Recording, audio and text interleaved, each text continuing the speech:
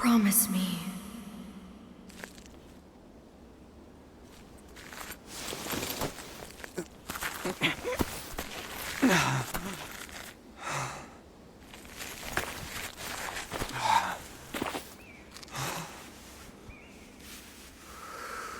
That together, the three of us will bring about a new age of peace.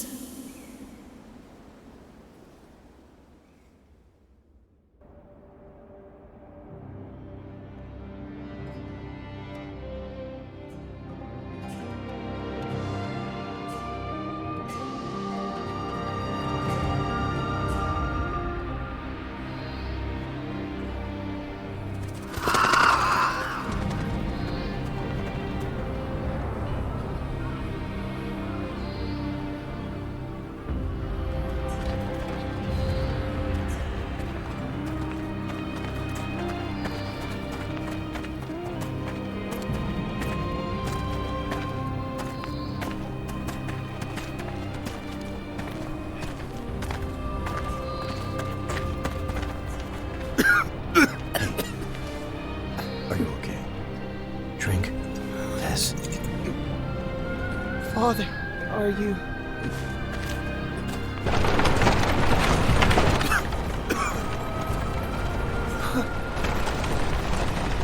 What a miserable place. Please, allow us to have some... Have mercy on us! Think of the children. Move! You're pathetic. Shall I put you out of your misery? Wait. What you carry is a gift from the Emperor to starving people. What justification could you possibly have for ignoring their plight? Such insolence! How dare you speak to me like that? This merchant has confessed everything. You had him purchase goods from corrupt scholars and sell them for you in the city. In exchange, he offered you bribes and business favors. Scoundrels! Don't you know how hungry we are? Silence! Stay back!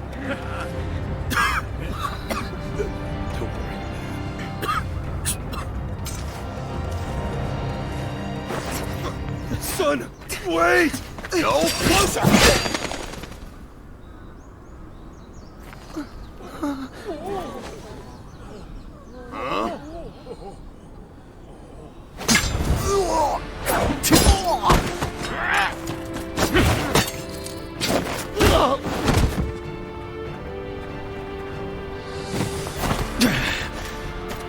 You!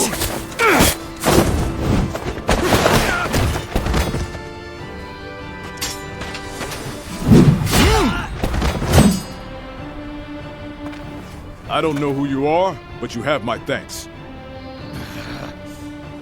Call for reinforcements! Sir! Even more are coming? More soldiers are coming! Hey, you two. This way.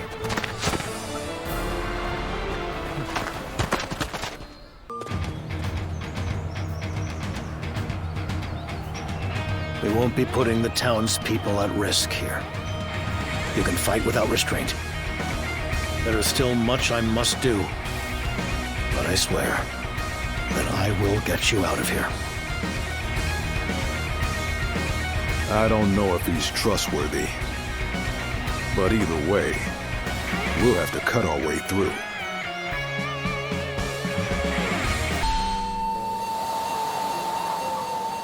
I ask you this. Do you choose to continue being exploited until you die? No! Then tell me, do you have the courage to take back what was stolen? Yes! Then let us all advance and witness a new era of peace.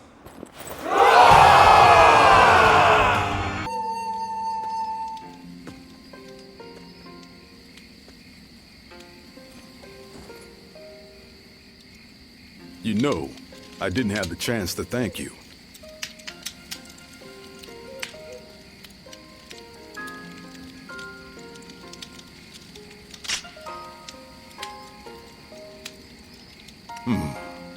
I am very grateful for your help.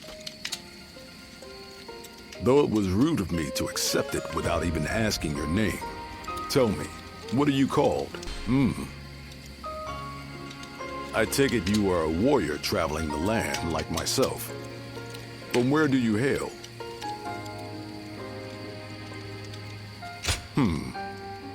That is quite intriguing. You fought with such effortless skill. I've never seen anything like it. I'm curious to know where you trained.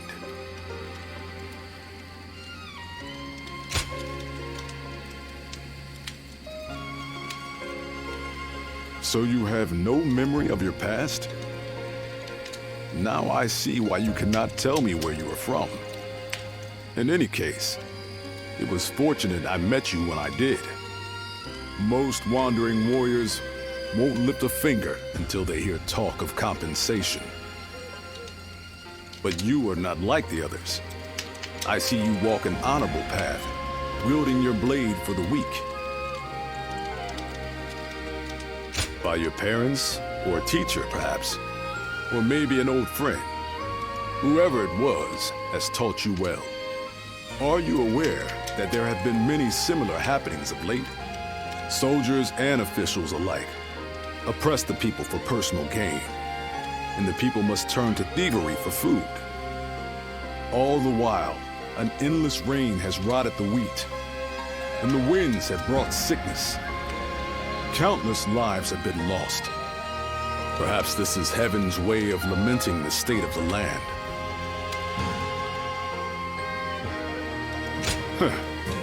Is that where your doubts lie? You are an odd one. I am sure you have also heard rumors about the Way of the Great Peace. They are a cult that follows a great sage called Zhang Jiao. Recently, I've been hearing their ranks are growing rapidly. Their promises of a brighter future must be drawing in the powerless masses. I've spoken too much. It has already grown late.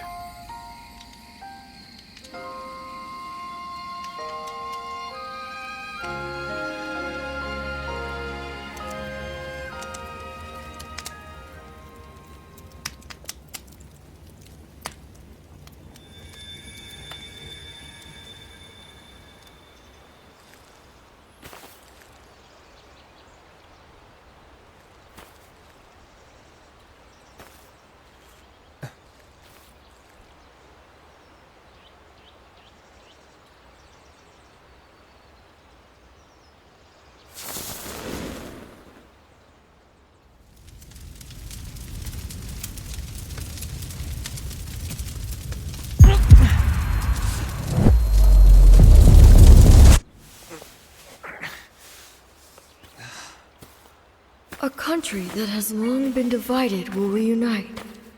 One that has long been united will become divided. Long ago, the Han Dynasty was founded by Emperor Gaozu and re-established by Emperor Guangwu. And yet, Heaven's will is now clear.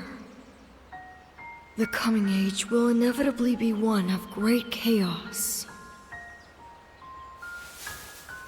That is why you must bring peace to the world. The guiding light already lies within you. Rise now, guardian of peace, and take flight.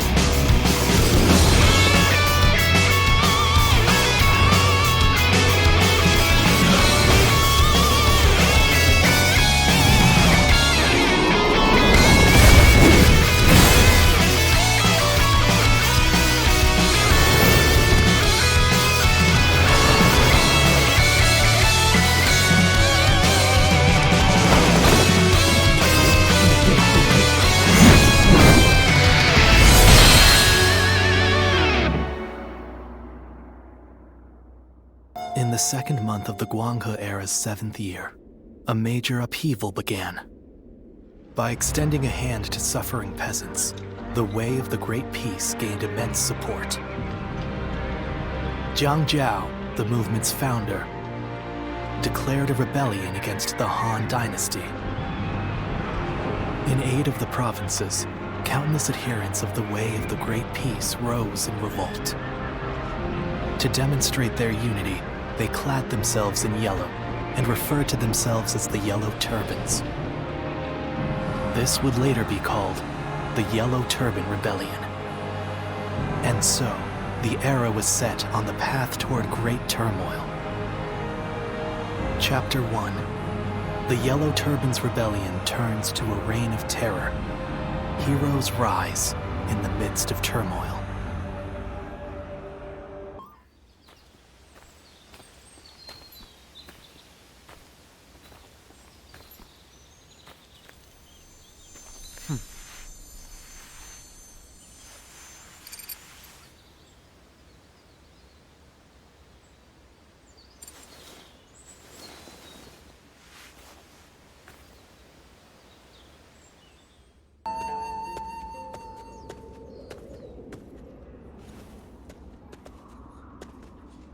Here we are. This is your room. But you're a bold one, if you don't mind me saying, to be traveling in such times. Trouble and strife everywhere, they say. Not to mention all the talk of thieves and bandits hereabouts. Ho! Able to handle a blade, are you? A fighter, perhaps?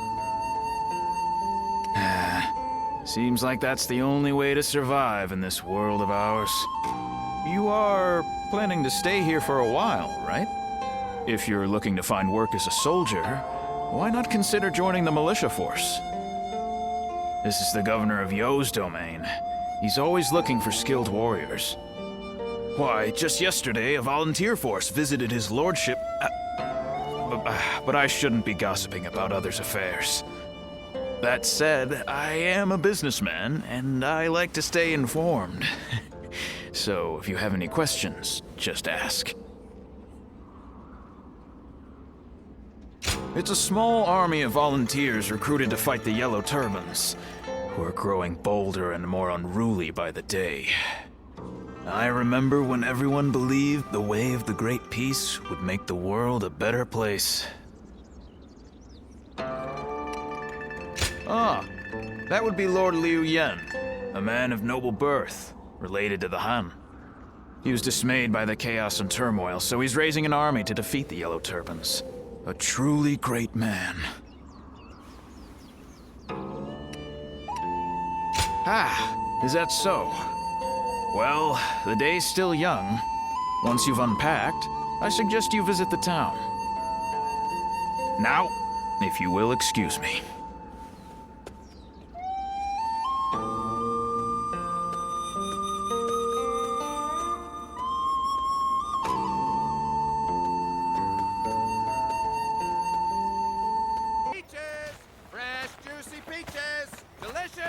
Sweet peaches! You, sir, would you like a peach? Hey, you! If you're not buying, then you're in the way. Now, move along. You, how about it? Would you like a fresh sweet peach? Oh, hey, you! Wait! Whoa! What are you? Watch out!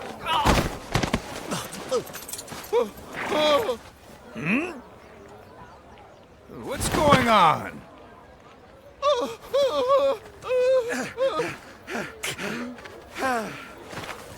Thank you. Hey, just give up already. Forgive me! My family haven't eaten in days! And what of it? You're just another refugee who couldn't protect your land. If you don't work, how do you expect to provide for your family? I would work if I could, but... Chucky.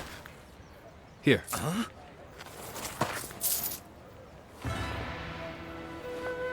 This should cover it, I believe. Enough for his whole family. That's, well, that could buy dozens. Brother, isn't that a bit much? Is it? I suppose you're right. How about this, then? Consider it in advance. You can work for me to pay it off. You mean... Hey, we are part of Liu Bei's army. A force whose sole purpose is to protect the people and bring about peace.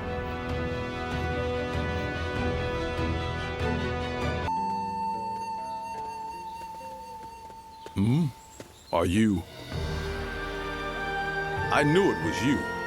I've not seen you since G, but it is good to see you doing well. Someone you know, brother? Yes. We fought together in G province. These are my companions. We swore a vow of brotherhood with each other just recently. This is Zhang Fei. And this is Liu Bei, the eldest of us three. It's good to meet you. I have heard from Guan Yu that you were a man of great valor. I am surprised you remember, brother. I only spoke of him but for a moment at a feast.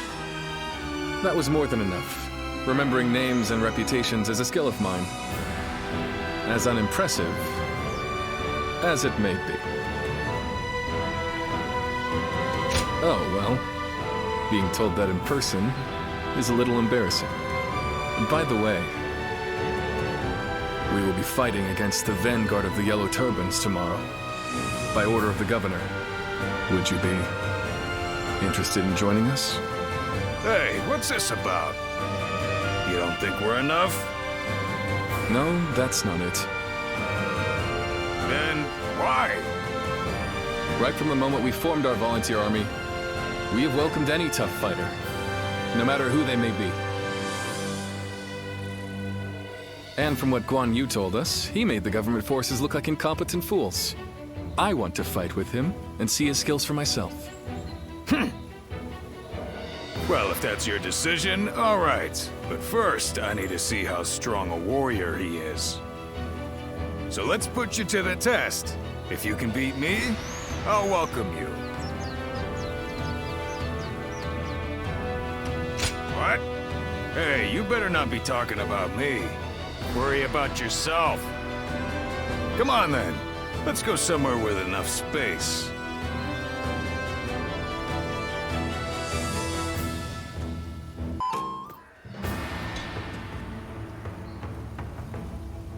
Do you see what I meant now, Zhang Fei? His skills are not lacking in the slightest. Well, that may be so. He's not a total weakling, at least. Can't you just say he's good, Zhang Fei? Sorry about him. If you would be willing to fight with us, then please, come by the Volunteer Army's tent. You would be most welcome. I second my brother's request. It would be very heartening to have you on our side.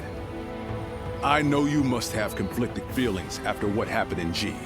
After all, we both have died back then without the Yellow Turban's help. However, we cannot turn a blind eye to them attacking and looting the homes of not only government officials, but even ordinary people. It appears that they no longer fight for justice. That is why I've decided to stop them. It will be my way of repaying my debt. I trust that you are driven by a similar desire.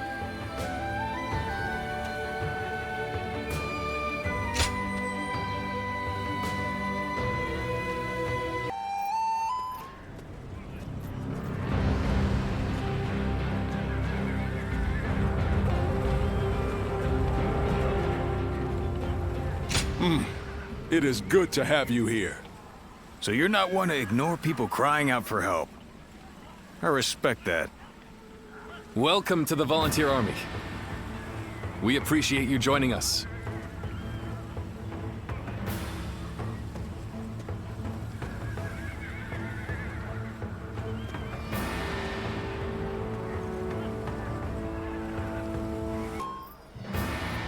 Soon it will be time to march. Why, brother? Are you feeling anxious? Scared even? Quite the opposite. I'm thrilled that it is finally beginning. We are about to win our first victory, my brothers. I mean, how can we not with such formidable allies? Well spoken. This is the Liu Bei. We vowed to follow. Now, let the heavens witness our might.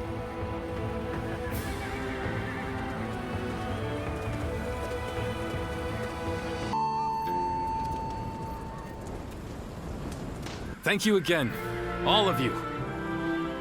Today we won a great victory, an auspicious beginning for our volunteer army. I would like to rest. But first, I must report to his lordship, the governor. Indeed. Duty first, then we'll raise our cups in celebration. I'll go to the castle. You head back to the road, and I'll catch up with you. There is no more work to be done. Spend your time as you will. Feel free to return to your inn. If you have nothing to attend to, come see me later. You'll find me on the road.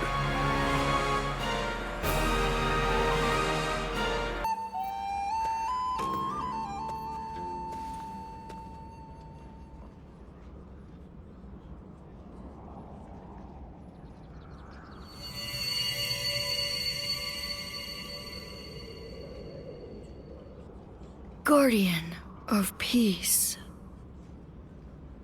It seems there is still light within your jade. That itself is proof that the turmoil across the land has been eliminated. Although it is still very faint at the moment, that light represents the hopes of the people. Hope provides people with the will to live, and with that determination, they can change the world. Eventually, this cycle will guide the realm toward peace. I believe this is also connected to your forgotten past. That is the very reason why you were entrusted with bringing about an age of peace. In the end, you will even regain your memories of me in this form.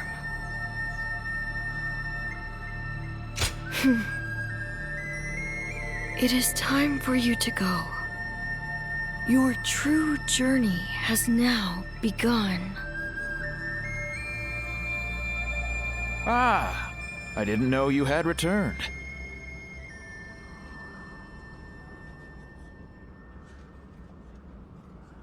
Are you okay? You seem a little dazed. I suppose you must be tired. We've just purchased quality incense from an herb seller. Apparently, it will help you get a great night's sleep. I'm sorry. I didn't mean to prattle on.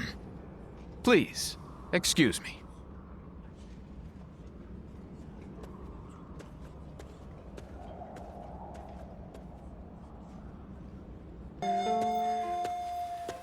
Hey, I just wanted to say, I'm impressed with your skills.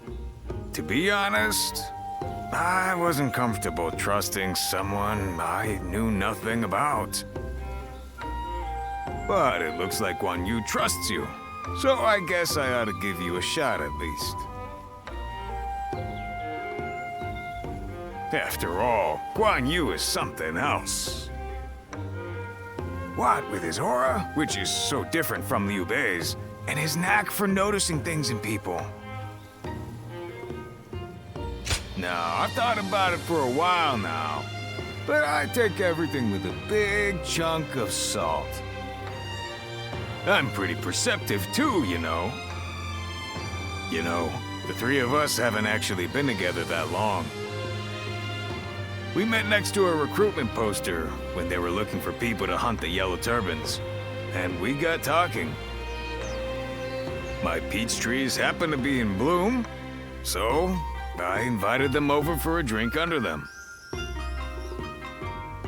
Ah, what a time that was. We chatted a lot. That was when we became brothers. We may not have been born together, but I knew then I had found my family. To tell the truth, we've really only just gotten started. I have to work hard to prove myself to my brothers. What am I saying? I'm sorry. The truth is, I was always suspicious of you.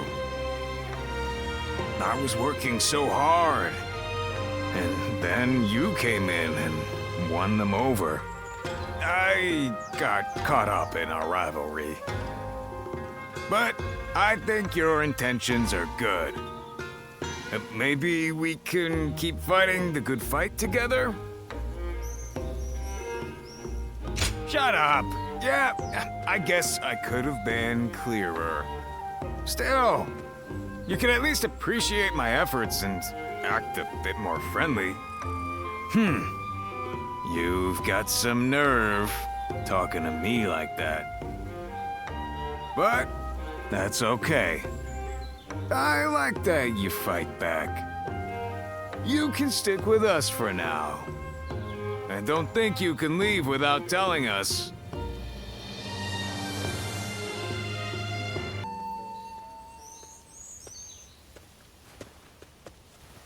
Brother, welcome back. What did the governor say? He was impressed by our success, and has ordered us to go to the aid of government forces in Yingchuan. Yes, yes. And what else? Nothing else. Why, you expected more? Yeah, of course I did. Was there no mention of a reward? Ah, that. There may have been, but I do not recall exactly. We risk our lives, and you're sent away with nothing but a pat on the back and new orders. We do not fight for gold or rewards. This is good enough for the time being. Yes, Guan Yu is right. But... Think on it, Zhang Fei. This is just the first step on the road to great things. We are turning our talk, our dreams into reality. Doesn't that fill your heart with fire? I'm no match for your passion, brother. You were a great help to us. I'm glad we met back there.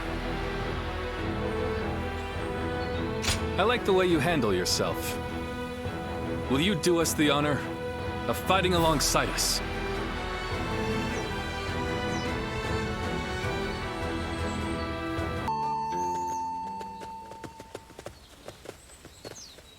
It's been some time. Or perhaps I should say it's nice to meet you. Do you remember? About the village? About us? So, you really have forgotten. I am Juha, a guardian of peace, an adjudicator of life and death. Our role is to eliminate those who would sow chaos. You don't remember even that? And yet, if you are really so intent on defeating Zhang Jiao, maybe you are still one of us. With or without your memories. I can see your eyes haven't changed at all. And if you truly have not changed, then you may one day remember who you were. But until that day comes, you must survive. Live to see your task through. I will watch over you until then. The great sage Yangzhao. You wish to stop him, do you not? The Yellow Turbans, who rose up for peace, have now become the very calamity that plagues the people. And this calamity will continue to affect them until it is eliminated. So, I have come with advice. They say that the Yellow Turbans use magic from the heavens, but their magic is nothing but an illusion. They simply burn incense nearby to cause hallucinations. Your eyes alone can see through their trickery. Watch how the wind flows. It is an ability that only you possess. I must go, but we will meet again.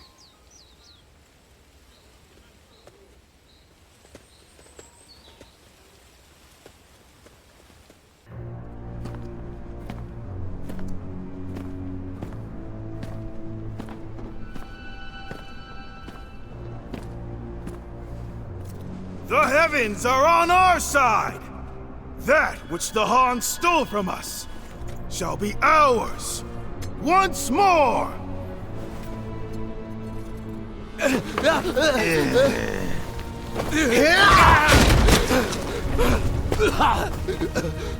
I thought you were on our side! We are, as long as you pay us! Move! Hey, this way!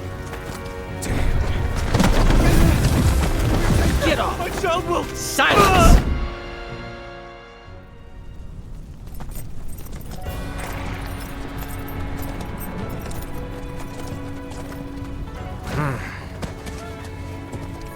This just won't do. When a person has the power to defy order, it corrupts them. This is simply human nature. That's why the law must be applied to all equally. And all criminals must be punished. Now's no time for a lesson. What are your orders, Cao Cao?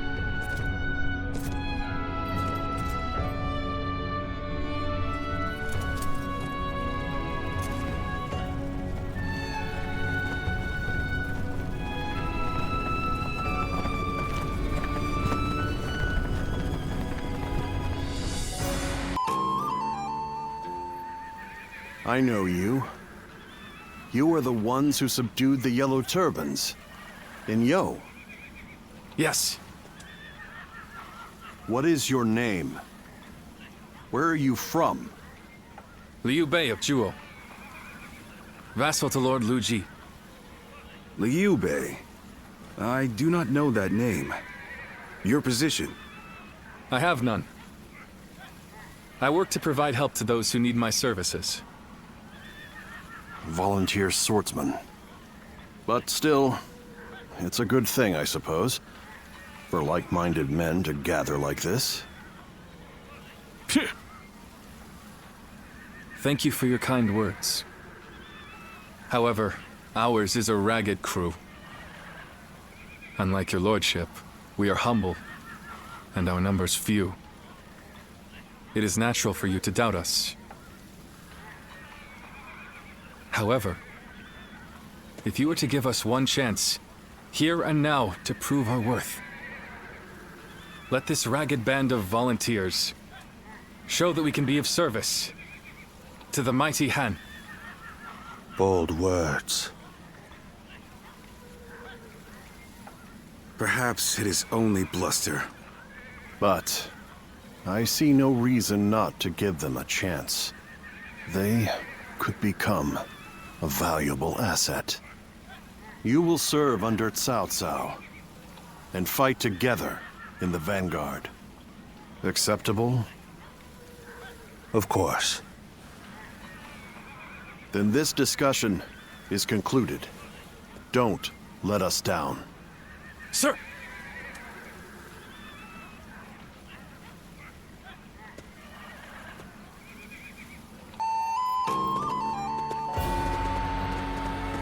My lord, you have returned. So, is the meeting over? Who are these people? I don't recognize them. They're a volunteer force, said to have crushed the Yellow Turbans in Yo Province. They will be under my command in the coming battle. Oh? Allow me to officially introduce myself. My name is Cao Cao. I look forward to seeing what you're capable of in combat.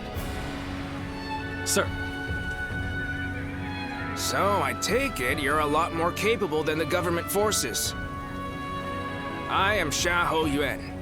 We welcome anyone who is here to help our lord. Isn't that right, cousin? Xiahou Dun. You would do well to remember that if we're to fight together. Thank you for your words of welcome. They seem like more reasonable people than the ones earlier. It would be wrong to think that all government forces are the same. Some among them are said to be even more brutal than the Yellow Turbans. Indeed, and those are Cao Cao's true enemies. The battle against the Yellow Turbans will also aid us in removing corruption from the government.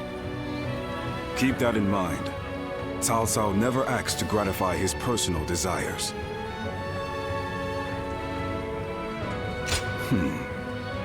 You're as bold as he is. It's about time we see what the volunteer force is really made of. Xiahou Dun, enough. When a man is not guided by the law, he is no different from a beast. Whether he is a Yellow Turban or a government soldier is irrelevant. Men who behave like beasts must be punished. That's all that matters. I've heard enough moralizing. I must go and supervise the battle preparations. Very well. You should ensure the volunteer force is ready for battle. I'll inform you of our plans later. Leave it to me.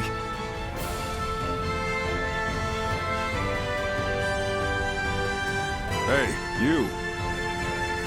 I didn't catch your name.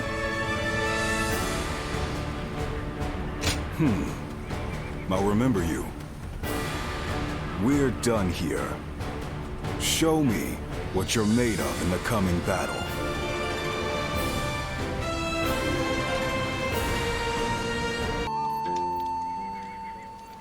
Hey, so why weren't we invited to the War Council? Huh? We did more than anyone else in the last fight.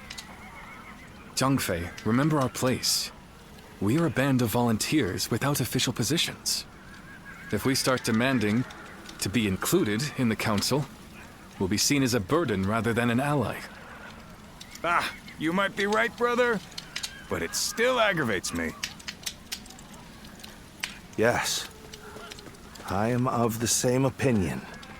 While our men were thrown into confusion by the sorcery, your militia alone kept your heads. None can dispute your contribution to our victory. I will ensure your efforts are recognized. Why, thank you, Lord Cao Cao. We owe our success in battle to this warrior, who saw through the enemy's sorcery. He, too, deserves your lordship's praise. I see. So, that clear-eyed gaze of yours sees through sorcery, does it?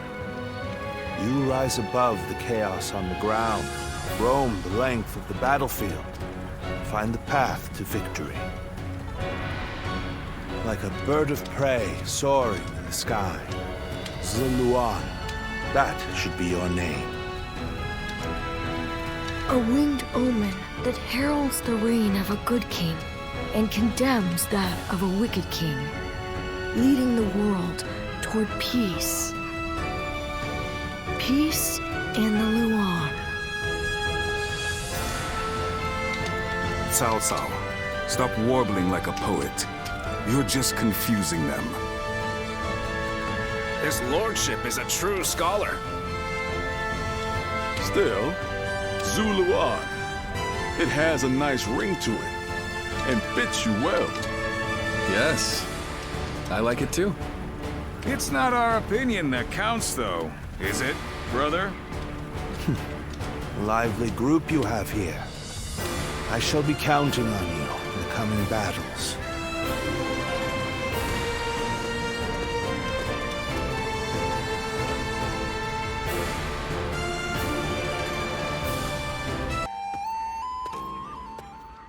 Has your old ability come back to you? Your eyes can see things others cannot. That should help you in the fight against the Yellow Turbans. Defeating the enemy is our purpose. Placing yourself on the battlefield may help you regain your memories. To stop the leader of the Yellow Turbans, Zheng Zhao, our goals align. Besides, you must survive for the sake of those who did not.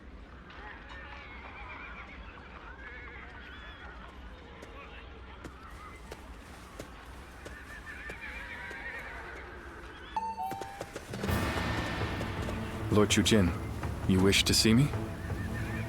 I did. We have a job for you and your men. Here in Jing, our advanced forces have already driven the Yellow Turbans back into Wan Castle.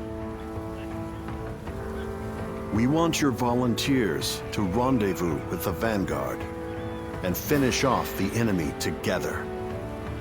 The Vanguard, you say? Very well, my lord. In our hands, the mission is as good as done. Excellent. Good luck, Liu Bei.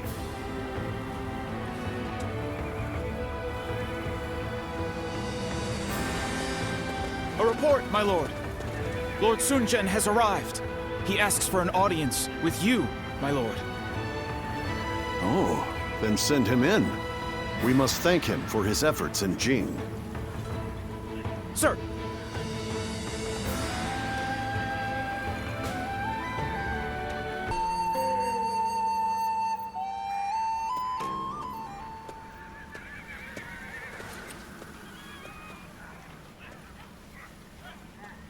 I, Sun Jian, come humbly before you. Very good. I have heard about your achievements. I am honored. I wish to see your strength under my flag. Let us slay these bandits who insult the heavens with their vile deeds. I see. So you wish me to join your command? Yes, I know I am asking a lot of you, but I only do so because I have great faith in your abilities. And you've come here in person. Surely my request is not too outrageous.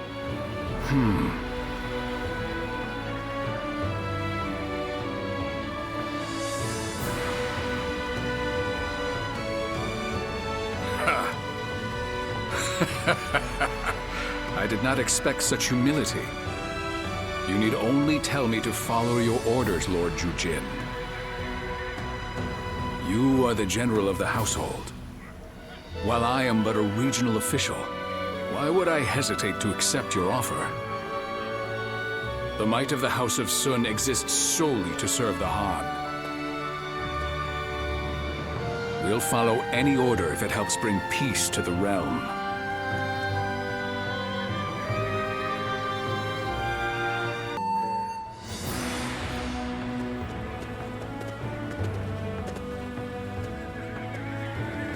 Ah, I recognize you. You fought well in the battle. A most impressive performance. It was you who won the victory, Lord Sun Jian. Not with the sword, but with your words. To persuade the Yellow Turbans to lay down their weapons. Better that than suffering them to die in vain. The Yellow Turbans have their cause, right or not, and I understand what drives men to die for what they believe in. But they will not win their cause, nor feed their starving families by throwing themselves on the swords of my men. I am an officer of the government, and though I know it sounds arrogant to speak this way, the Yellow Turbans make false promises to inflame the minds of those who would fight for life, and so lead them instead to death. I think I agree with you, Your Lordship. Those poor souls didn't join the Yellow Turbans just to be slaughtered on the battlefield. When I met you in G, they were not as fanatical as they seem now. Indeed. Yet I still remember the righteousness I saw in your heart. G Province? Are you talking about the disturbance last year? I heard 2 great warriors drove off an official's private army. It's probably best you don't know the details. Then I shall pretend I never asked. After all, I've no interest in arresting men of honor. You seem calm, yet I sense a fire burning within you. You're my type of warrior, truth be told. When officials turn to tyranny, it is a sign that imperial power is weakening. At such times, we must rise to the occasion. I am sure that we will have the chance to fight together again sometime. I, for one, look forward to it.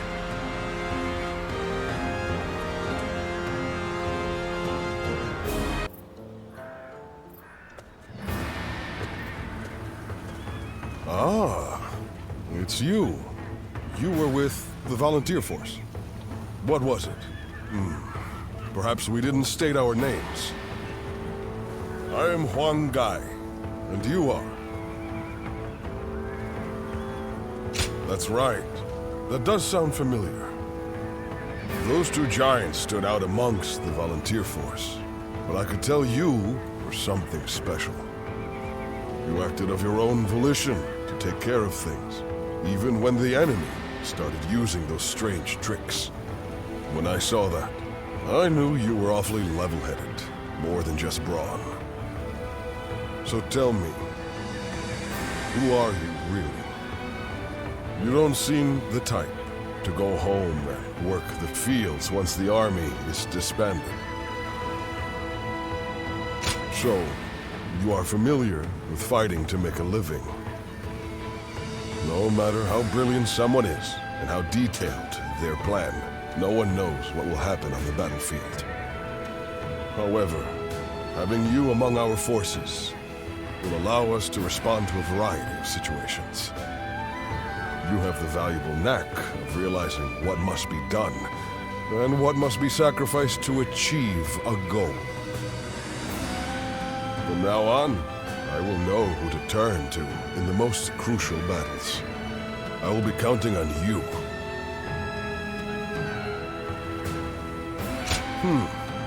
So you know how to be agreeable as well.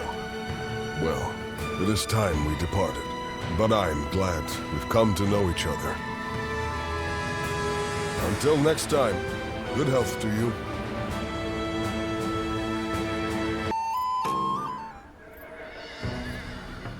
G Province, you say?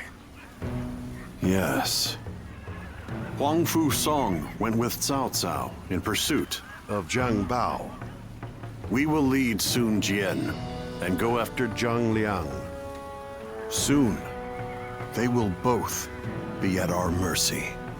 The survivors will try to regroup, combine their forces in one place. Of course. G Province. The home base of the Yellow Turbans. Yes.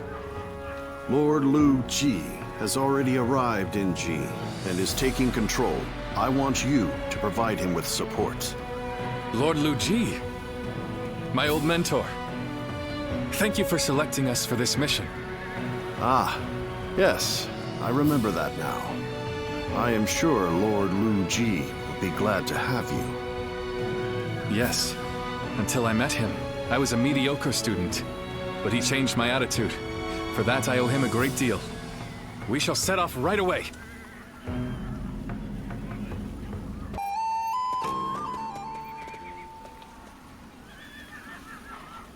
Lu Ji is not here. Why not? He has been imprisoned. for refusing to give the attendants the bribes they expected. No. He stuck to his principles and allowed himself to be condemned for a crime he did not commit. He is a fool.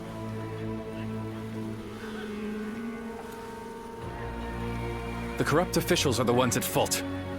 There is no reason Lord Lu Ji should be blamed. Those with power live. Those without die.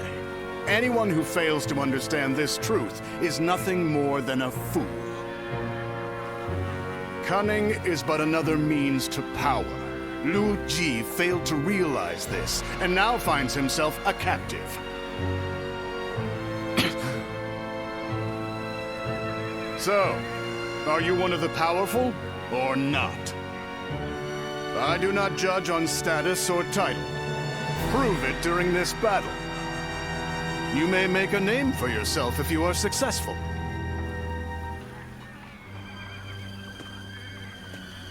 And if I fail to do so? Then the battlefield will claim your life. That goes for both of us.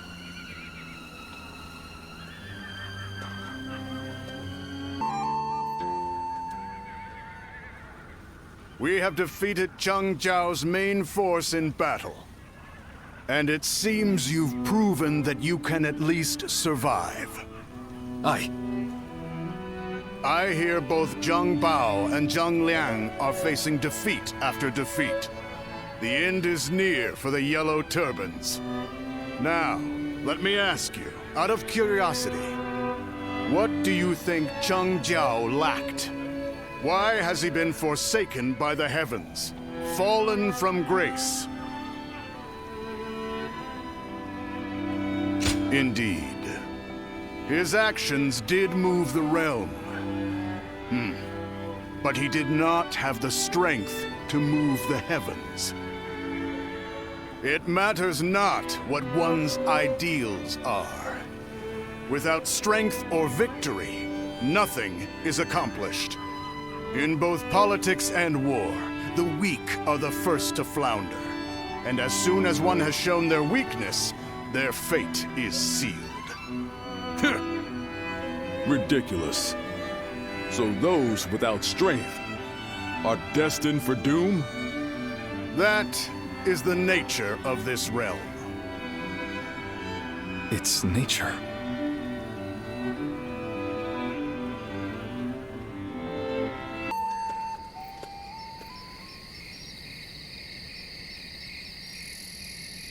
That's incense.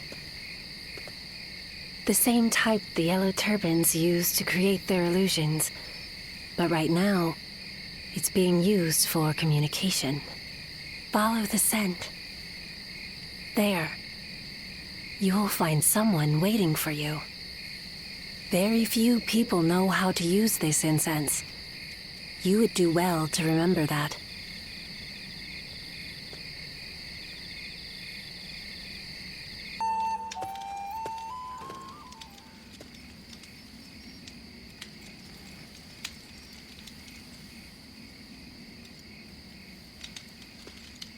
Ah, you figured it out.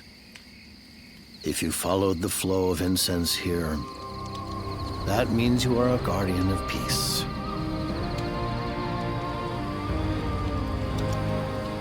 That look, it doesn't seem like you're joking. Or perhaps you do not remember? Ah. I see. I understand now.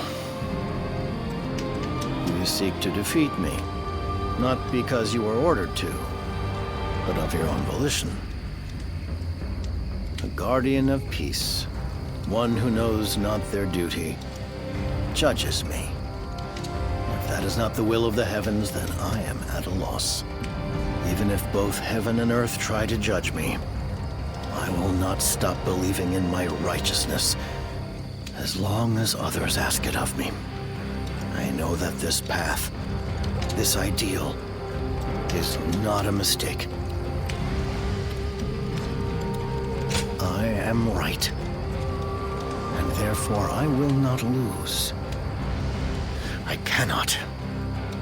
Our fates are intertwined. I shall await the day I see you in battle. Guardian of Peace.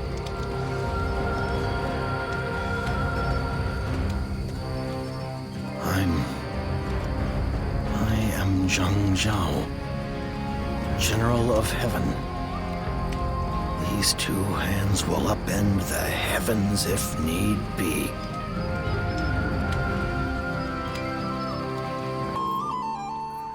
Lord Huang Fusong and Lord Ju Jin have arrived. The final battle will be upon us soon. It would be best to focus before we head into battle. I, for one, can't help but get excited. What's wrong, brother? No. It's just that it feels like I'm dreaming it all. We started out merely wanting to help those who are suffering. And now, we are fighting alongside the land's finest warriors. Think about that. We are about to make an incredible difference in this realm. Is that not amazing? A tad early for that, is it not? I am sure that sort of talk can wait until the victory banquet. Lord Sun Jian, it has been too long. Tales of your volunteer army's exploits have made the rounds. Quite impressive. Feels strange hearing that from you. Friends with the Tiger of Jiangdong as well, I see. Truly an army to be reckoned with.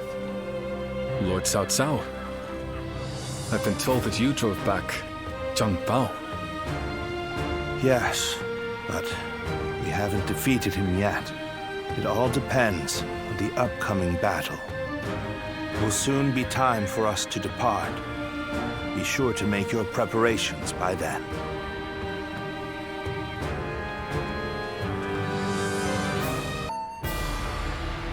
Now then, I assume we are all ready?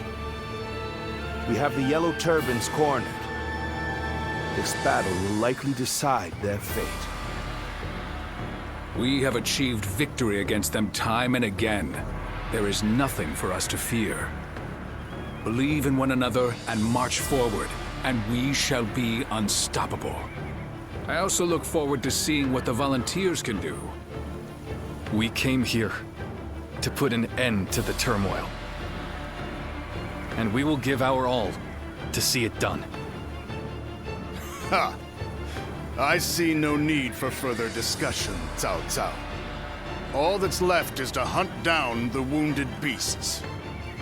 Very well. Let us go.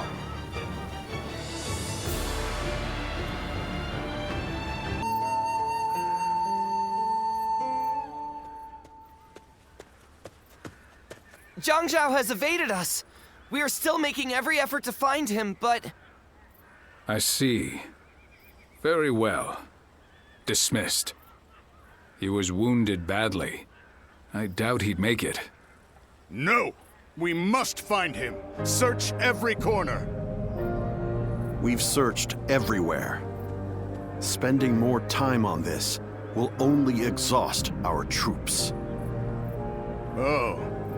He will die soon, even if we leave him be. Not even a doctor of surpassing skill would be able to save him. But his death must be one of humiliation. You want to?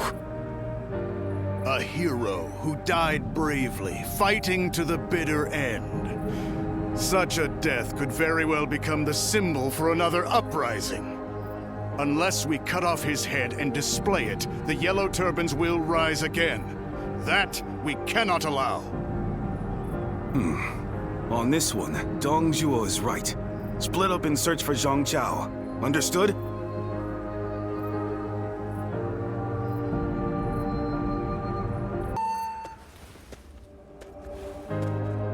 Congratulations, Ziluan.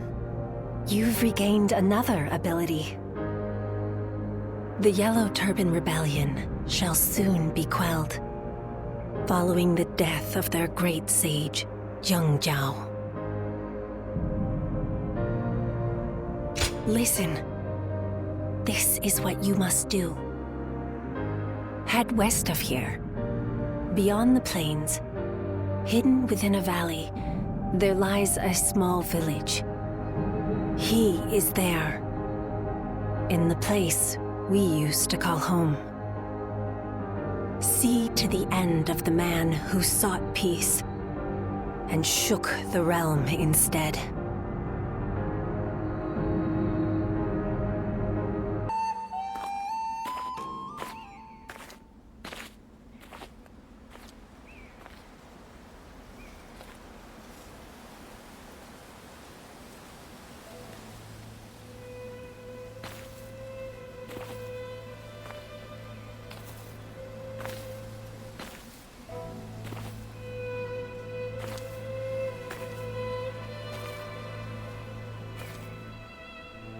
Once,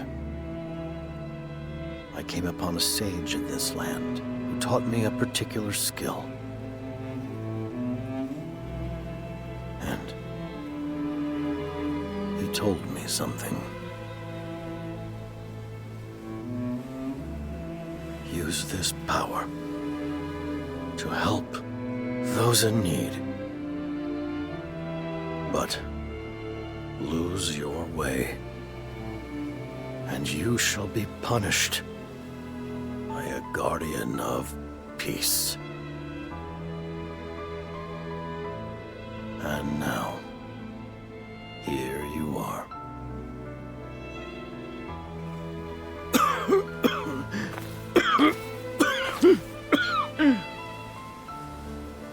Tell me, where did I go wrong?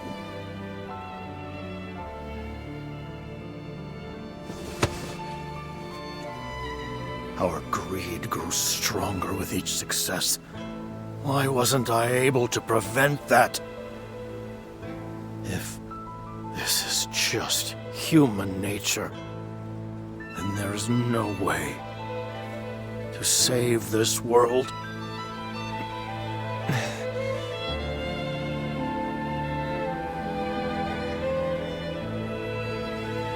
A question we humans are not ready to have answered.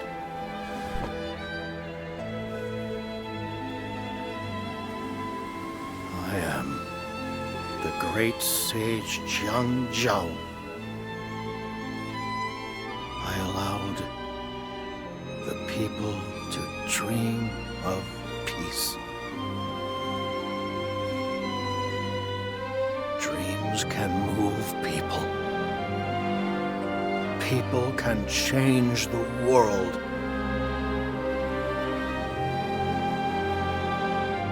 Though I may die, the world will go on. In the end, there must be.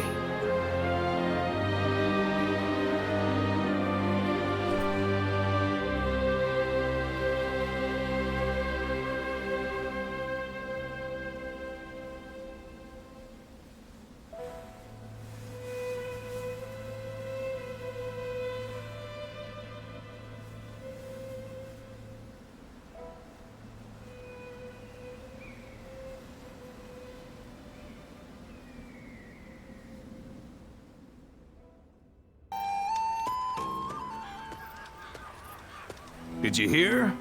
Huang Fu Song has been spreading rumors. He's saying they dug up Zhang Zhao's grave to cut off his head? As if anyone even knows where his grave or body is. Although it is Lord Huang Fu Sung who has been saying such things, apparently he was put up to it by Lord Dun Zhua.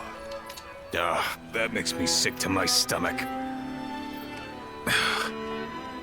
We must learn from Zhang Jiao.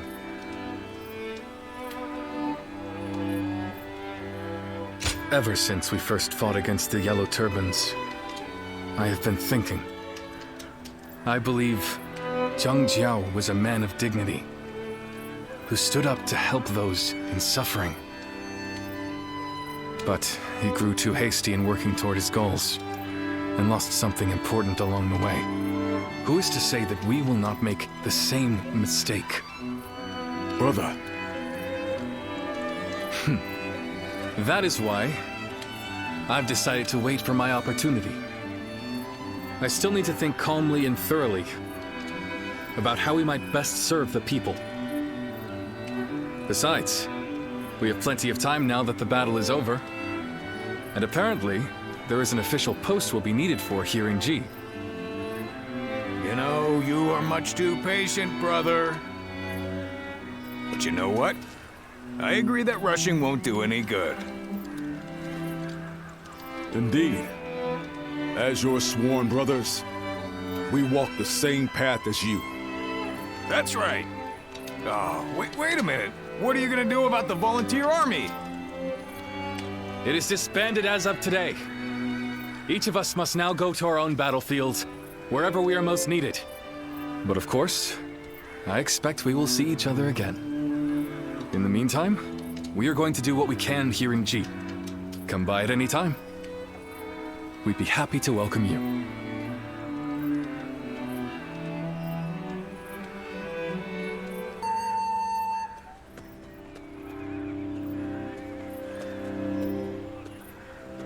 Mightn't it be too hasty to move on already? Can we not afford to have our soldiers rest for a while longer? What needed to be done here has been done. I will be unable to find rest while we linger here. Impatient as ever. And where is it you intend to go in such a hurry? Luoyang. Cao Cao. You can't be. Justice has been dealt to Zhang Jiao, the renegade, but not to the traitors in the capital. That is not righteous. Let's go, Xiahou Dun. Our next engagement will be a difficult one.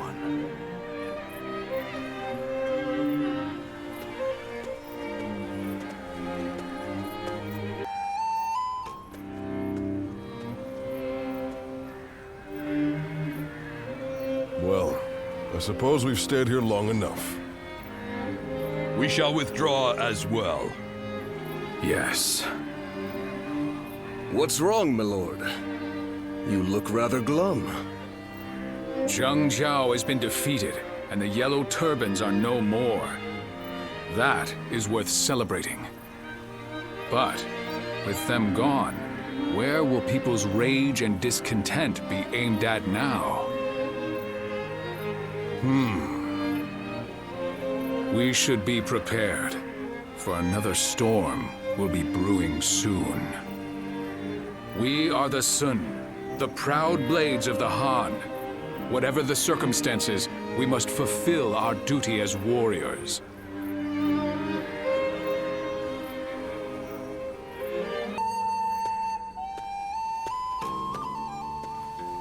Welcome back. So, you saw to his end in that village. But your memories have not returned, have they? You cannot remember who you are. Ah, so he told you, did he? Once, there was a group of people with honorable intentions. They aided Emperor Gaozu and assisted with the founding of the Han. It is said that they excelled in combat, that they could read the winds and manipulate incense. They were the guardians of peace. Those who upheld tranquility from within the shadows of history. You used to be one of them. So, you must have seen it. As the long-reigning kingdom weakened, and the land descended into a state of tumult, our village also changed. Should we continue to support the Han? Or should we help bring about a new age? Clashes over decisions, with no correct answers. And in the end, many lives were lost, in battles that were never recorded. But you survived. You are the last of our wings. carrying the weight of those we lost. The great sage Zhangjiao knew who you were and entrusted you with his dreams. You must continue to soar and find the hero who will save the realm. Even if your wings grow heavy as they become coated in blood, you must not fall. For you cannot find a true hero from the ground.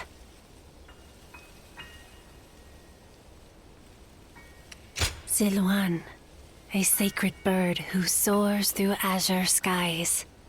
We will meet again when you need me once more.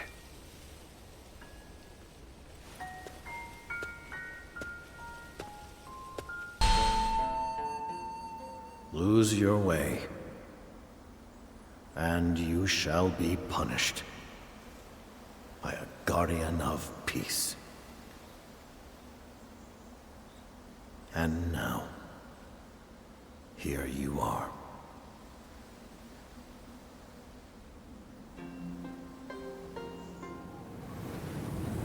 Guardian of Peace. I am glad.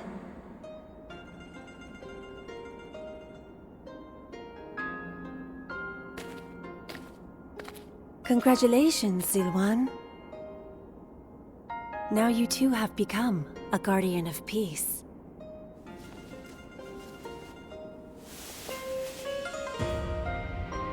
When you first arrived in this village, I didn't know what would happen. But I am glad to see how you have grown.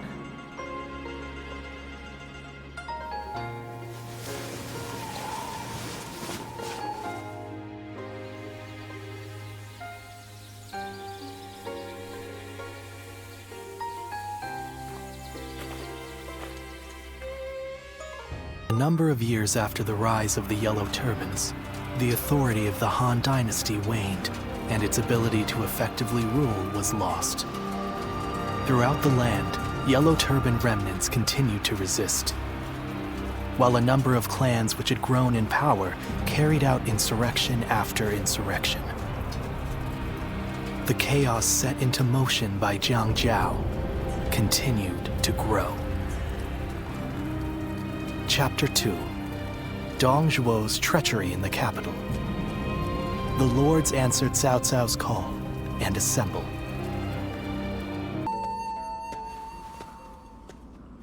Oh, hello. You're back a little late today. The Yellow Turban Rebellion was starting to settle down, but now new uprisings are springing up all over. The world is becoming a dangerous place. Professional soldiers have been kept busy, to say the least. We appreciate your service. I almost forgot. I came to bring you your letters. Who knows? Maybe some wealthy lords have need of your services. Well, if you have anything to ask me, now's a good time to do it. Yes, a few arrived while you were away. You should take a look at them later. From now on, I'll just put all of your letters in your room when they arrive. I see. The volunteer army has disbanded, so now you need a new source of income. Is that right? Well, let's see. The lords of the land are always recruiting. Fighting for coin from battlefield to battlefield doesn't sound like a bad start. Of course, a warrior of your talents might be better suited to serving a single lord. Is that so? Then I'll be on my way.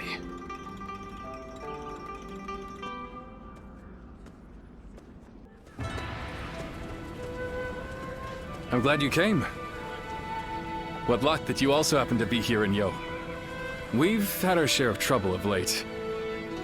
But meeting you again like this really feels like it was meant to be. After suppressing the Yellow Turbans, we were given a position in Ji Province. However, the local officials didn't seem very pleased with our lack of pedigree. And they treated us all like idiots. So I had to teach them a little lesson. But that led to us being forced to leave the province. Don't feel bad, Zhang-Fei. The way they treated us got under my skin, too. That is what brought us here to Yo Province. To ask my old friend, Lord Gongsun Zan, for help. To thank him for his warm welcome. We are going to have to achieve great things in this battle.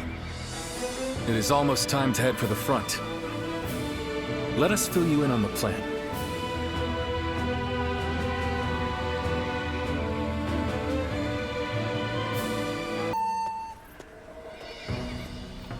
All right, before we start the meeting, Guan Yu, I believe you had something you wanted to discuss. Yes. In the coming battle, the enemy will have a positional advantage. It is also likely that they have set traps at strategic locations. With this in mind, I have decided it would be best for you and I to operate as a unit. Not being bound to the main force would allow us to move freely across the battlefield and better adapt our strategy to any situation. The last time we fought together was in G, was it not? Feels like old times again. Let's make it a battle to remember.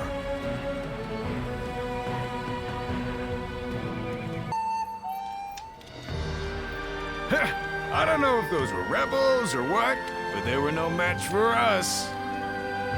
Yes. Yo Province will enjoy peace for the time being.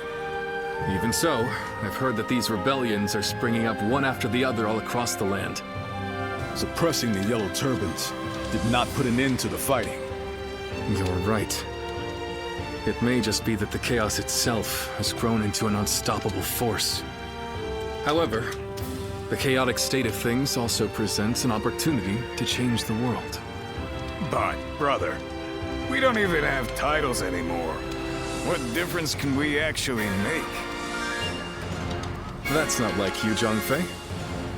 What will we do? What can we accomplish? Now is the time for us to search for our purpose and test our limits. So we must simply succeed where we can, one step at a time. Though we still have a long way to go, I will not give up. I must tell you one thing.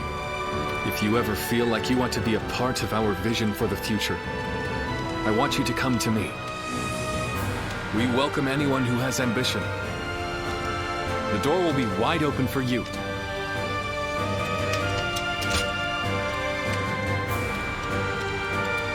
Please don't forget this.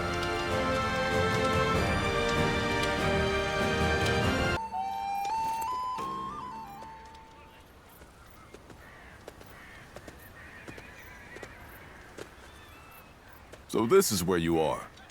I heard that you might depart tomorrow, so I came to say hello. Might you have time to talk? Thank you. I suppose this may be the last time we're able to speak for a while. There is something I want to tell you while we still have time. Wherever we find ourselves, as long as we wield our blades with integrity, I'm sure our paths will cross again. From the moment we first met, I felt your heart was truly pure. Yes, perhaps among your lost memories, there is one of whoever passed that on to you. It could just be my imagination, but there's something about you that makes me think this way. In any case, we must first focus on how we are to live in the present. As the world descends into chaos, it is essential that we keep our hearts firm. I aspire to be a man of honor who strives to do what is right. Therefore, I need a great leader to whom I can dedicate my efforts. And that, I am lucky indeed to have Liu Bei. My only worry is that his ambitions are so great that they might overpower my imagination entirely. Ah, so you see it too. A glimpse of Liu Bei as the true ruler of this land. Now, I've said my piece, yet I find myself wanting to talk more.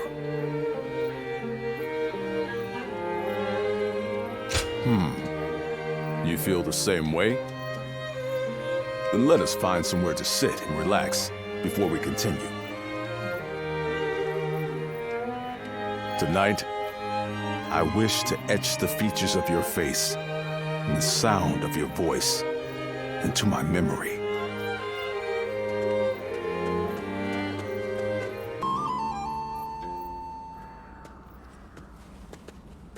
Oh, you're just the one I wanted to see.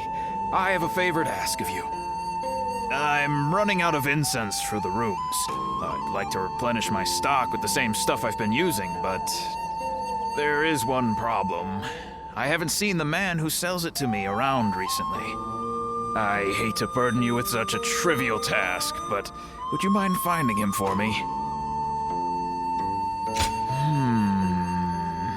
Well, he's an herb seller, so perhaps you could start in a place where good quality herbs grow? You are deeply versed in our aromatic arts. Find the one you seek by searching your past. Well, how about it? Do you have any idea where he might be? That's what I like to see. I know you're busy, but I'm counting on you.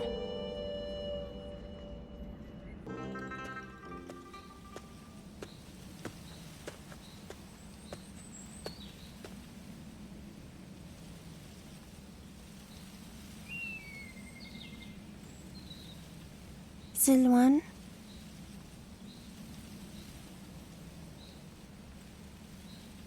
Zilwan, what are you doing? This is no time for idle wandering. He's right. We should hurry.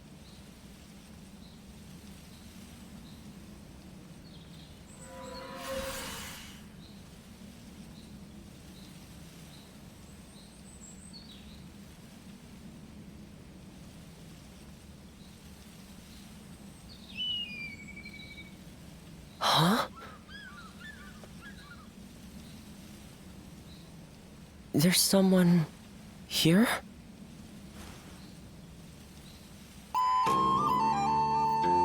I see. The innkeeper sent you.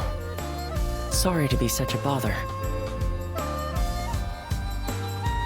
Zhang Zhao, the leader of the Yellow Turbans, used some special herbs. Rumors of their origin led me all the way here. As incense, they induce visions in those who smell them.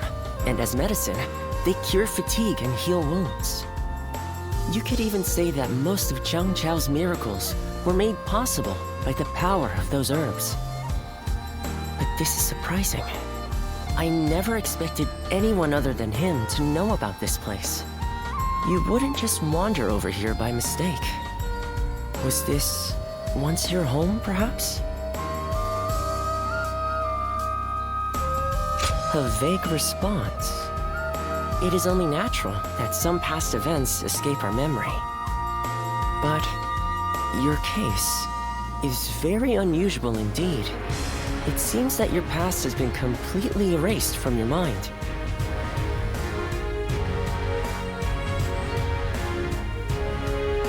I can conclusively say that I have no idea. I've never encountered anyone like you before. If I had to hazard a guess, I'd say that you are suffering from some kind of formless malady. And finding a cure for such a thing is beyond my current abilities. This is quite humiliating and intriguing. Would you mind if I traveled with you for a while until I find a cure? It may surprise you, but I am a skilled doctor. I can treat you if you are injured and even earn us some money for travel.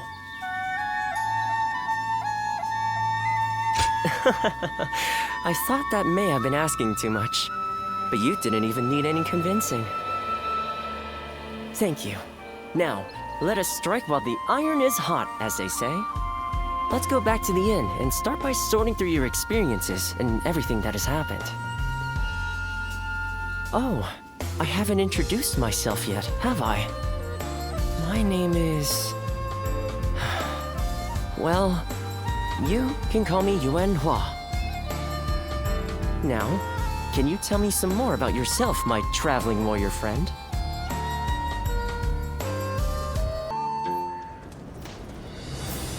We last met during the rebellion, did we not?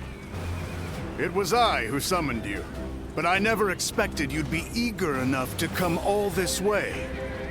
The cavalry of Western Liang are vastly superior to the feeble armies of the Central Plains. Disorganized rabble of traitors that they are. If you're starving for a fight, you will find no better place to satisfy your hunger. Ensure your weapons are sharp for the battle ahead. We will deploy soon after the War Council.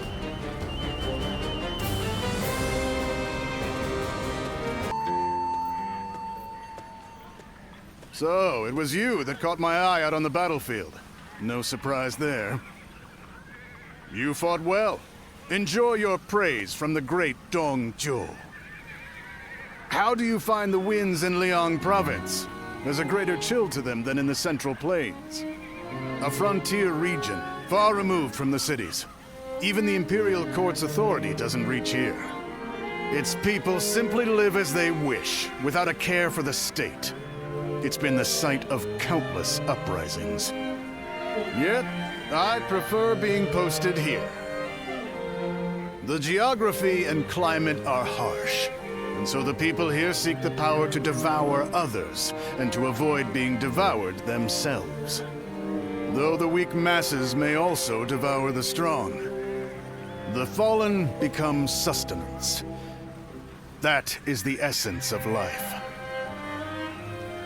Do you not think it more agreeable than stagnating in some boring administrative post?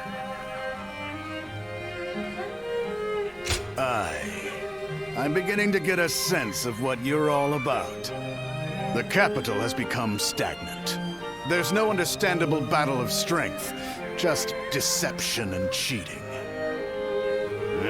It's not life. It's a slow death, and I detest it. The Chung tribe and Yellow Turban rebels are both just struggling to survive.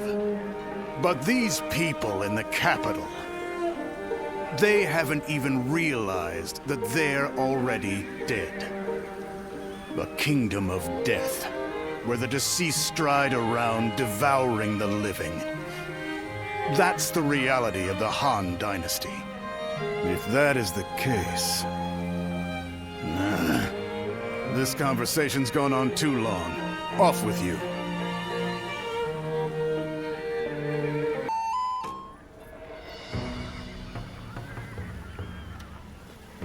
I knew you would come.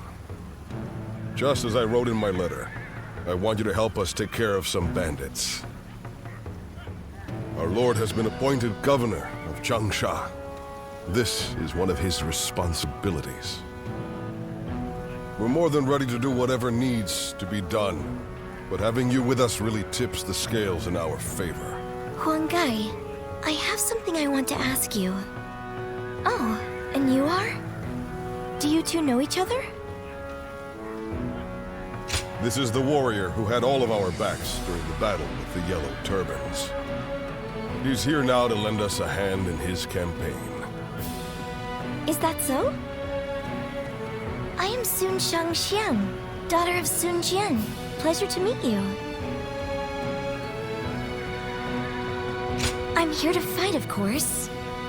I come from a long line of great warriors. How could I be a proud member of the Sun clan if I needed protection? That may be the case, but guarding your own life is one of the duties of a warrior princess. By the way, princess, where is Lord Changpu? He was with you, if I'm not mistaken. Oh no, I left him alone back there. He might be scouring the camp for me now. I should get going. I'll see you at the next War Council. Evading Lord Changpu is no mean feat. The princess is an incredibly skilled warrior, but the battlefield is an unpredictable place. I want you looking after her too, just in case.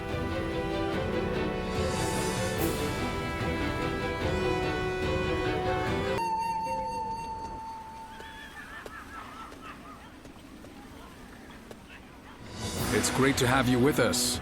Please allow me to once again extend our warmest welcome. Now, regarding your position among our ranks, feel free to do as you please.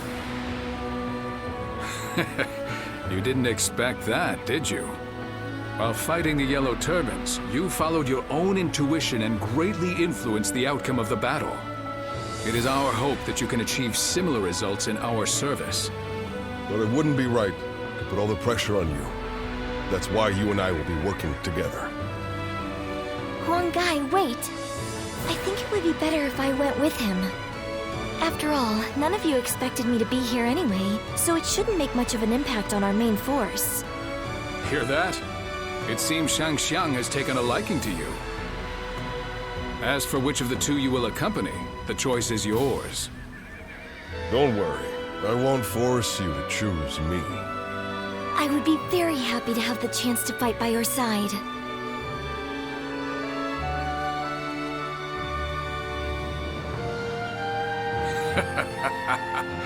Well, let's move on to the meeting, shall we?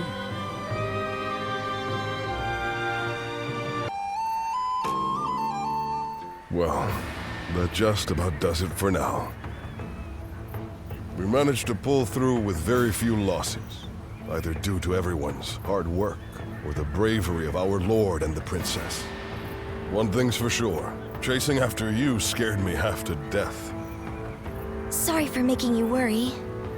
I'll try to become strong enough that you'll be able to follow me without fear. All I ask is that you don't get carried away. Lord Changpu and I aren't exactly spring chickens, you know. Now that we've dealt with their leader, the bandits of Jing won't be causing any trouble for a while. The people will be able to return to their normal lives as well.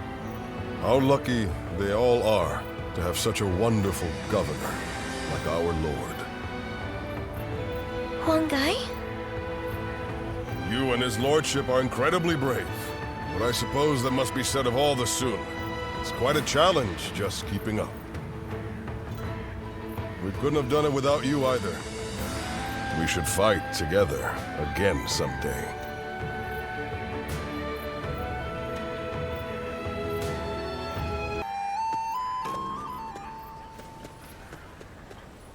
I have a lot to thank you for. You're quite the force out on the battlefield. Aren't you ever afraid out there? Right. Of course not. I wish I'd had that same mentality from the start. I've always approached battles seriously. And yet, I'm still finding it difficult to keep my composure. Because every weapon brandished by the enemy, every single arrow, is aiming to take my life. Sometimes that awareness causes my body to just seize up. One time when that happened, I saw you fighting. You were so calm, and that resolve made its way to me. So I made every effort to do just as you did. I didn't take my eyes off of you, even for a moment. And then, my body began to move freely, like during training. It was thanks to you that I was able to continue the fight. Glad you think so, but I can't fall victim to self-satisfaction, can I? I felt the desire to be like my father. To be the pride of my family. To inspire everyone. But I lost sight of what I needed to do. I'm embarrassed now that I see what a burden I've been for everyone. In that battle, I realized just how much work I have yet to do. I must strengthen myself and overcome my fears so that I may charge into the next battle with dignity.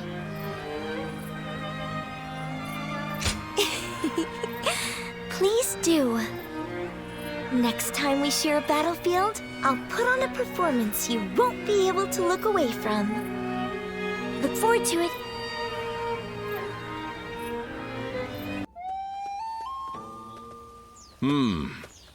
Excuse me. Might I have a moment?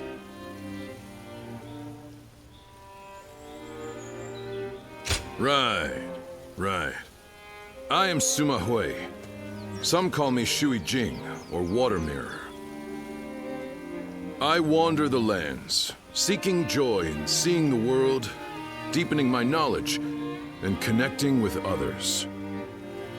I knew I had to speak with you, as you have a truly distinct air about you. Something about you reminds me of a newborn child. Yet at the same time, you seem like someone who has fought through much hardship. I'd very much like to find out what kind of person you are. Ah, so you do not remember your past. Right. Now I understand. But clearly, there is more to you than meets the eye. Fascinating. Well, I would happily welcome you at my retreat, if you could spare the time to visit. I'll be able to inform you of what's going on in the realm, share local rumors, and possibly even introduce you to other visitors. I am sure the journey that lies ahead of you will be eventful. Please, let me offer you some help along the way.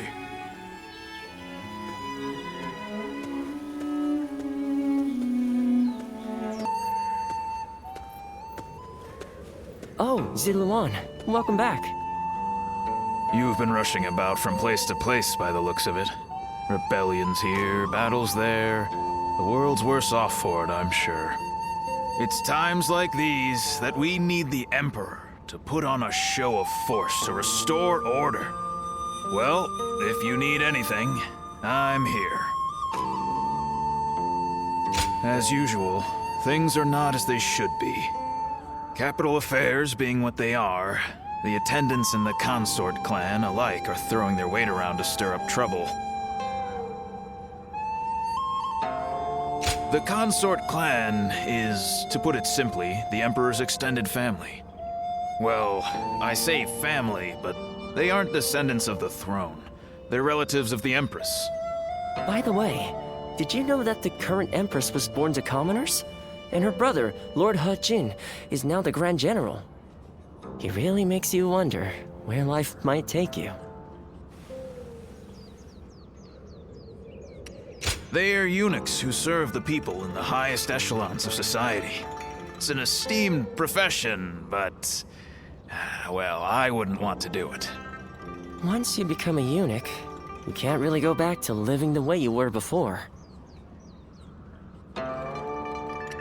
Oh, is that right? Then don't let me keep you. Rest for as long as you like.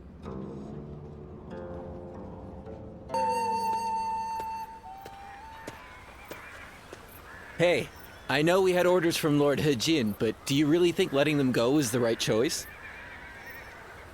How do we know if roughing them up was enough to put them in their place? Next time, they might attack innocent travelers. That might be true, but we can't just go against the Grand General's orders, can we? Yeah, I know that, but still. Suli is right on the Emperor's doorstep, and yet the whole place has gone to hell.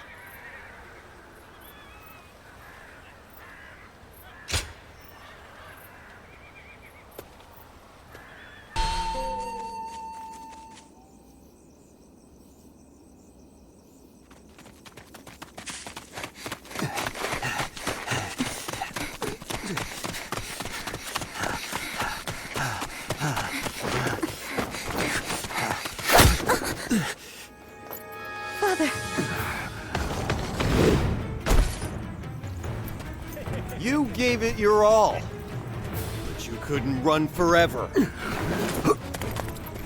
Anything valuable you have, we'll be taking.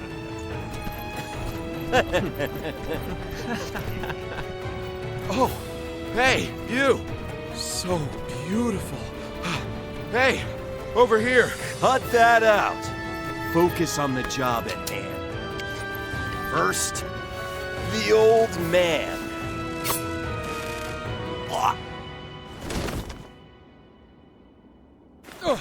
Take this! Wait!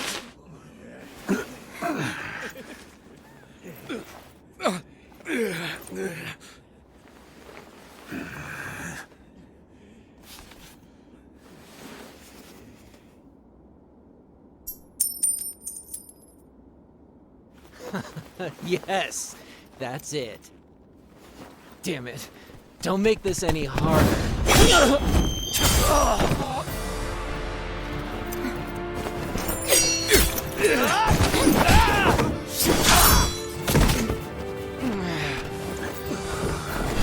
You bastard!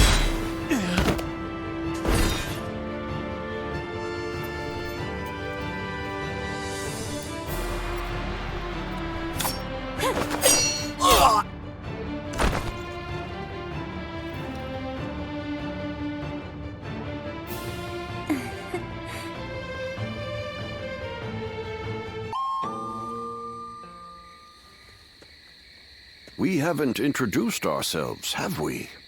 I am Wang Yun. This is my daughter, Diao-chan. You have my thanks, Zluan. Ah, so it really is you. I heard the name mentioned while the Yellow Turbans were still running amok. Black clothes with a crimson sash. You looked the part, so I went with my gut. So you were the one that turned the tide during the rebellion. That explains your impressive skills on the battlefield.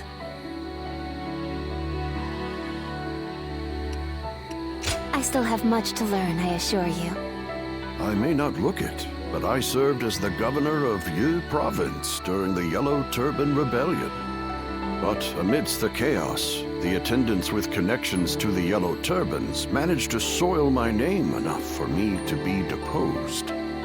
The attendants are mere servants, yet their influence was enough to rob me of my position in such a humiliating way. The shame is unbearable. I've been traveling the land ever since, searching for a way to put a stop to the attendants' corruption, and for men of character to help me do so.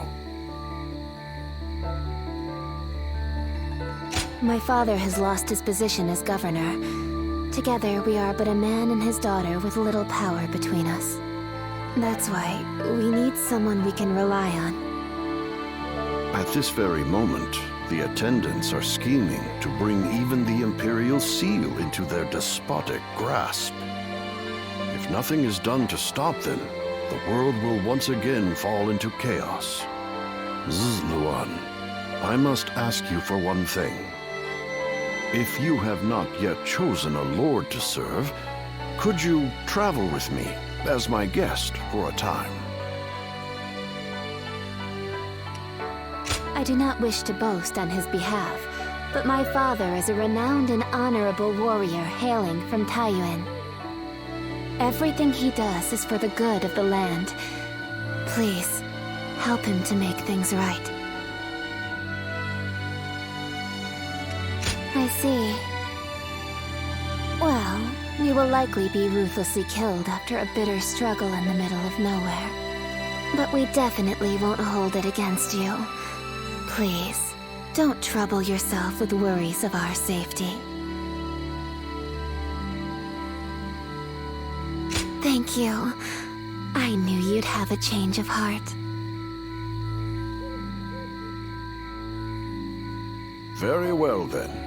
You can start by escorting us back to the inn. I will tell you more about our plans later.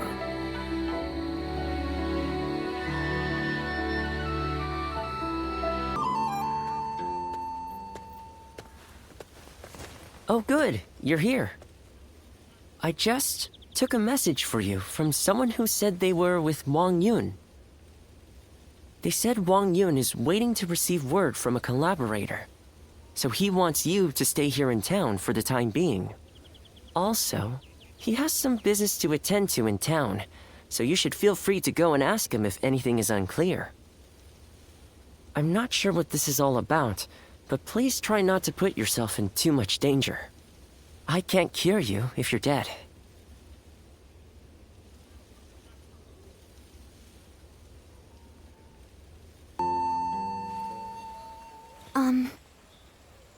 I am so grateful that you have agreed to help my father. Our fates are now bound together. If you have any worries or misgivings about what lies ahead, let's talk them over now. He took me in as his daughter, but I am also his student, and a loyal servant.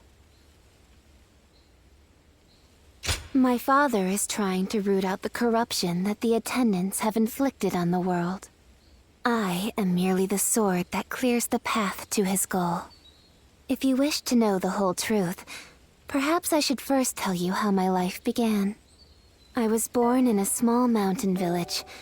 It was decided that I would become a spy, so I underwent training. But one day, a large fire broke out in the village. That was when I met Wang Yun. I had nowhere to go, but he took my hand and led the way. He trained me to be the weapon that would rid the world of corruption. When my father first met you, he saw something in you. The way you walk, the way you fight, he could tell that you were different from the others. He saw it in me, too. Is that so? Then I will not inquire further. In this world, some things are best forgotten. Did you hear? Word is that the Emperor has passed away. Is it really true? Then who will rule the land now? His Majesty is. We should go to my father. He might be able to tell us what's going on.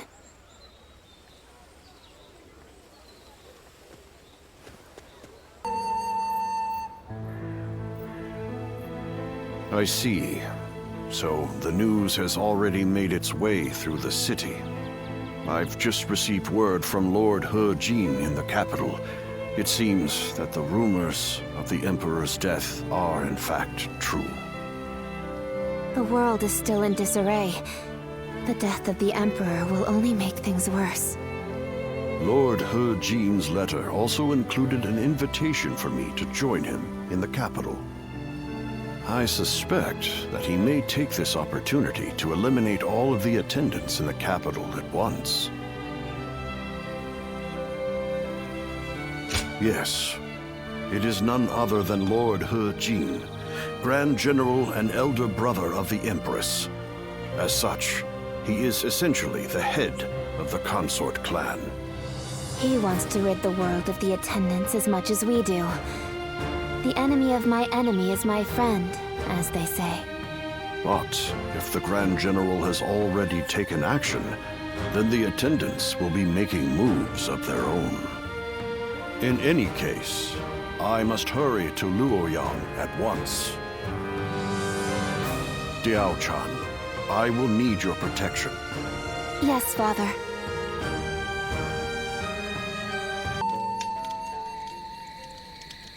Lord Wang Yun, I am glad to see you in good health.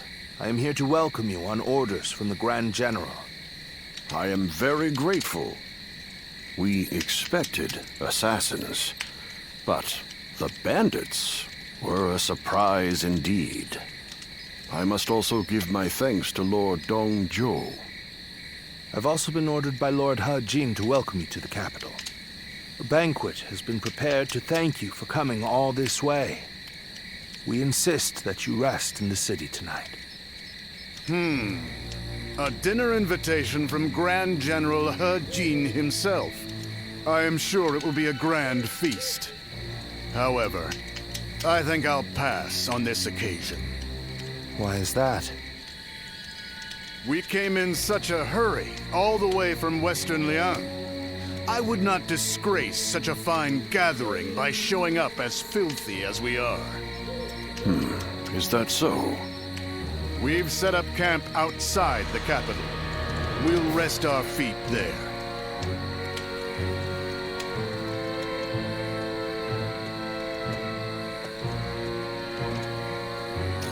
So, that's Dong Zhou. He's a brazen and cunning man with the manners of a beast. Judging by his reluctance to enter the capital, that snout of his must have caught the scent of danger.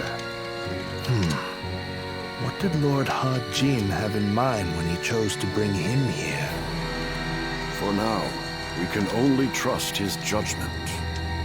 The attendant's stronghold is very heavily guarded. It might take the power of a beast to break through its defenses. The power of a beast. You should rest for tonight, Lord Wang Yun.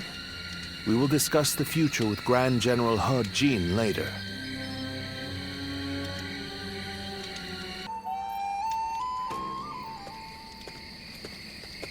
It's been too long, Zluan. I knew we would meet again one day, but I never expected to see you as a retainer of Lord Wang Yun. I am happy that a man of such rank has taken an interest in you, but I find it slightly unfortunate as well. Indeed. We all feel the same way. Lord Wang Yun beat us to the punch. If we had had you with us, things would have been a lot easier. That's for sure. We are now contending against a group of treasonous retainers in the capital. Our allies in this fight are most notably Lord He Jin and Lord Wang Yun. The Yellow Turbans are not long gone, and now corruption has taken root at the seat of power. We must sever those roots or prepare to face the next Zhang Jiao. I don't know how much you already know, but the situation in Luoyang is going to get rough. You're going into the capital too, right? If we both make it out alive, I hope we meet again.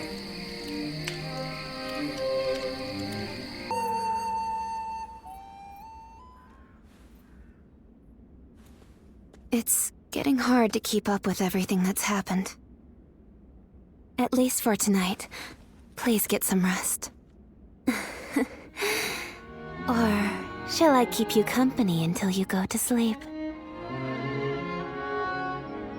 After the Emperor passed away, a new one ascended the throne almost immediately.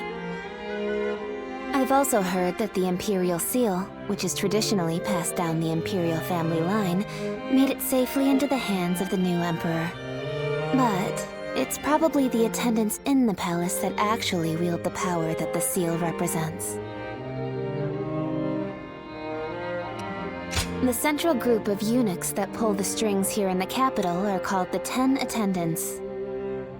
Lord He Jin has summoned the lords of the land to Luoyang to eliminate the 10 Attendants and restore order in the Imperial Court.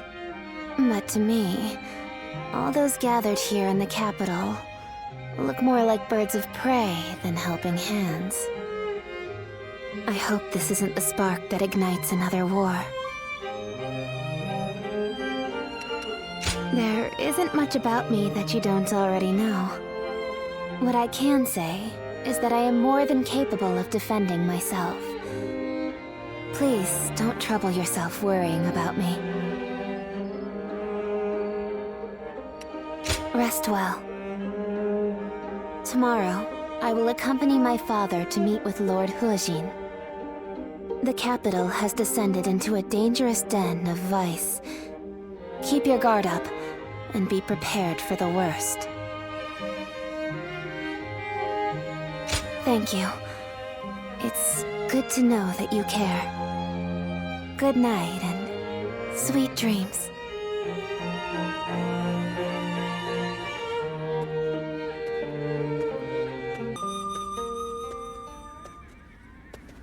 Lords from every corner of the land are answering the call from Grand General He Jin to gather here.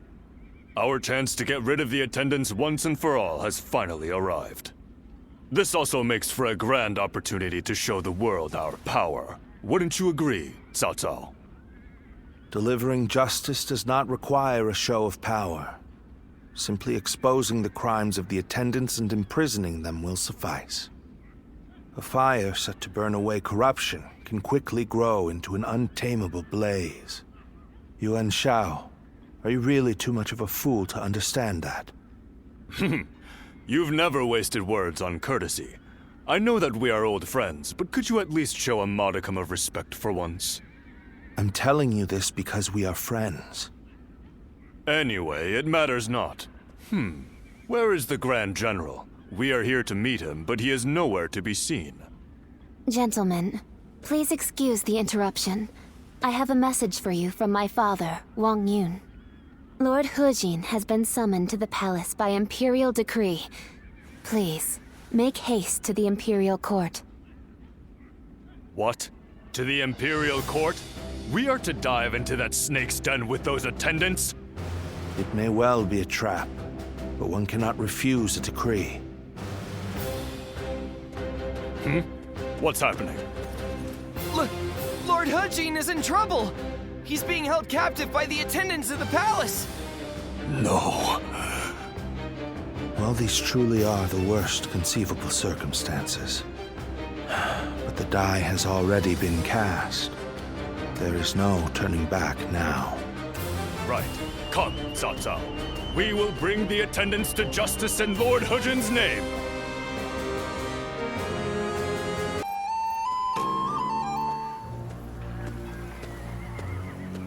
Lord Dongzhuo, the carriage has been spotted on the main road.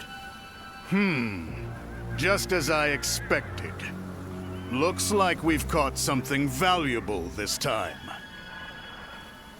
The Emperor is coming. We must welcome him in the proper fashion. Yes, sir. Let us begin. This will be a feast fit for royalty.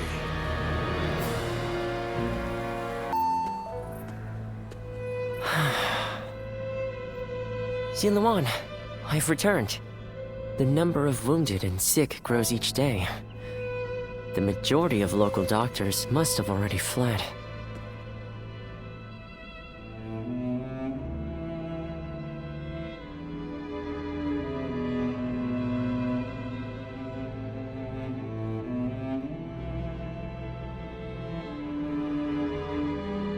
No, don't worry. I want to do this myself. But, Ziluan, this is my advice as a man of medicine. Lord Wang Yun may have ordered you here, but I think we should leave Luoyang. To stay is to invite death itself. Luoyang has become a battlefield. One wrong word could mean the end for you. Excuse me. I wish to speak with you about my father, but I see that I am interrupting. Ah, I see. I have some other matters to attend to anyway. Please, take your time. Thank you. As I said, I would like to talk to you about my father.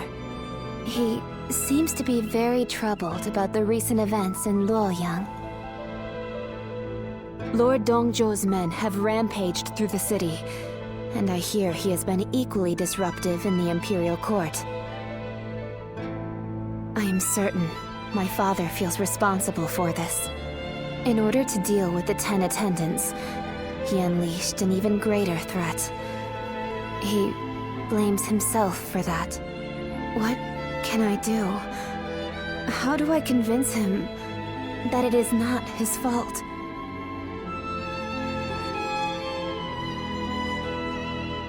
You really are as kind as you are strong.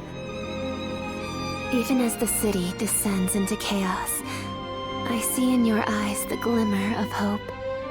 I didn't know it at the time, but I think I came here hoping to hear those exact words.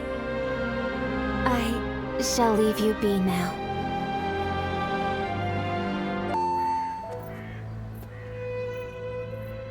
Even if we eliminate one source of unrest in this world, another will soon take its place. I suppose some people may be saved by your actions. However, the realm is too vast, and the state of things too complicated for a single individual to make much of a difference. If you simply end the suffering of those nearby, it will take a long time to achieve the goal of a peaceful world. That is why you must choose a hero. Someone who can strive to create a new world beyond the chaos. By walking alongside such a person, you will be able to realize a true age of peace. Eventually, you will need to determine which hero is worthy of walking alongside you.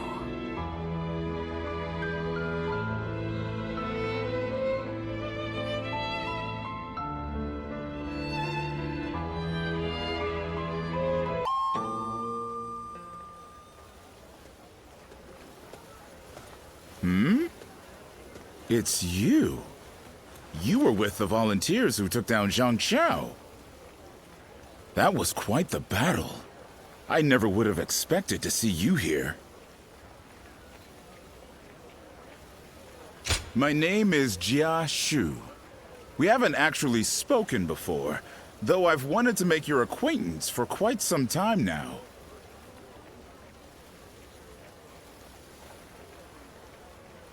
Not at all. That's the problem with being the lookout. All you have to do is keep an eye out for any suspicious behavior or disturbances. Actually, I'm a vessel of Lord Dongzhuo. There's no need to be on guard. I don't bite, unlike Lord Dongzhuo. Still, if you want to leave Luoyang with all your limbs attached, I'd keep my head down if I were you. Take it from a friend.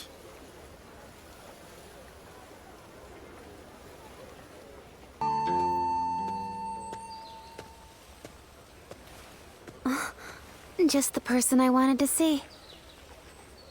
I have a very big favor to ask of you. Will you help me? As glad as I am to hear that. Are you sure you don't want to know what it is first? I could ask you to give me your heart, or to perform any number of daunting tasks. What would you do then? The truth is, my father came to me and said that I should take a little walk around town. But I've never really just walked the streets before without a destination. So I have no idea where to go or what to do. It would mean so much to me if you could walk with me here in town. Just for today. I can't thank you enough. All right, let's get going, shall we?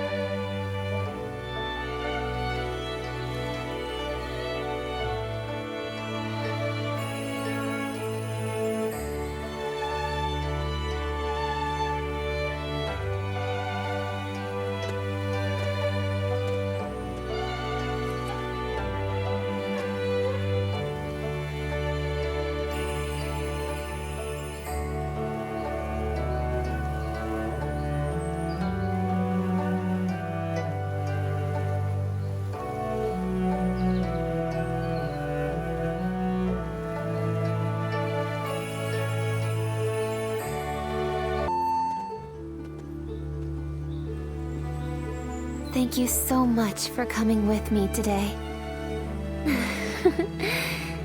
Is it just my imagination, or are you new to this kind of thing as well?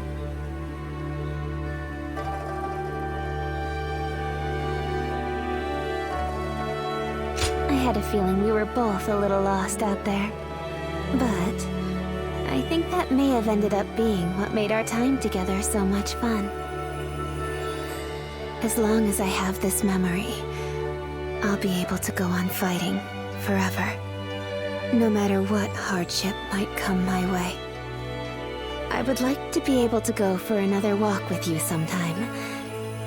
I hope with all my heart that such a day will come.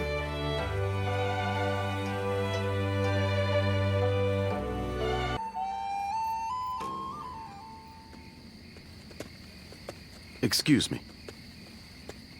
I presume that you belong to this household. Where might Lord Wan Yun be? My name is Xun Yo. I have an appointment with him. I have the proper documentation if you'd like to see it. Thank you.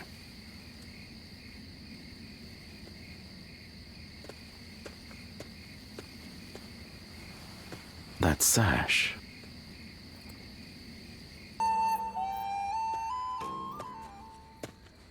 I've been waiting for you, Lord Shunyo.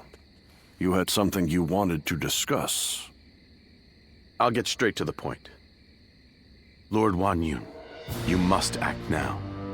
You mean eliminate Dong Zhuo? Yes. Dong Zhuo's tyranny has indeed become intolerable of late. But just how do you expect us to stop him? He's expanded his forces by taking in the soldiers Lord He Jin left behind. There is even talk that the powerful soldiers trained by the recently deceased Governor Den Yuan joined him as well. It may be too late for anyone to stand against him now. It is likely that Lord Yuan Shao left Luoyang upon realizing his forces were outmatched. I am well aware. Then why are you asking me to do this? I'm an old man.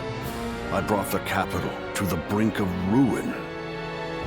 Because I believe that you have the means to put an end to Dong Zhuo. And that guest of yours, the so-called Guardian of Peace, I think we could use him as well. I am sorry to disappoint you, but things are not so simple. There will be no more talk of this today. Please leave. Lord Wan Yun.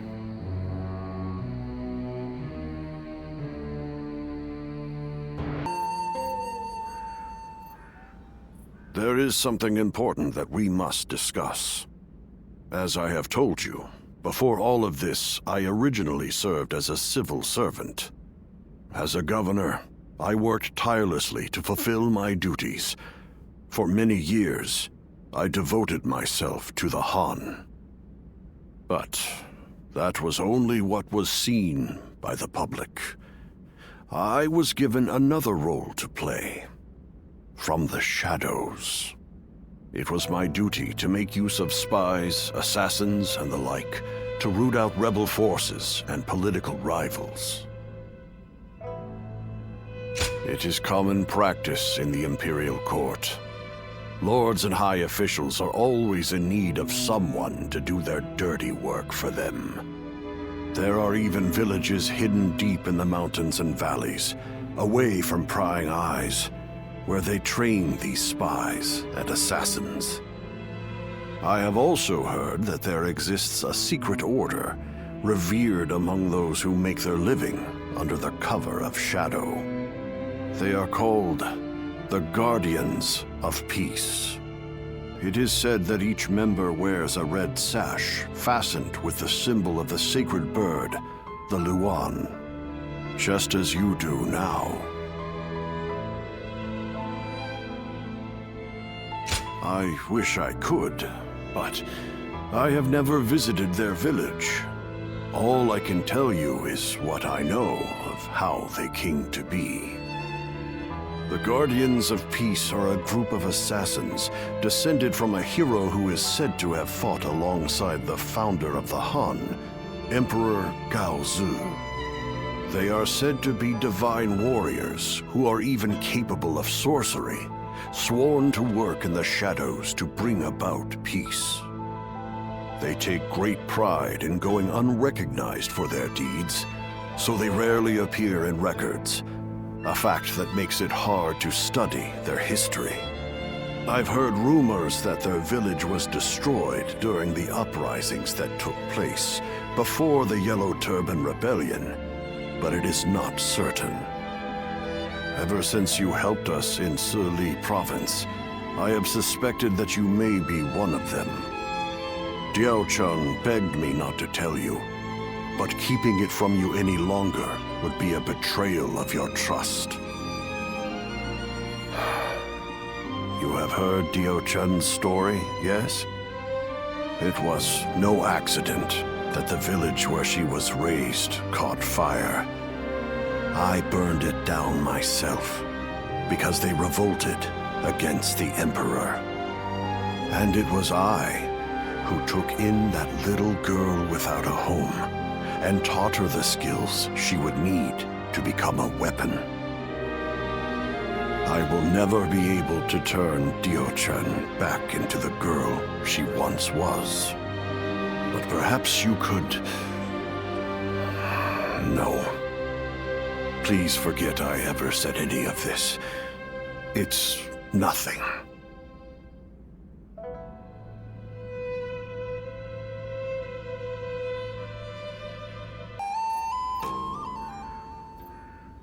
We've just received an urgent message.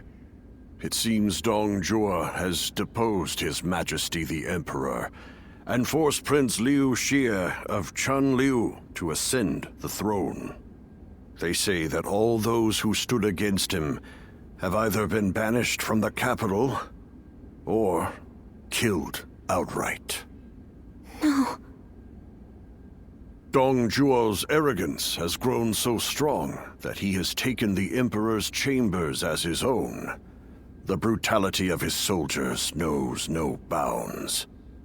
The people of Luoyang now live in constant fear. Even His Majesty himself can find no solace. I must kill Dong Zhuo. And I'm going to need your help. I've been waiting so long to hear you say those words. Father, leave the hunting of the beast to me. I will see this through to the end. Even if it's the last thing I do. It's the only thing I could possibly do to repay you after all you've done for me. But you have forgotten your past, and now walk a new path of your own. I am obligated to do this, but you are not. You can walk away.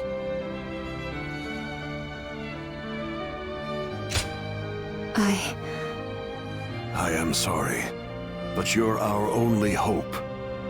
Eliminate Dong Zhuo and bring peace to our world.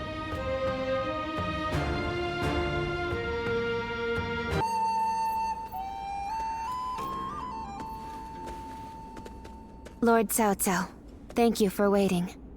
Where's Lord Wang Yun? He is not in right now, but he should be here shortly. Then, I'll wait here for him. I was the one who suggested Dong Zhuo's assassination to Lord Wang Yun. I had been waiting for an opportunity to arise for some time, and as luck would have it, I was summoned to Luoyang. I hear that Lord Wang Yun lent you his prized sword. Yes, a very beautiful sword indeed. And you may use it as you wish, Lord Cao Cao. Dong Zhuo must be killed. When Lord He Jin called for the lords to gather in Luoyang, it was I who failed to advise him against such actions. That is why I will risk everything for this task. Should the worst happen, you are to think of your own lives, not mine. Lord Cao Cao, there is no need to worry about me. For this plan to succeed, we shall have to risk everything.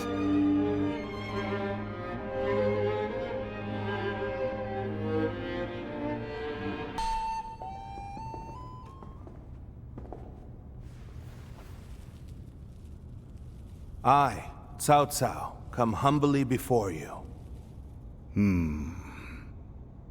I have but one question. Are you loyal to the Han? Or to Dong Zhuo? You are very forthright. I feel many men have lost their heads for answering wrongly. Answer already.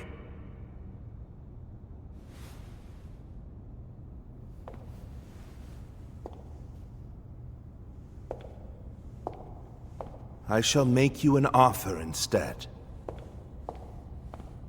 Oh. And this is? Diao-Jun is my name. You understand me well, Cao Cao. I'm inclined to accept. Such devastating beauty. And it seems that's not your only weapon.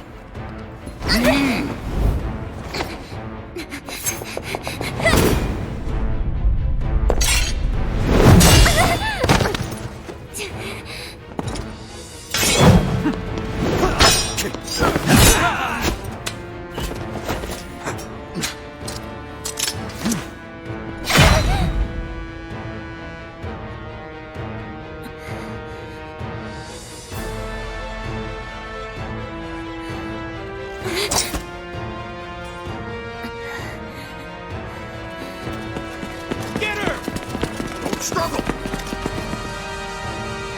I'm glad, Cao Cao. I like your answer. Sulan! Lord Cao Cao! Run!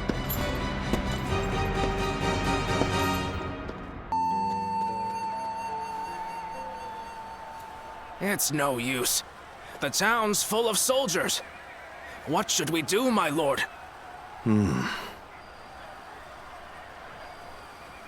Ziluan. Come, this way. What is it?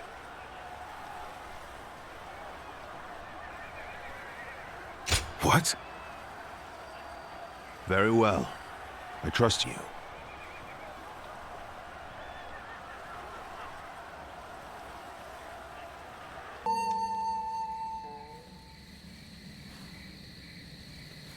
That should be the last of them.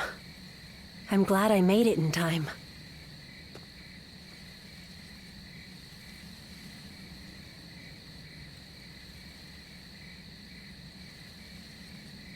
I told you that we'd meet again when you needed me.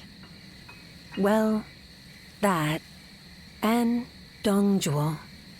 If you plan to kill him, then our goals are aligned. My duty is to eliminate anyone who threatens the peace. You remember. That's good to hear. Some time ago, I asked you to find a hero who could save the land. I wonder, could that man be that hero? I see. But remember, whether or not he's the hero we seek, you must stay alive. And I will make certain that you do. Ziluan. Understood?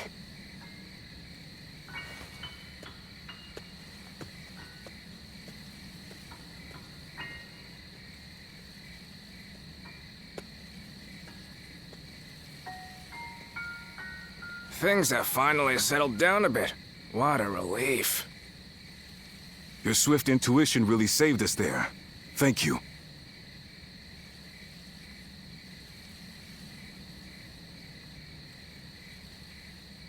Was someone giving you advice? I suppose I'll have to thank them too. So then, what shall we do next, my lord? The same strategy will not work twice. We must attack with an army massive enough to crush Dongzhuo, even if it throws the land into chaos once more. And how are we to gather such an army? Our forces alone aren't up for the task. We must garner the support of the nobility. I will take care of that. I want you to come with me. We can't betray that girl's wishes. Now can we? That's what I like to hear. I have to say, though, this was one tough day. Agreed. You should all try to get some rest. I'll take first watch.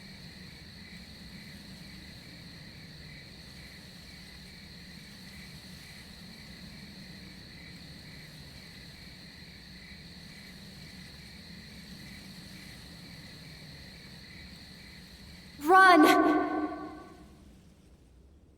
Run! Go, Ziluan.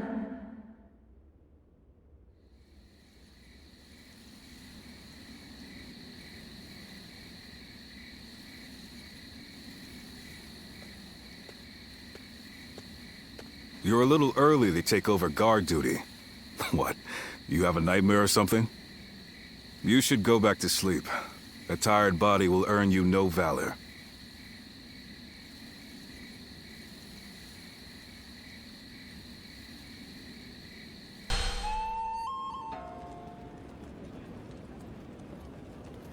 I, Wang Kuang, Governor of Henei, cede power to Lord Yuan Shao in order to defeat Dong Zhuo. Lord Wang Kuang, welcome. No sight could have lifted my heart more. Your words honor me. Zhang Yang, Governor of Shandong. I have come to join the alliance against Dong Zhuo. You are most welcome, Lord Zhang Yang. Show us what you're capable of. By all means, I shall do so. Lord Yuan Shao, I have come from Yong Province. Allow me to be of service. Lord Cao Cao. That was a splendid manifesto. Yes. Having the illustrious Lord Yuan Shao become the leader of our alliance was a stroke of genius. Having felled the 10 attendants, Dong Zhuo's occupation of Luoyang is our responsibility. If Yuan Shao can make up for that by leading the coalition, it's a small price for him to pay.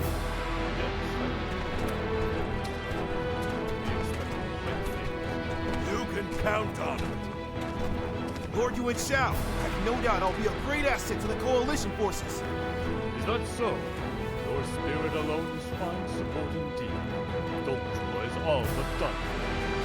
Right. We'll strike them down together.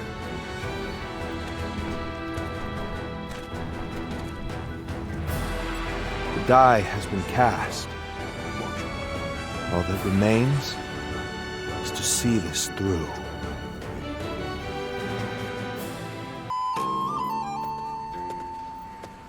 There's something I've been meaning to ask.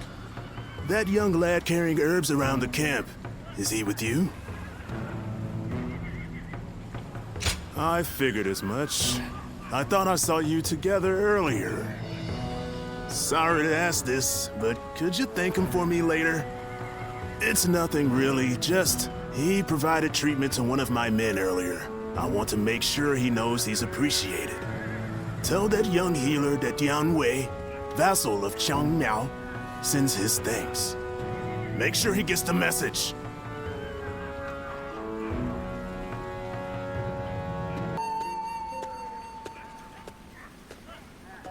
Let me take a moment to introduce you to these two. Li Dian and Yue Jin, both dependable warriors. The name's Li Dian. I got a feeling we'll get along well. And I am Yue Jin. I'm quite eager to head into battle with you. We've had quite a few newcomers like these two lately. I'm quite thankful for it. I admit, I had my doubts at first. What an impressive gathering. Do you mind if I join you? It really is you. Do forgive me. My name is Chen Gong. I am but one of the many who answered Lord Cao Cao's call to arms. This man used to serve Dong Zhuo, but he helped me in secret during my escape. Oh, no thanks are necessary. After all, I did not change allegiance out of honor or the goodness of my heart. My wisdom would be better used under Lord Cao Cao than Dong Zhuo. It is as simple as that. These are just a handful of the volunteers who have arrived from all across the land. Speaking of which, I saw a few warriors I recognize from our time fighting the Yellow Turbans. You might even know a couple of them. There's still time before we must depart. Why not go and say hello?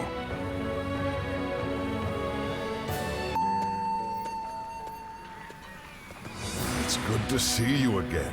I knew you wouldn't let me down. Come to meet everyone here, have you?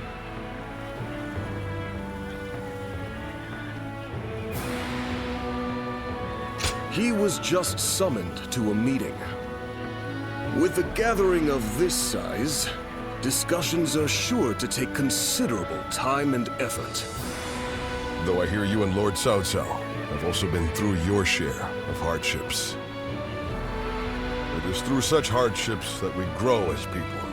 I look forward to seeing how you've grown.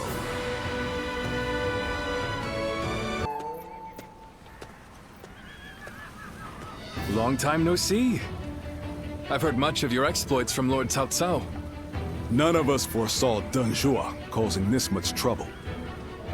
He was far more dangerous than we thought. Well, it's still better than the Yellow Turban Rebellion. The situation's straightforward, at least. Taking down a scoundrel like him will be no different than fighting bandits.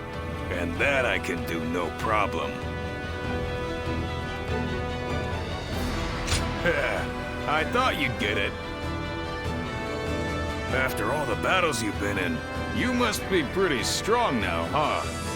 I'm looking forward to seeing you in action.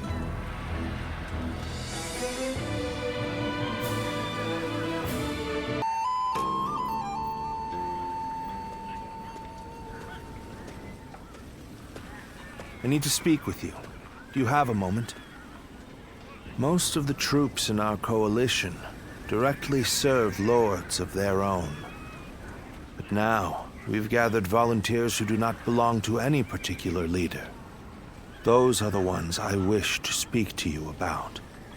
They have given me free rein over how to organize them. Their numbers are few, but they are men of honor.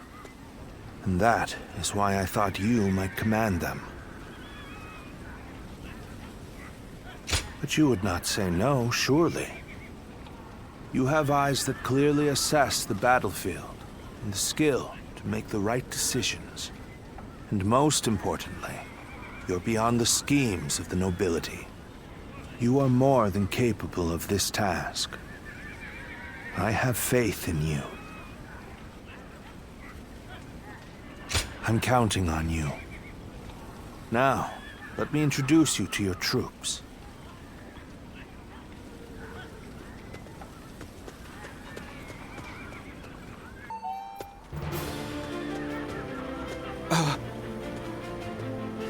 You must be our commander.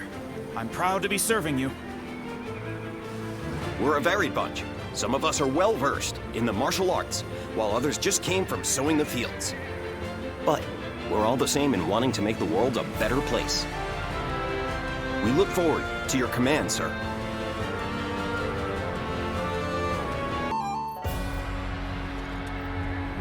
We finally made it through Se Shui Gate.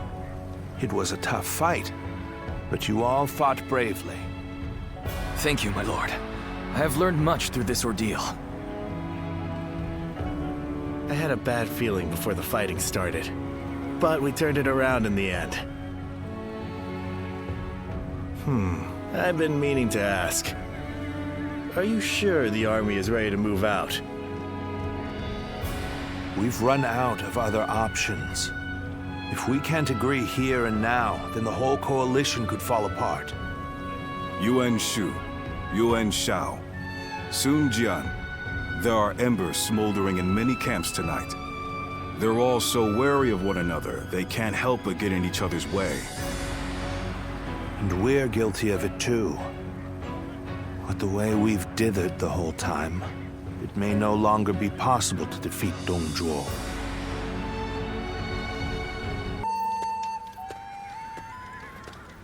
Don't you think Yuan Shu crossed a line back there? Lord Sun Jian has every right to be furious with him. He has brought shame upon the House of Yuan with such conduct.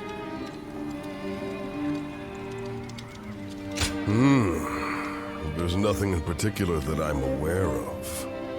There may be a simpler explanation. For instance, perhaps he feels he was deprived of his moment of glory.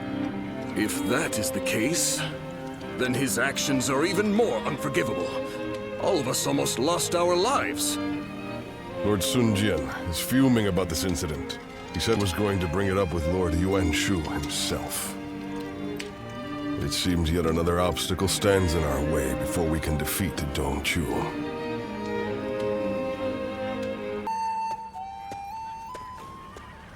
Lord Yuan Shu. What were you thinking? What do you mean? Oh, you mean my actions in the battle? We had the important task of defending the stronghold. There wasn't time to think about those who rushed brashly out to the front line. Rushed out? We may have pushed the vanguard, but we didn't plan to go that far from the stronghold. Is that so? Then I must have been mistaken. Lord Yuan Shu, let me be very clear. I apologize if you think I overstepped my mark. However, I will not forgive you for putting my men in danger for the sake of your pride. For my pride, you say? You think I would be jealous of a petty magistrate like yourself? Well, here is some advice for you, Sun Jin. It is better to back down gracefully than bark incessantly. If you want to live, that is.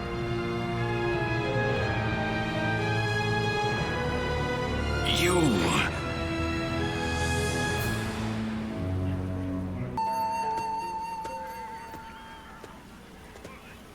Not bad. Not bad at all. Yes, that was quite the mark you made. Guan Yu and Zhang Fei, you two as well. Although, I am a little concerned about the coalition forces. They seem to have trouble with cohesion. Well, you may remember Lord Sun Jian and Yuan Shu arguing during the battle. And while you'll see some troops praising each other's valor, others are berating their ostensible allies over their ancestry. With relationships so fraught, it's hard to imagine things working out. It is easy to say we're fighters united for a cause, but we must remember that we each have our own motivations. There are those concerned about the way of the world, those moved by call to act, and those who want to take Dong Zhuo's place. They squabble simply because they each have a different end goal in mind. Hey, come on. What's with all this depressing talk, huh? We won, didn't we? It doesn't matter what anyone else does. What matters is that we do what we can, right? You're right, Zhang Fei. And I really should learn from your outlook on things. Very well then.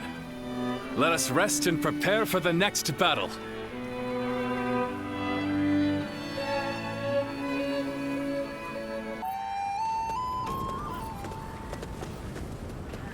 Cao Cao, you're here. The Emperor has already been moved to Chang'an. It seems that dog Dong Zhuo always intended to abandon Luoyang. Then we must pursue them at once. We may never get a chance like this again. No, we will stay in Luoyang. The lords need calming, and the city must be rebuilt.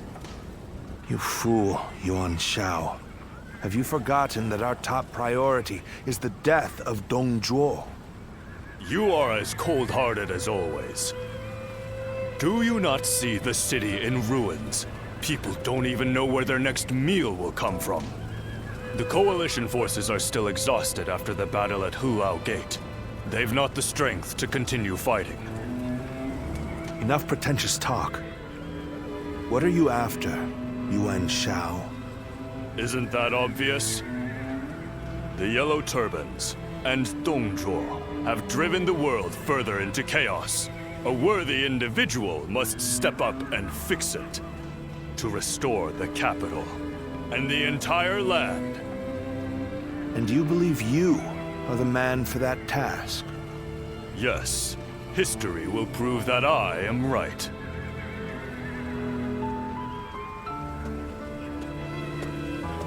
To restore the land. So you aim for glory well above your station.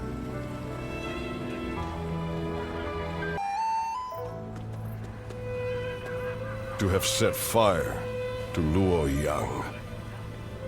The lives of the citizens mean absolutely nothing to that foul man. No soul should have to face the loss of their family or home in such a way. We should prepare to enter Luoyang. There may still be people who need help. Even if no one else goes to their aid, we must do what we can.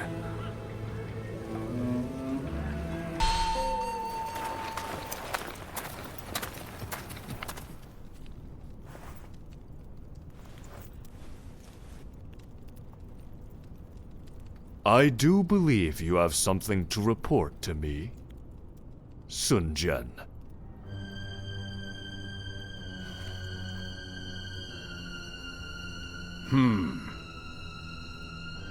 Nothing comes to mind.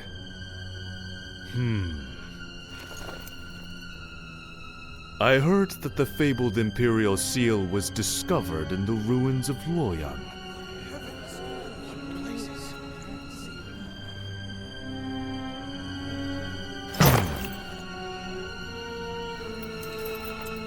Such regalia should be relinquished into the safekeeping of myself, the leader of our alliance, should it not?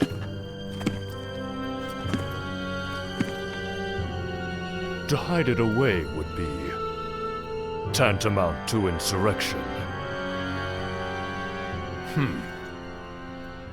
Were I to hide away the Imperial Seal from my own ends, the heavens would surely punish me.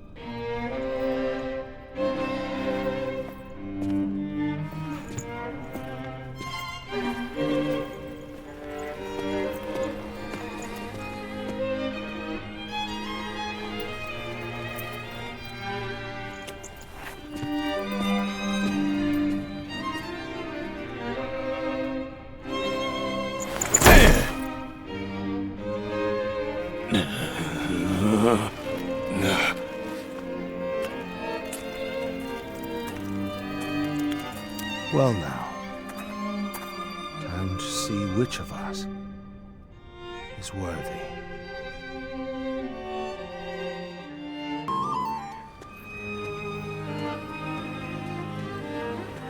We have decided to leave the coalition. Though I have my regrets about not defeating Dongzhuo, we leave for Changsha as of today. Farewell, my friend.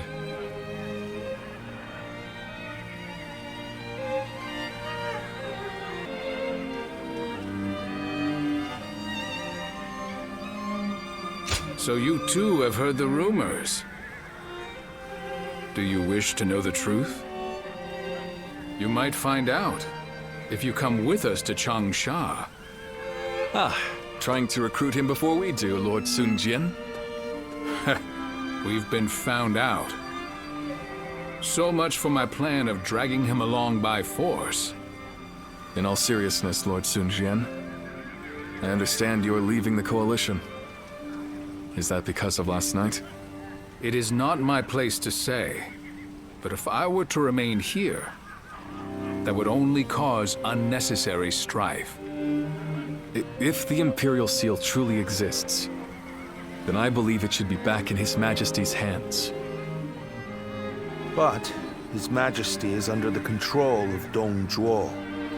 How could anyone return the seal to His Majesty in his current state? Lord Cao Cao. I support Lord Sun Jian's actions, regardless of what Yuan Shao may say.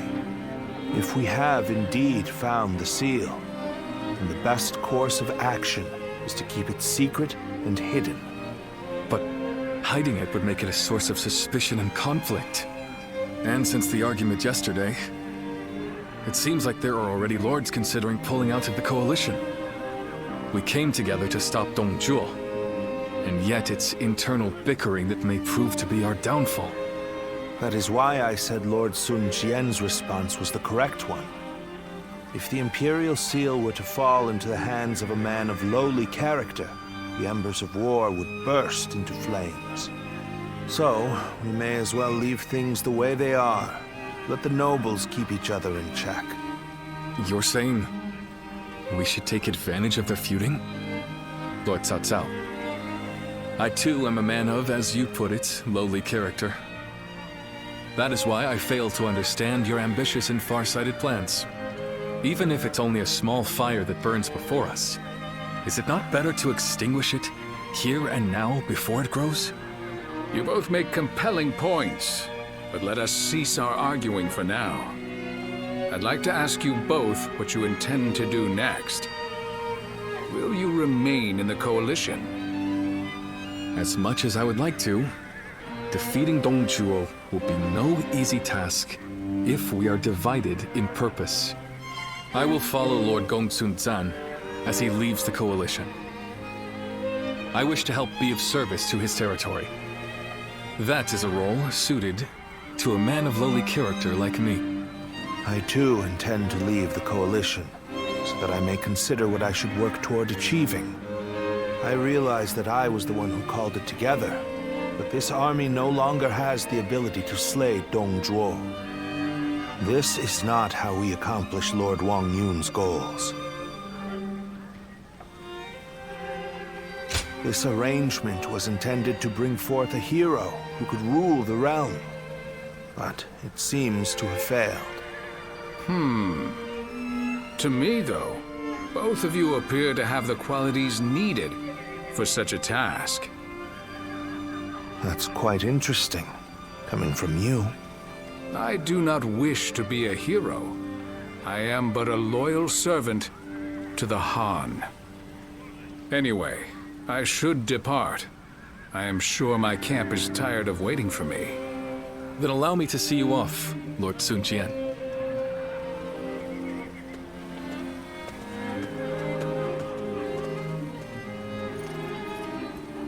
The ways of the beast are not fit for men.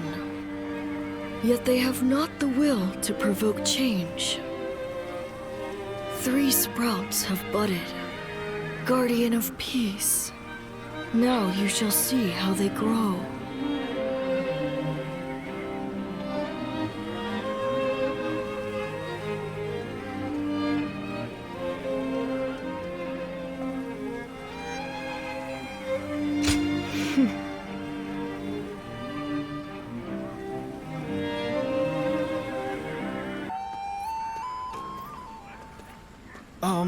Captain, I heard that the coalition is being disbanded.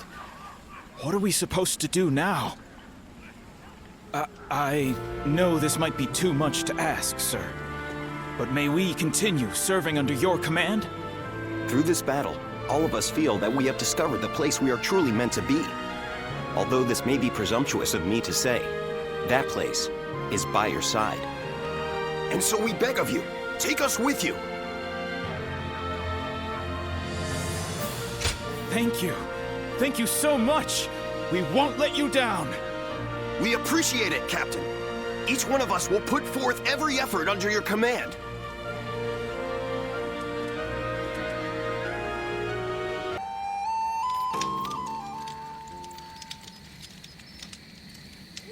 I have been looking for you.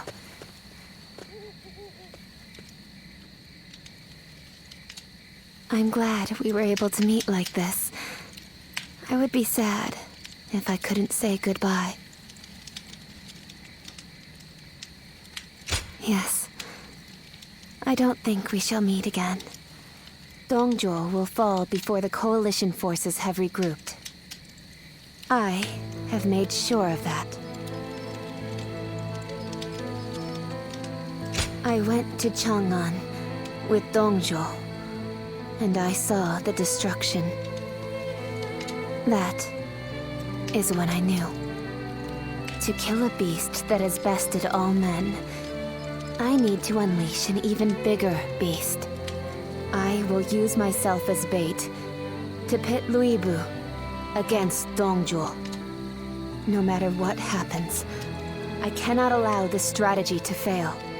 But still, I am not afraid. Do you remember what I said? I am strong, as long as I remember our time together. Farewell. Continue on your own path. For me.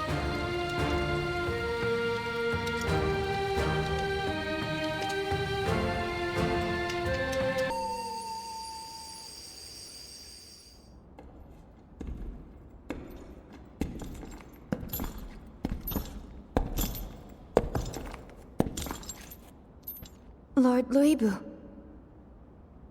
I'll make your dream a reality.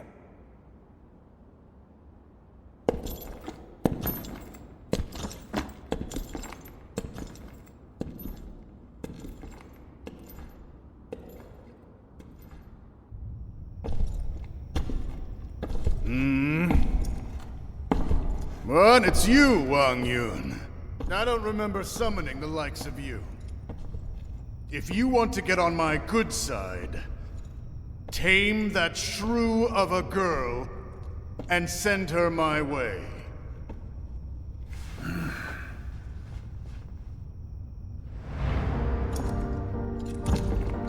What do you think you're...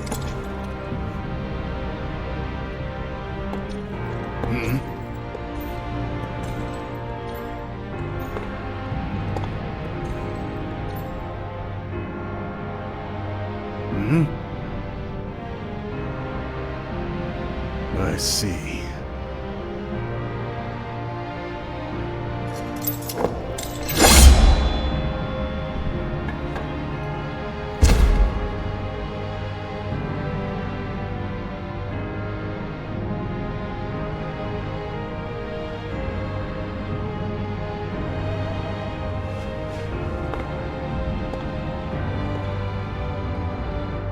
The coalition against Dongzhuo collapsed.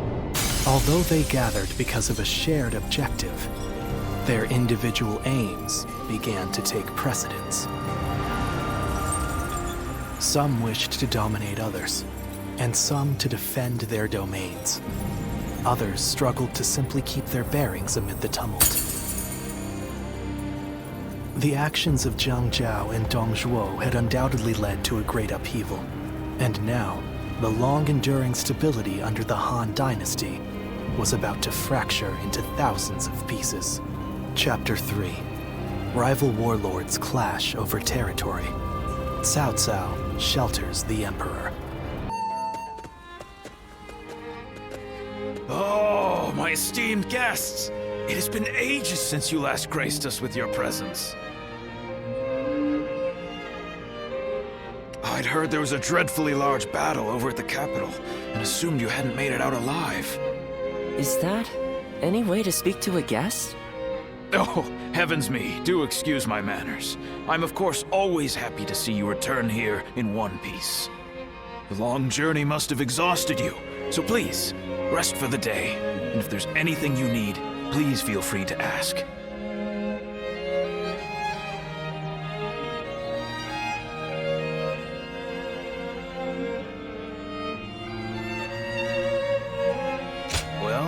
I've seen a great many bulletins lately.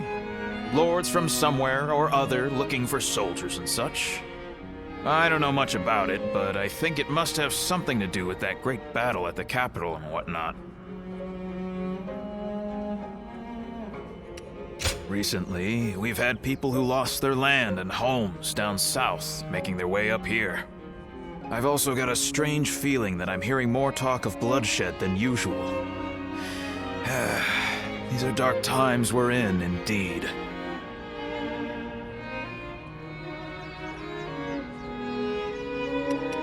Yes, I do, as a matter of fact. I'll bring them over to your room later. It seems odd that you would keep the letters, if you thought we wouldn't be coming back, but... oh, forget it.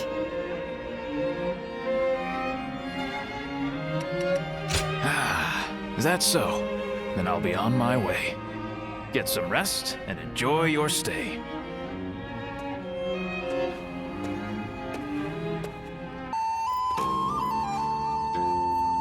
This is a world of greatness and strife. Heroes once bound by friendship are set against each other by fate. You must find your own ambition. Discover a way through the chaos. The choice is yours and yours alone. Only your will can guide you.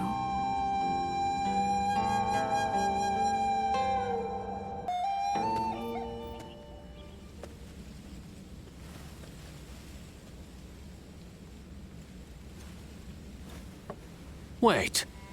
Those clothes. Those eyes. Huh. Is that your name? Ah, good. Then what Master Shui Jing has told me is true. I am Pang Tong, apprentice to Master Shui Jing. Master has suddenly left the retreat in my care. I was just in the middle of agonizing over what to do while he is away. Clearly he wasn't concerned, as he told me to run the place the way I see fit. But he also mentioned that you were a special guest, to be treated with our utmost hospitality. Well, he can be a very free spirit at times, going here and there on a whim. Wherever he's gone, it's where the wind's taken him. But look at you. You are exactly as I was told you would be. Right down to that air of mystery about you. You are an intriguing man. Well, at any rate, until Master returns, I am the proprietor of this establishment. Allow me to be of service.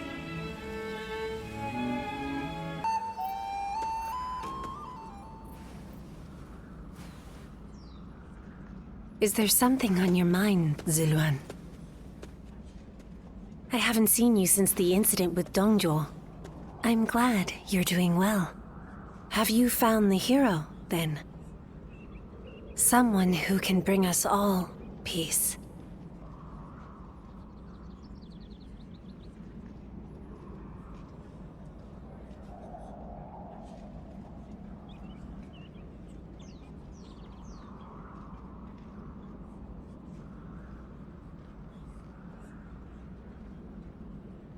I see. Among the likes of Cao Cao, Sun Jian, and Liu Bei, is there anyone worthy of being called a true hero?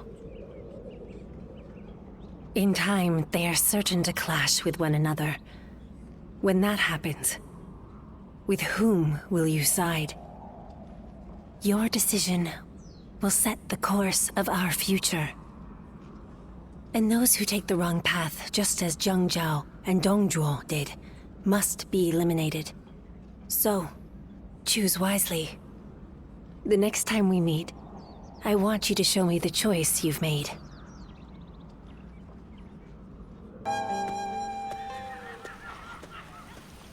Ah, I am glad you're here. Well, Lu Biao stopped us on our way back from Luoyang.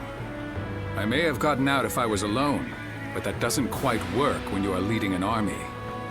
No doubt Yuan Shao is behind the attack, trying to keep me here until I give up the Imperial Seal.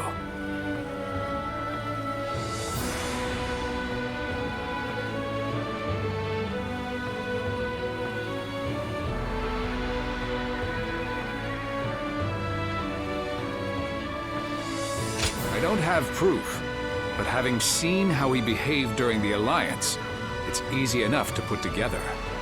Besides, Liu Biao is someone who prefers to avoid conflict. It's difficult to imagine he'd do this alone. In any case, if we stay put here, there's no telling when his forces may come to strike us from behind. We need to break through the encirclement before that happens. I take it you'll give us a hand? Glad to hear it. I'm counting on you.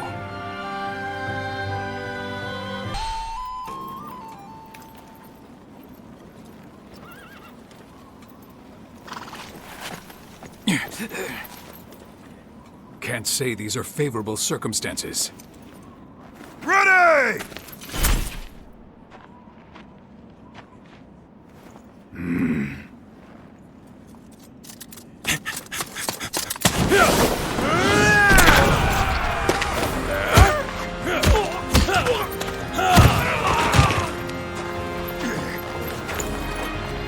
Give me that!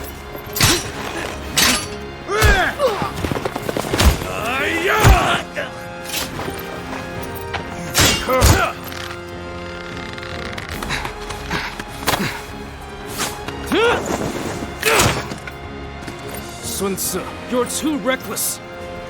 I told you we must stick together. Apologies, Zhou Yu. I figured drawing their attention would make the rest easier. We'd better join the effort.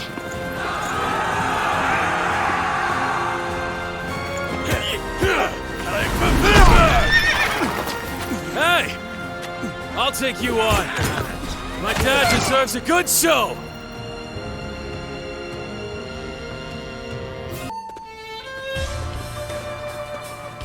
There is nothing more gratifying than seeing my children gathered in one place.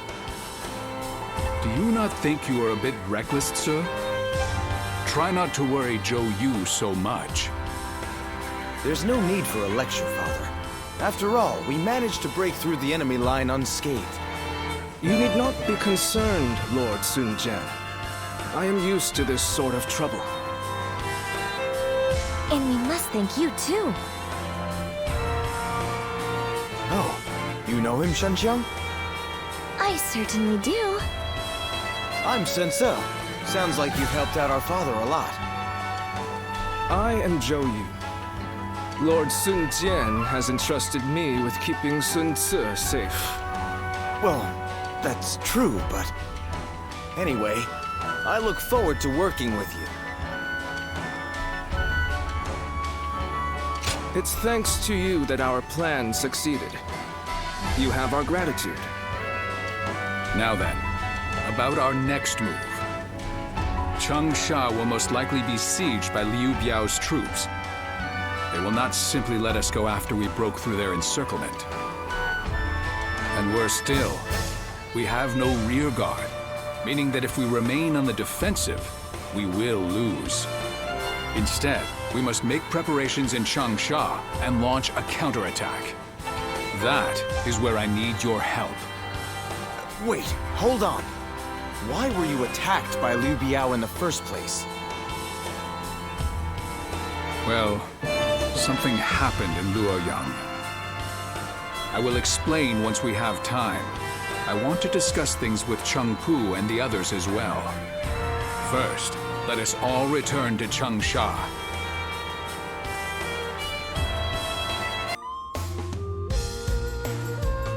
You never cease to amaze me. The way you ride straight through enemy forces all on your own like that is incredible. I could really stand to learn from your ambition and courage. You do yourself a disservice, Lord Sun Quan. You have your own unique strengths already. Yeah, you always stay composed, Quan. You've saved me from trouble loads of times. Perhaps you could try keeping yourself out of trouble, then. Sorry to keep you all waiting. We have much to discuss about everything that's happened, and about the future of the House of Sun. The future of the House of Sun? After the defeat of Dongjue, by a strange twist of fate, we happened to discover the Imperial Seal among the ruins of Luoyang. The Imperial Seal? Then Liu Biao's attempt to prevent our return was... Precisely. My first thought was that they were coming after the seal.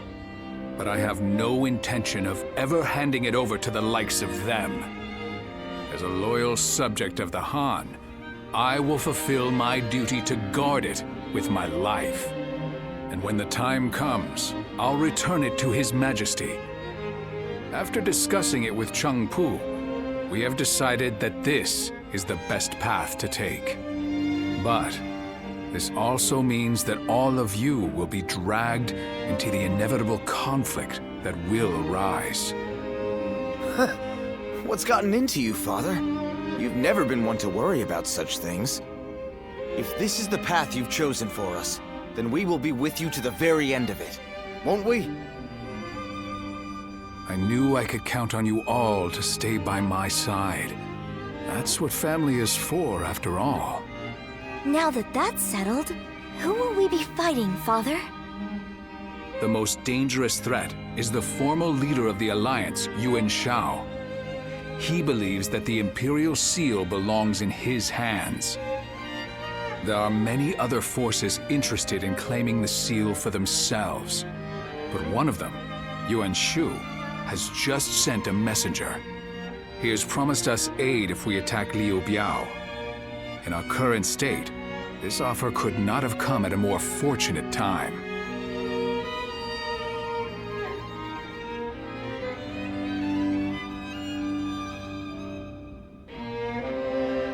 Yes. This is most likely a trap meant to trick us into destroying each other. And then he'll pick at our remains like some kind of vulture. Yuan Shu is a treacherous fool. He is indeed. But I plan to jump right into this trap of his all the same. To protect the Imperial Seal from the chaos of our world, we must be prepared to ally with beasts and overcome all obstacles. Besides, there is nothing for us to fear. All we have to do is defeat Liu Biao's forces. Yuan Shu will soon learn that it will take more than a few cunning tricks to bring down the Tiger of Jiangdong.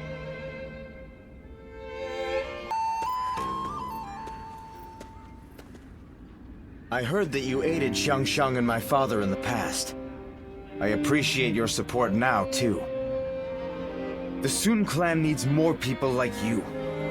Please keep fighting for our side. I'm counting on you. The fight to protect the Imperial Seal from our rivals is far from over. Now that I think about it, my father was very brave to keep such a thing. But I suppose that's just the kind of man he is. After all, they don't call him the Tiger simply because of his prowess in battle. Once he sets his mind on something, he dashes forth with courage and vigor. The lesser beasts in his way can't help but clear a path for him. Oh, so you do know him well. Yes, I can believe that you entrusted one another with your lives. My tendency to run wherever my feet take me comes from my father.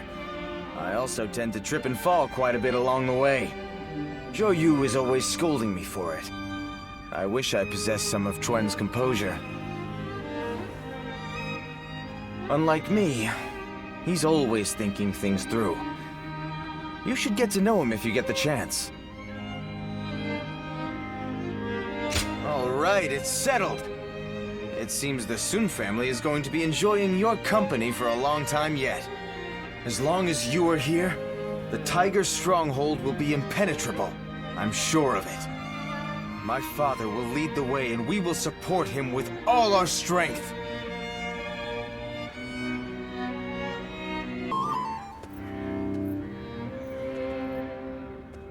I wasn't able to greet you properly before. I am Sun Quan, son of Sun Jian. My father and my brother spoke well of your efforts in the last battle. You will be of great help to us in the coming fight against Liu Biao. We're counting on you. I will be securing our defenses at our stronghold. Father said he chose me for such a role because of my cautious nature. But I think he simply has some misgivings about sending me to fight on the front lines. Really? I am glad to hear that from you. I am a member of the Sun family. I have spared no effort in becoming a man capable of honoring our name. But every battle I fight reminds me of how much greater my father and brother are than me. I feel I still have a long way to go before I can stand as their equal.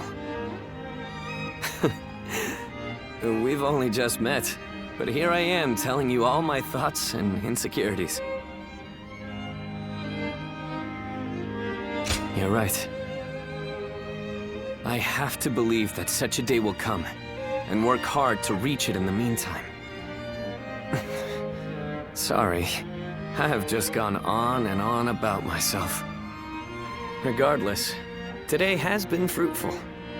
If it isn't too much trouble, I want to speak with you like this again. Being with you keeps me from straying from my true path. I can feel it.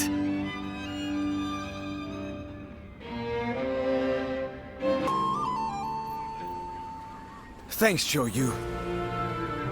Everything worked out because of you. I don't know what I'd do without you around. I could say the same for you. Your achievements always exceed my expectations. Perhaps I ought to try and learn a thing or two from you.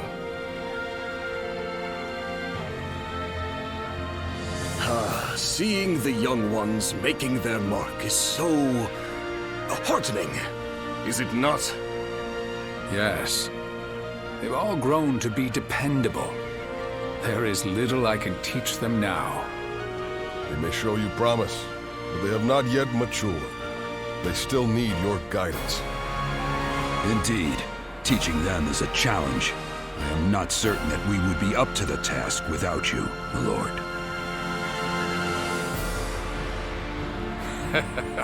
Do not worry. I don't intend to retire just yet. There is still a great deal I must do. For the sake of both the Han and my family.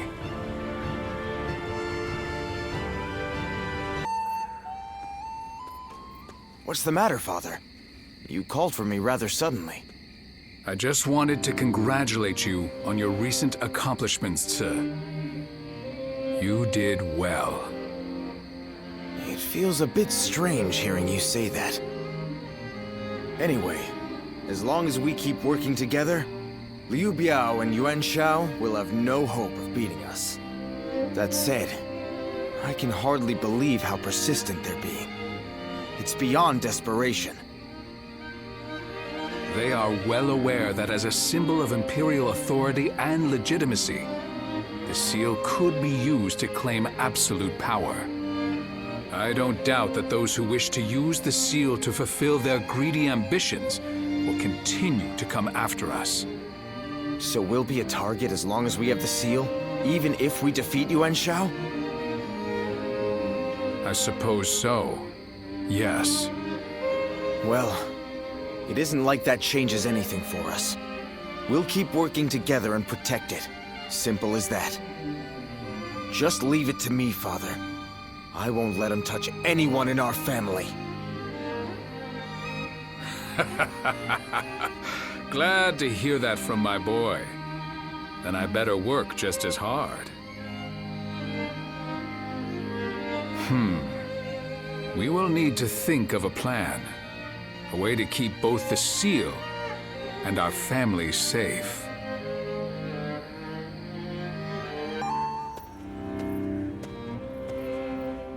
Oh, it is you. Don't look so concerned. I was just thinking about something. Namely, what would I have done if I were Lord Sun Jian? It was Lord Changpu who recommended that we protect the Imperial Seal, but ultimately, it was our Lord who made the decision. Back then, I thought that if the tiny trinket was only going to bring about war, that it was best to get rid of it.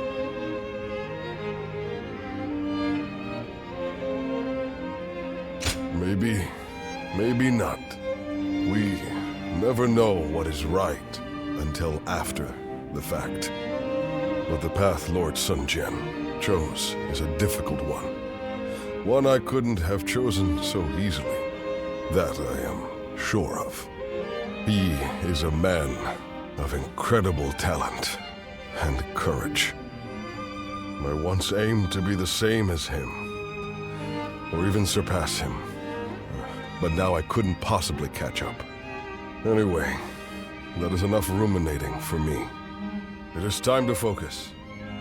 Surviving these upcoming battles will require every ounce of our strength.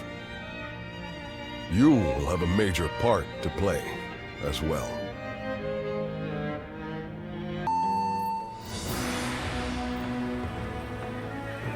Sometimes, I can't help but marvel at my father. What's this all of a sudden? I suspect fate may have had a hand in him stumbling upon the Imperial Seal in Luoyang. But either way, he has driven Liu Biao to the brink almost single-handedly, as well as negotiated a favorable alliance with Yuan Shu. Even Yuan Shao was no match for him. Don't you agree? I suppose you're right. If Lord Sun Jian does defeat Liu Biao and take over Jing Province, it is feasible that we could gain control of the entire land. Now that would be something! Although, whether Lord Sun Jian would wish to do so is another matter. Huh? What's all that noise? Hey, what's going on? Has something happened? Sir, there was a gust of wind, and it snapped the pole of Lord Sun Jian's flag. Snapped the pole? Oh. Well, such things can happen. I just hope the wind won't affect our advance. Yes, I hope so too.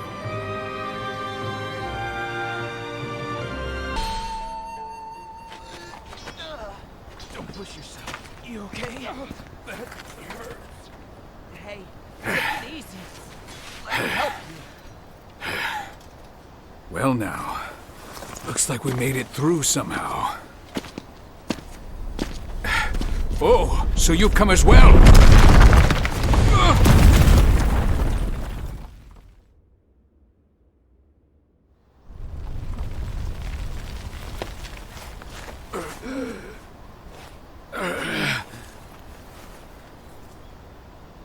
I almost...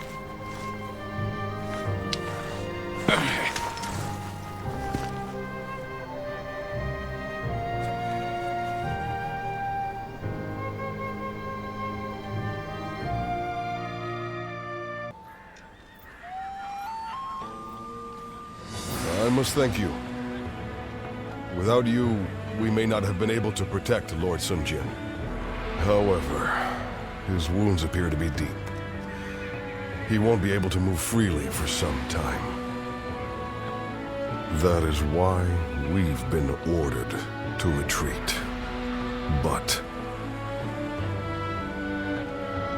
well, our Lord has assigned me a bit of a difficult task. I know you can keep a secret, so let me fill you in.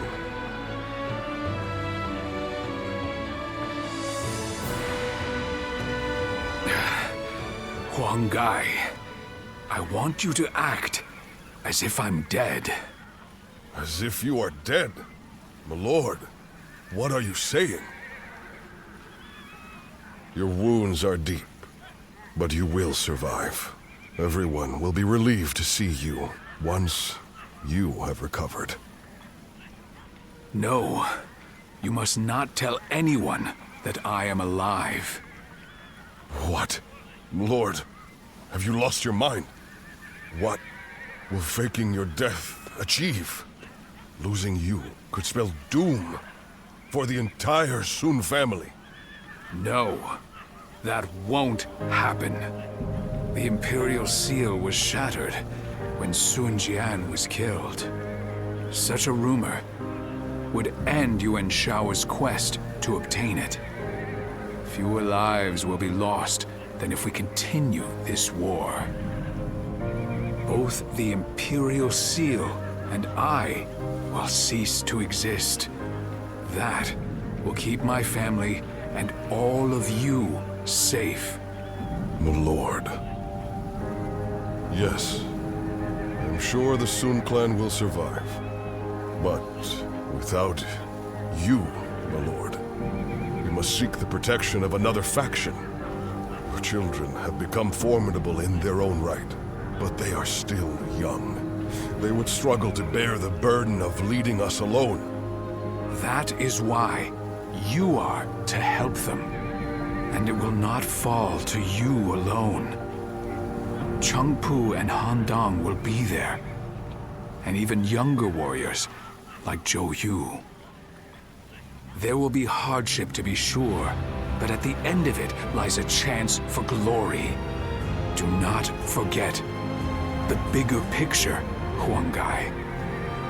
I know you can see it.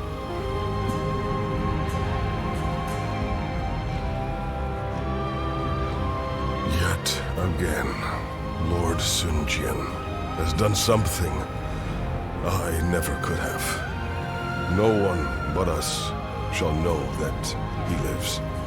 I'm trusting you to keep this a secret, even from his children. Please.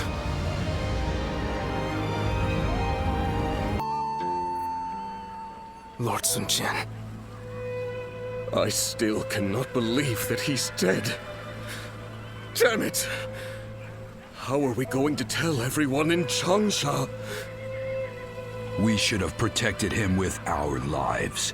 This is my failure, an irreparable one at that. No. What's happened has happened. There's no changing that.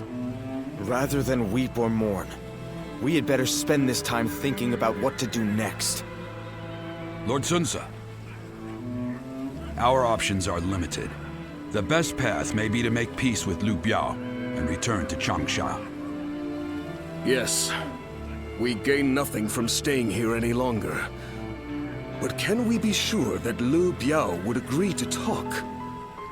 His army must have taken a beating thanks to Lord Sun Jian. I am sure they would welcome peace. Seems like a waste given how far we've come.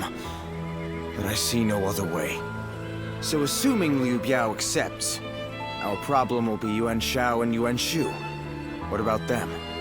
They will use everything at their disposal to claim the Imperial Seal for themselves. And we cannot evade them indefinitely. But now that he is no longer with us, won't it be difficult for us to stay our course? There's no way around it. We will need to grit our teeth for a while, but I know we can bear these hardships together. Of course. Good. Then Changpu, bring a messenger in. And Handang, go to Xuan and the others. I want you to work with Huang Gai and get us ready to move out. I don't know what Yuan Shao might do if we dawdle for too long. And I want to bring Father home as soon as I can.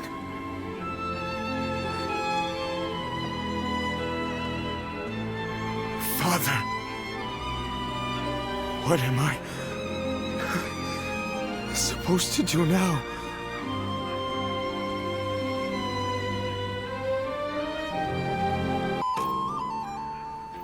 Lord Sun Jian.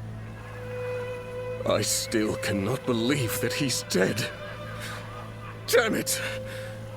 How are we going to tell everyone in Changsha? We should have protected him with our lives. This is my failure, an irreparable one at that. No. What's happened has happened. There's no changing that. Rather than weep or mourn, we had better spend this time thinking about what to do next. Lord Sunsa, without your father, we lack the strength to protect the castle. The best path may be to make peace with Liu Biao and return to Changsha. Yes. We gain nothing from staying here any longer. But can we be sure that Liu Biao would agree to talk? They will be regaining what they lost without any effort. I am sure they would welcome peace. We fought so hard to take Shangyang, but I see no other way. So assuming Liu Biao accepts, our problem will be Yuan Shao and Yuan Shu. What about them? They will use everything at their disposal to claim the Imperial Seal for themselves. And we cannot evade them indefinitely. But now that he is no longer with us, won't it be difficult for us to stay our course? There's no way around it. We will need to grit our teeth for a while, but I know we can bear these hardships together. Of course. Good. Then Changpu, bring a messenger in. And Handang, go to Xuan and the others. I want you to work with Huang Gai and get us ready to move out. I don't know what Yuan Shao might do if we dawdle for too long. And I want to bring Father home as soon as I can.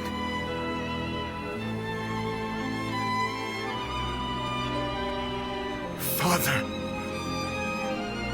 what am I supposed to do now?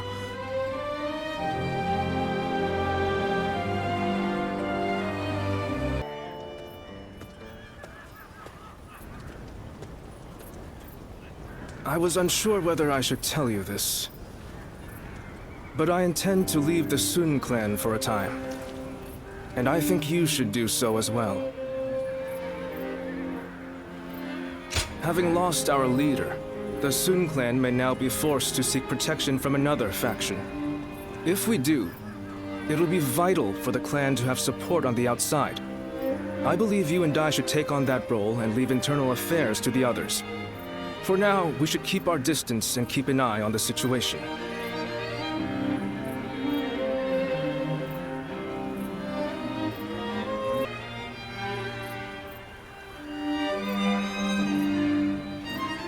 If our leader were anyone other than Sun Tzu, I would agree. But him, he knows how to stand on his own 2 feet. Staying by their side is not the only way to serve them. At least, that is what I believe.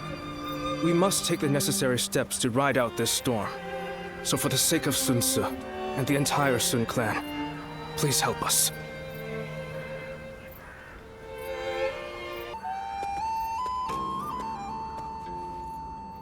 Good to see you, Zitluan.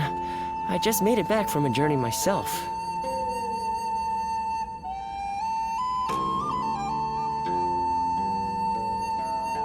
Yes, you could say that. The world truly is a dangerous place these days. There is no end to the wounded.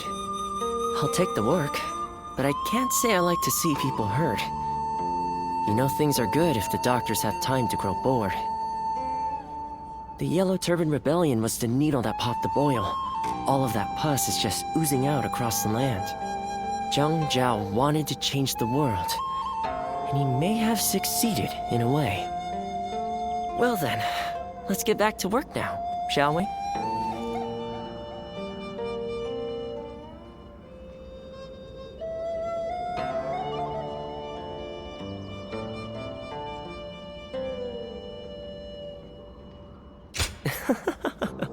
What else are we going to do?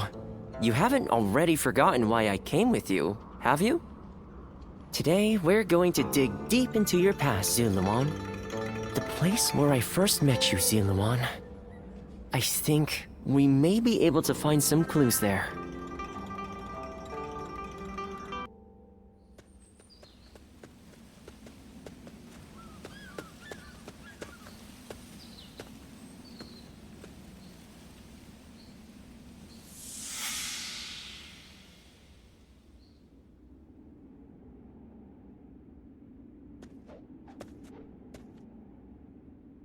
You've gotten stronger, Zilwan. Strong enough to be out there as a guardian. But can you parry this?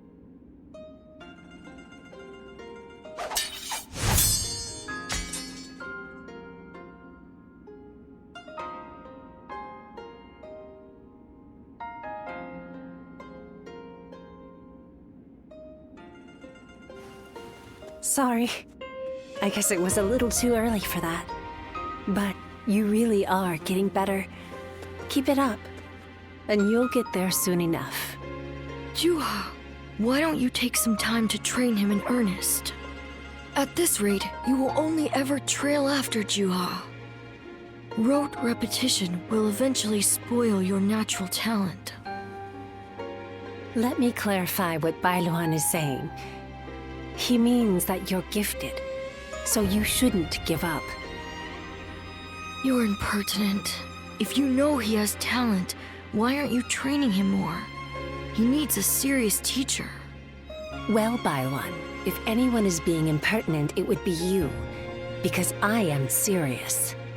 Zilluan was born outside the village, and yet he's able to use the abilities that we are trained for from birth. His eyes have abilities that ours do not.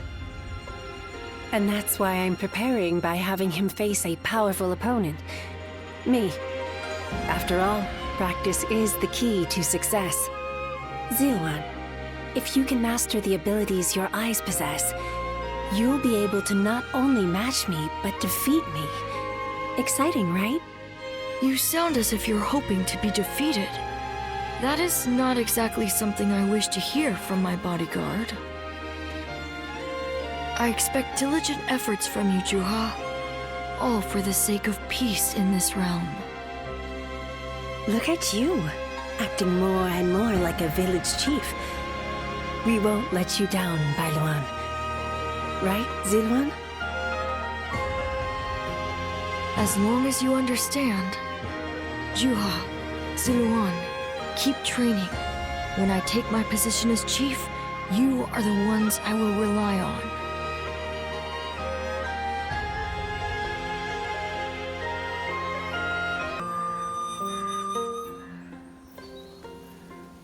Zilwan?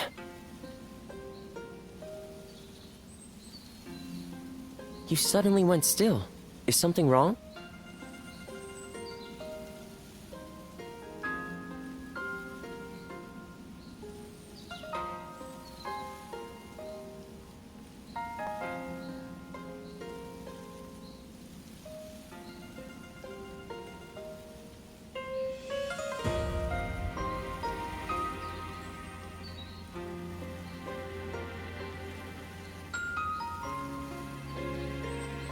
Judging by your state, I'd say you've had some sort of vision. I suppose we now know that this village is of some special significance to your past. And on top of that, the air here is filled with the scent of a very distinct herb. Could this be what Zhang Jiao used? Do you think that perhaps all of these things together brought some of your past back to you in the form of a vision? I've heard that smells, in particular, can trigger memories of past events. Do you remember the incense Zhang Jiao used to induce visions? I think what we are smelling here is the herb he used to make it. It's possible that you may have used this very same herb at some point in your past. Perhaps we could make some incense that has the exact same scent as what the Guardians of Peace used. Or we could... that's enough for today. We could come back from time to time to see if we can discover more of your past. Your experiences in battle, the people you meet along the way. These kinds of things may also yield some clues.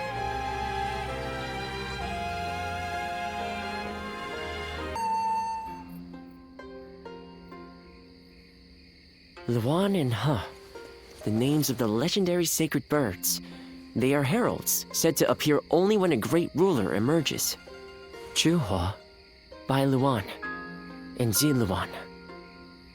The three of you were given your names in the same place. You were raised together there, and you trained in the art of combat in that same place too. Even after losing all memory of such arts, they remain engraved within your body. You have been trained by a great teacher, Zilwan. One of the best. My father. He taught me the secrets of medicine and healing. My father was a famous doctor, known far and wide. Some even called him a saint. Imagine that. But he overworked himself to sustain that reputation. When he fell sick, for all his gifts, he was powerless to save himself. It is said that we stand on the shoulders of those who came before us, but I doubt I will ever climb that high. But now, here you are, Zilwan and Juha, reunited. Words cannot express how much I envy you.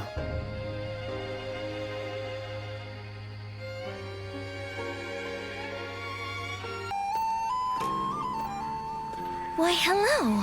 What brings you here? Huang Gai. I must thank him someday. He looks after us even when we are apart. I don't like to complain, but it's been lonely, stuck out here on our own. We're expecting our brother back fairly soon. I'm sure he'll be pleased to see you. Heavens forgive me, but dealing with Yuan Shu is almost intolerable. Well, well. You're back. That I am. Oh, I wasn't expecting to see you here. It's been a while. Thank you for coming. I suppose it was Huang Gai that convinced you? Either way, it's good that you're here. We could do with your help in the next battle. Brother, Do you have new orders from Yuan Shu? Yes. He wants us to attack Shu next, beginning with Liu Bei and Xiao Pei. But we have no reason to make war with Shu. That said, I suppose you couldn't refuse. I'm afraid not. I said we'd do it, but I secured a promise in return. A promise? If we win this battle for him, he says he'll make sure Huang Gai and Zhou Yu, along with everyone else who fought alongside Father, are brought back to us. Everyone? Really? Yes. He gave his word. I know none of us want to do this, and I'm sorry. But this time, we'll be fighting for ourselves.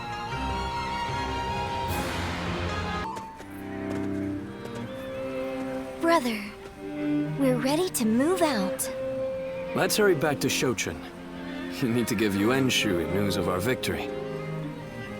Yes, you're right. Xuan, Shanxiang, forgive me. You've been forced to fight in this campaign at my behest.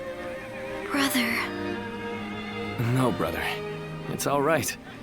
You shouldn't blame yourself. We are a family, and we're in this together. Besides, we always go into battle with firm resolve.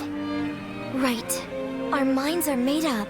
We must reunite with our comrades, no matter who we have to fight. Thanks, you two. It saddens me that we've all been split up, but having the two of you with me gives me courage. I'm sorry, but can you go on ahead? I'll come along soon, I promise.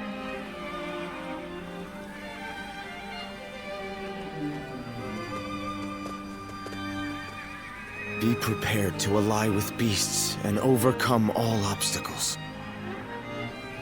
Father, I'm doing the right thing, aren't I?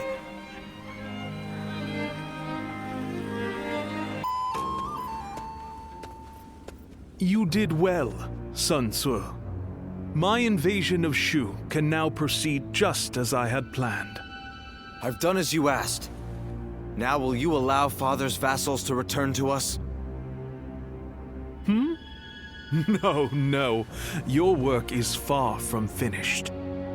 Your next destination is Lujiang. You ought to prepare your men for battle immediately. Lujiang? But why?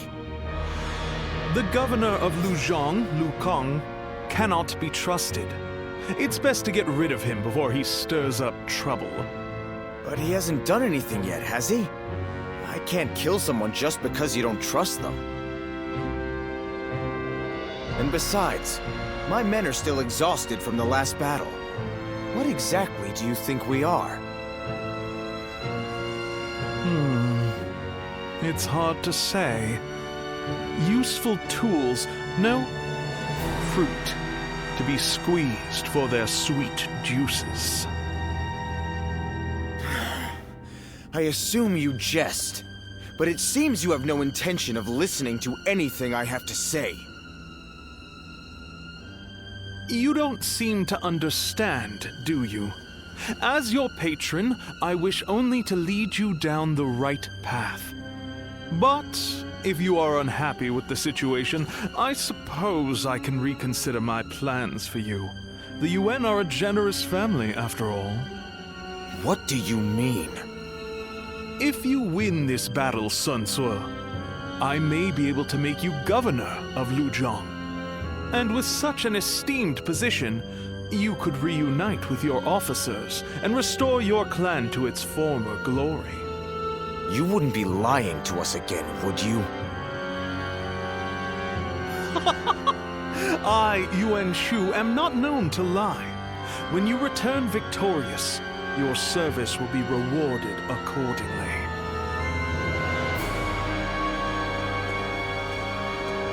Arrogant bastard. Lord Sun Tzu, pardon the interruption. I have a message for you. Oh, thanks. I've been expecting it.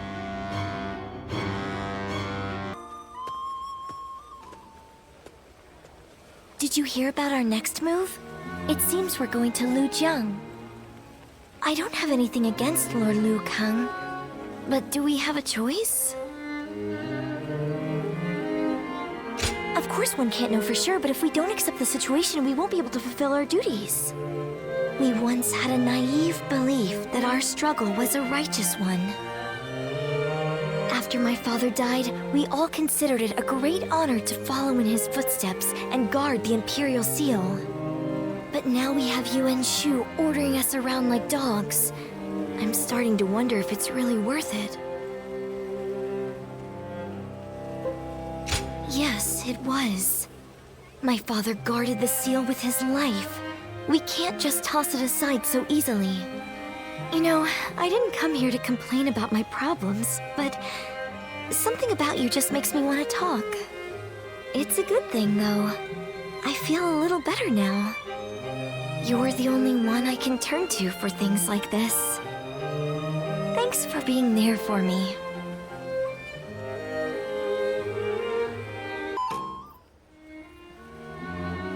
Off to battle again on another of Yuan Shu's whims. I don't think we can take much more of this. I've never heard anything suspicious about Lord Liu Kang. He's just managed to rile up Yuan Shu somehow.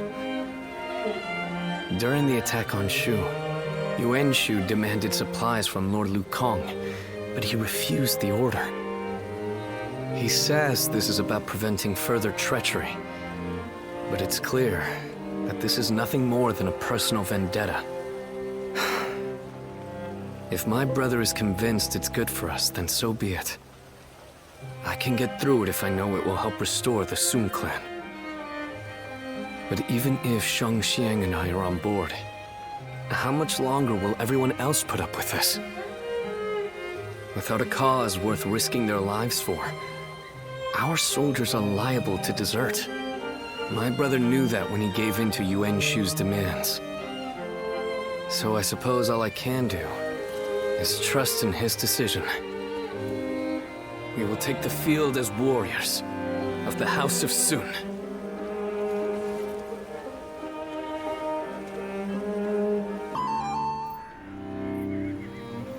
I have nothing more to say to you. Strike me down, but make it quick. We didn't come here to kill you. Just give up your position as governor. That's all we want. Huh. So the tiger cub turned hunting dog has learned to covet power in the same way as his master, Yuan Shu. Lord Sun Jian would be so displeased. Thinking about how my father would have viewed this won't change a thing. But I can tell you one thing I know for sure. I'm not fighting this battle for Yuan Shu. I'm fighting in order to achieve my own goals. Oh? I came here, ready to fight to the end with pride in my heart. There's nothing you can say that'll change that. I am the son of Sun Jian, the Tiger of Jiangdong. And no battle of mine will ever bring shame upon his name. Interesting. Well, son of the House of Sun, you're the winner here. If you won't cut me down, then I will hold my tongue. The land of Lu Jiang is yours.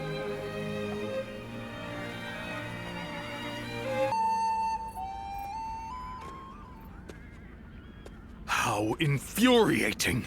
He spared Liu Kang's life and now seeks to take the title of governor for himself. Sun Ce's insolence is growing tiresome. I take my eyes off him for one moment and this happens. Lord Yuan Shu, do you plan on allowing him to claim the governorship of Lujiang? Of course not! If I did that, who knows what he might ask for next? Someone else will be made governor of Lujiang. Tell Sun Ce that he will be given 1 battalion for his trouble. Yes, sir. I am sure it is obvious, but I have no intention of actually giving him a battalion. I just need to keep stringing them along. What would I do if my juiciest fruit rolled away.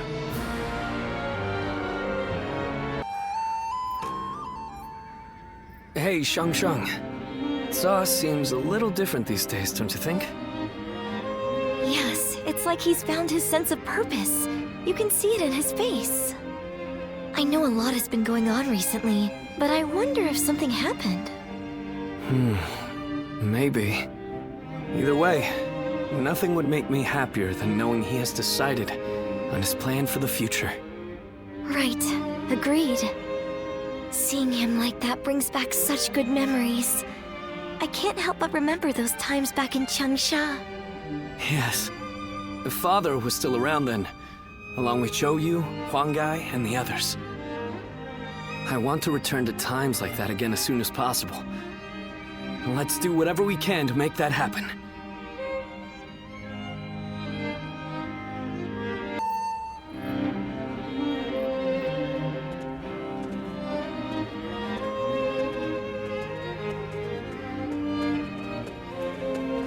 Sorry to come in uninvited. I actually have something I need to ask of you.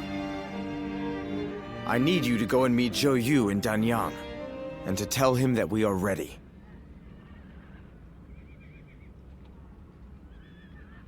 I don't want Yuan Shu to know about this until the message is delivered. If he sees Shancheng or Chuen going, he'll know we're up to something. I knew Yuan Shu's intentions from the beginning.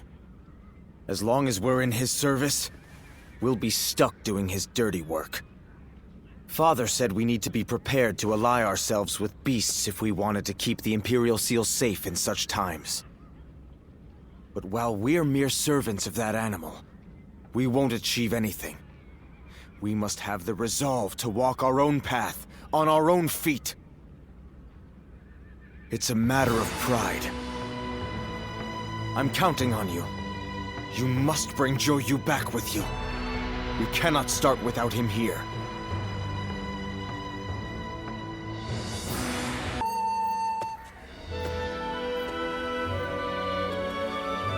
They said he would send a messenger, but I hadn't imagined it would be you. I have a rough grasp of the situation already. Sun Ce and I have exchanged messages at every opportunity. Everything is ready on our end. We've all been waiting for this moment. I'd really like to move out immediately, but...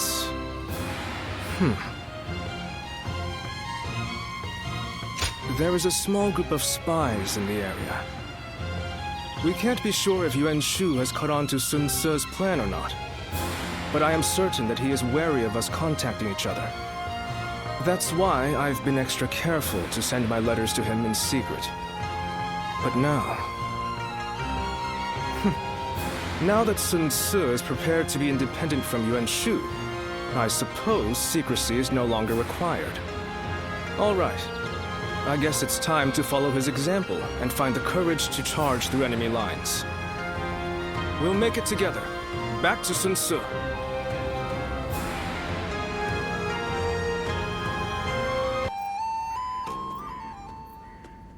I thought you might have worried yourself to death.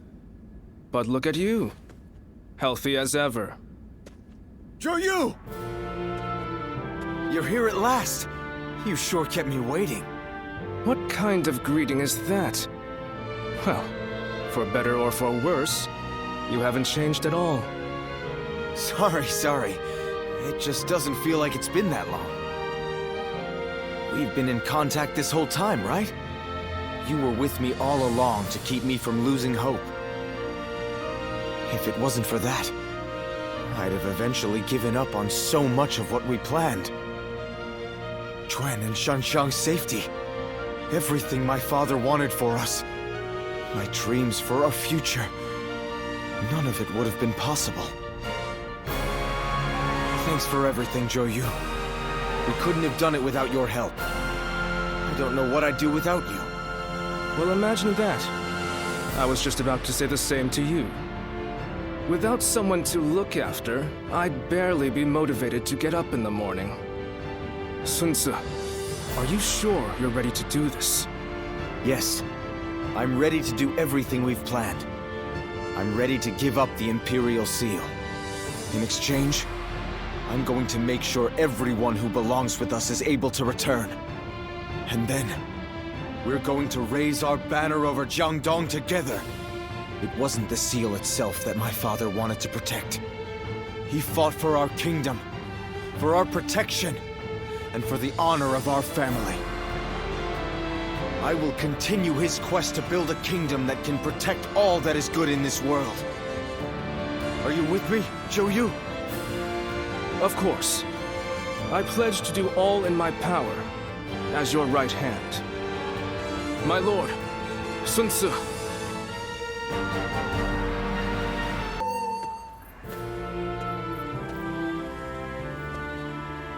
Sun Ce has dispelled his doubts and discovered his path. Though lacking the wisdom of years, his spirit burns with unmatched fervor. If his small spark is guarded and given proper kindling, eventually it will grow into a great blaze.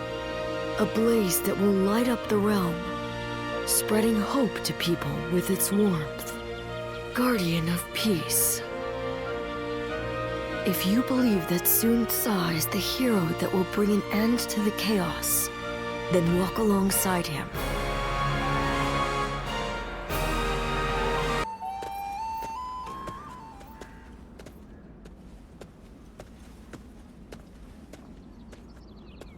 Did it go well, Sun Ce? Yes. The Imperial Seal has been delivered safely. Yuan Shu must have been desperate to get his hands on it. He accepted all of our demands without a word of complaint. Now we finally got Huang Gai and the others back. And we're no longer mere tools for him to use. Good. I'm glad to hear it. You seem happier than you were during our days guarding the seal.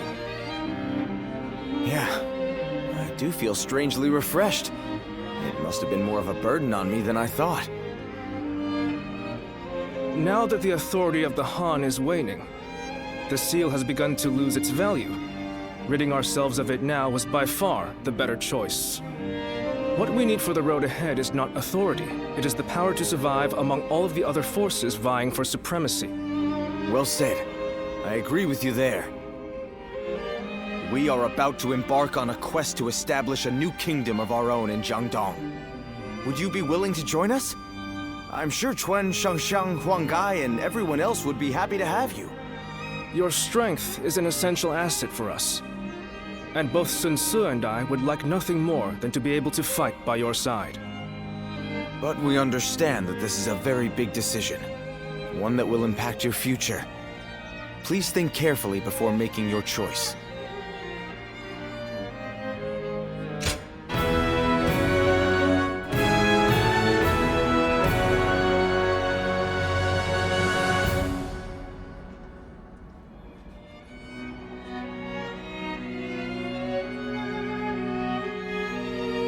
Really? You'll join us? Thank you. You've made me a very happy man. Yes, thank you. You've given us all so much hope. It's strange. The moment I heard your answer, my mind was suddenly filled with grand dreams for our future. You're quite enthusiastic about this, Zhou. It's so good to have you with us. Together, we will build a kingdom of our own.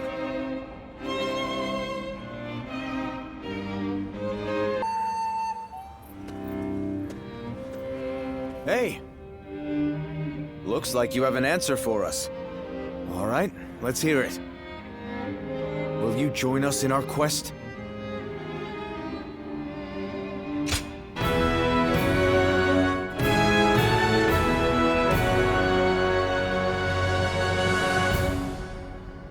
Really? You'll join us? Thank you. You've made me a very happy man. Yes, thank you. You've given us all so much hope. It's strange. The moment I heard your answer, my mind was suddenly filled with grand dreams for our future. You're quite enthusiastic about this, Zhou. It's so good to have you with us. Together, we will build a kingdom of our own. Cao Cao rose above his many rival warlords to gain control over the imperial throne. He made great efforts to establish a new regime centered on Shu. In the face of this, Yuan Shao and the other powerful clans could not remain docile, and their ambitions were soon laid bare. Elsewhere, Sun Ce worked with Zhou Yu on a plan to gain independence from Yuan Shu. In their youthful eyes, possibilities seemed to stretch out all the way to the horizon. Although Liu Bei had now allied with the peerless warrior Liu Bu, he fell into doubt, unable to decide on the path he should take. With the entire land facing great uncertainty, its heroes also stood at a crossroads. Chapter 4. Sun Ce rises up in Jiangdong. Liu Bei faces a quandary in Chiapei. Cao Cao fights a decisive battle at Guandu.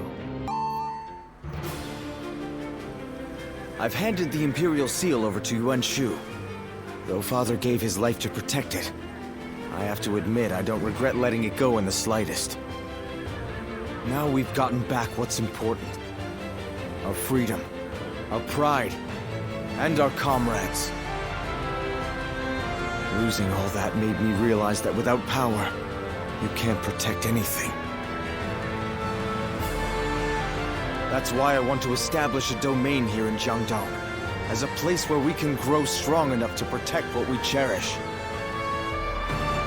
I know we still have a long road ahead of us, but will you stand by me all the same? You don't even need to ask. Indeed, our resolve is as hard as iron. As vassals of the Sun Clan, all of us are ready to follow you to the very end. That's good to hear. I'm glad to have found such reliable allies. By the way, brother, I haven't seen Shang around. Our sister should be returning soon enough, along with another ally of ours. Who might that be? Ce, we're here. Ah, good.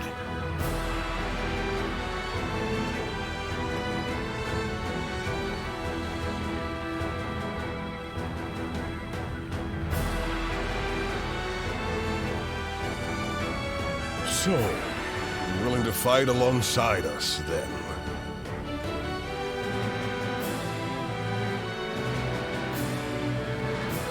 The pleasure is all ours. After all, there are a lot of things we'll be needing your help with. That should be everyone. Yes, it's true that we're starting over from nothing. But with all of you, I know we can accomplish our goal. I will do my best in whatever way I can, but I'm also counting on each of you.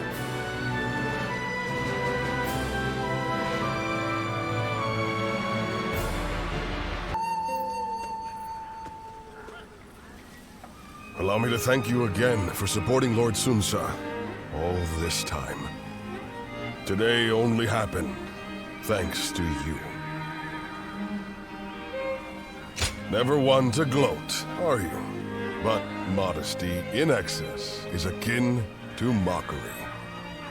Now, this is coming from an old grouch like me, so just take the compliment for once. And now we are fellow officers of the Sun Clan, so let us both do our best to bring Lord Sun Ce's success, and fulfill Lord Sun Jian's wishes.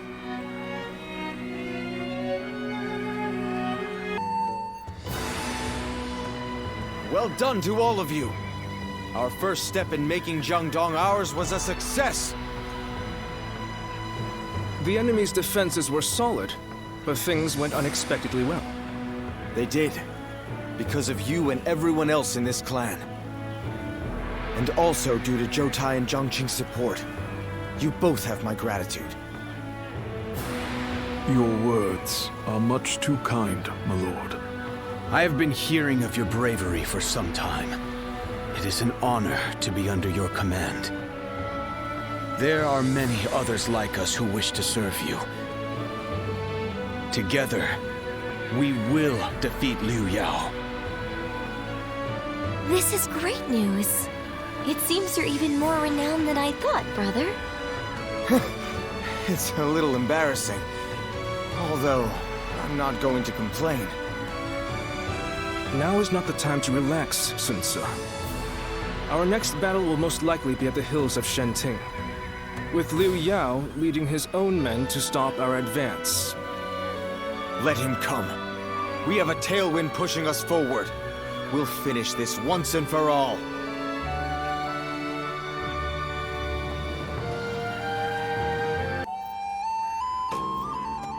I almost didn't recognize you. I see you have new clothing. It suits you well. Ziluan, I must ask you again. Can the hero you've chosen bring peace to the realm? Of course, nothing has been settled yet. But be careful. For if your hero throws this land into turmoil, I must put an end to him. Pray that our paths merely intersect and do not collide.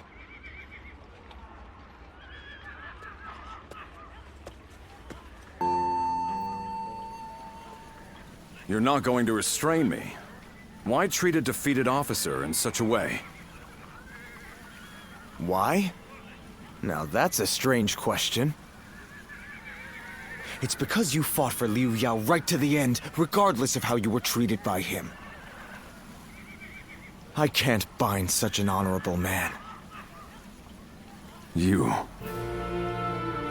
I, for one, admire that kind of mindset, Taishi Ci. And so I want you to join us. I think you could make a strong addition to our forces. Well, I am impressed. You know, I have met many warriors in my life. But you're the first to come and say something like that to my face. It would be wrong to brush off such an offer. From this moment on, I, Taishi Ci, will serve the Sun clan. Thanks, Taishi Ci. It's good to have you on board. Aye. Well, then, if I may, I would like to have an opportunity to prove my loyalty. I want to gather my troops who have dispersed. They are all tough soldiers. I expect they will also be willing to follow someone like yourself. Is that so? Well, we'll need all the help we can get. Hold on, Lord Sun Ce. You are placing faith in a man who was an enemy just moments ago. He may use this as an opportunity to escape, or try to drag us into a trap. Chengpu. He said he's with us, so whoever he served before is irrelevant. He's now our ally, and I don't want to doubt one of my own men. Sun Ce. I understand that, but Lord Chengpu is right. We don't know what might happen. Then send some troops along with me to watch over me. I swear that I will not betray Lord Sun Sua's trust. I assure you, I will return here with my troops in tow. Until then, I must ask for your patience.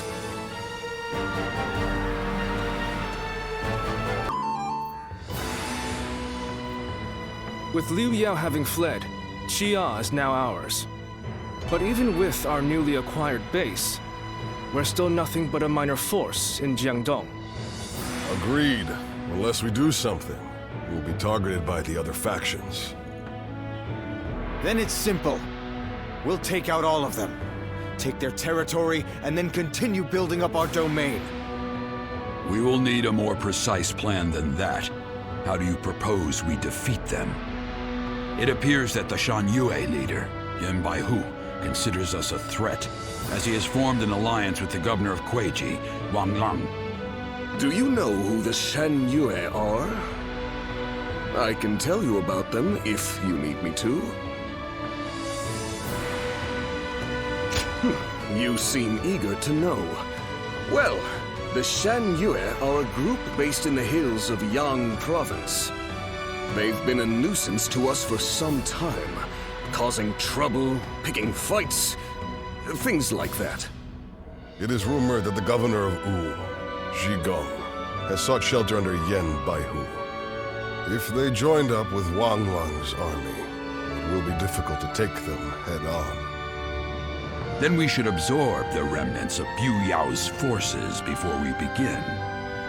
That way, we can reorganize and strengthen our army. Momentum is also important, is it not? If we wait too long, they could start attacking us. Even so, troop numbers are critical. If only we had a way to quickly replenish our losses. You needn't worry about having to reorganize the remnants. I have returned from my mission. I have gathered my troops and the remnants of Liu Yao's forces. They are now awaiting orders outside the castle. It would be best for you to go and see them for yourselves, but in any case, you should be able to mobilize more quickly now. Thanks, Taishitsu. We owe you for this. We do need to see how many new troops we have, but I suspect there will be enough for us to launch an attack on Wu. It seems your generosity has benefited us greatly once again. No, I didn't do anything. This is all thanks to Taishitsu keeping his word. Anyway, there's no time to waste. Let's get ready!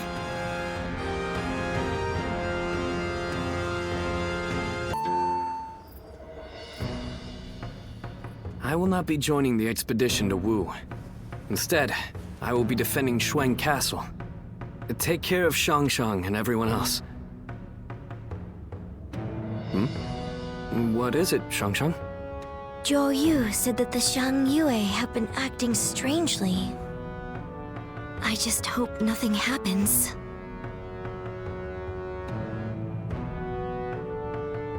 I agree. Xuan Castle is far from the front lines. And besides, I have dependable bodyguards. Zhou Tai, take care of Chuen for me. Understood. Zhou Tai may be quiet, but he's loyal and an outstanding fighter. No harm will come to me while he's by my side. We will make sure no one is able to attack you from behind, Shangshang. You can focus all your attention on the attack on Wu. All I ask is that you give Sa as much support as you can. Okay, I will. And I'll be sure to send news of our victory. So please, just be patient.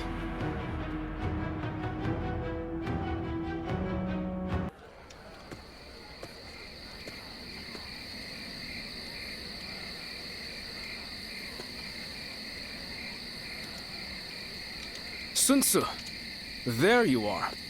The feast is missing its hero. Sorry about that. I've been feeling kind of uneasy. It's taken so long. We lost our father, traveled all over fighting for Yuan Shu, traded the Imperial Seal to get everyone back. And now, at last, we have a place to call home. Indeed, it has been a long road. But without a doubt, you have done well, Sun Tzu. And yet, this is only the beginning. You're right. My goal hasn't changed one bit since that day. To live up to my father's ideals, and build a kingdom that can protect our citizens and people across the land. If I'm to succeed, I'll need your continued support, Zhou Yu. Of course. I'm your right-hand man. No matter which path we take, I'll be there to the end. Let's get back to the feast. I'm sure a single night of fun is within our rights. Hey, aren't we usually the other way around? Watch me, Father. I'll make it happen.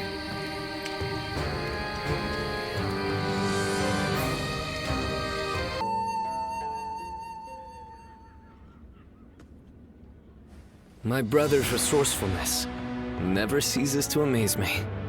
His decision to give up the Imperial Seal and declare independence was bold. The momentum has brought us the power to build our own kingdom. He's just like Father was before he died. No, his deeds go beyond even that. Greatness. I am indeed proud to call him my brother. But you have also aided him time and time again. Please, allow me to express my gratitude as well. Perhaps it is presumptuous of me, but I thank you on behalf of the entire Sun family.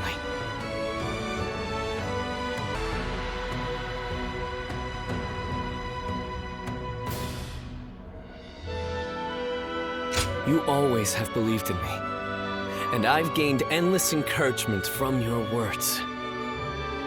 But looking on it now, my brother has gotten so far ahead of me. I had hoped that one day I would catch up to him. But at this rate, if I am to support my brother, I must aim higher and higher so that I may stand on the same ground as he does. Whenever I talk to you, I start to realize how I should be living my life. It's something in your eyes that guides me. What should I do with my life going forward? I feel like being with you will eventually yield an answer. It hasn't been long since my brother first dashed into the fray. He will achieve even greater glory in the days ahead. If I follow in his footsteps, I too will get to see the vastness of the world. I want you with us every step of the way. When my brother rules the land, I want to gaze upon its splendor with you by our side.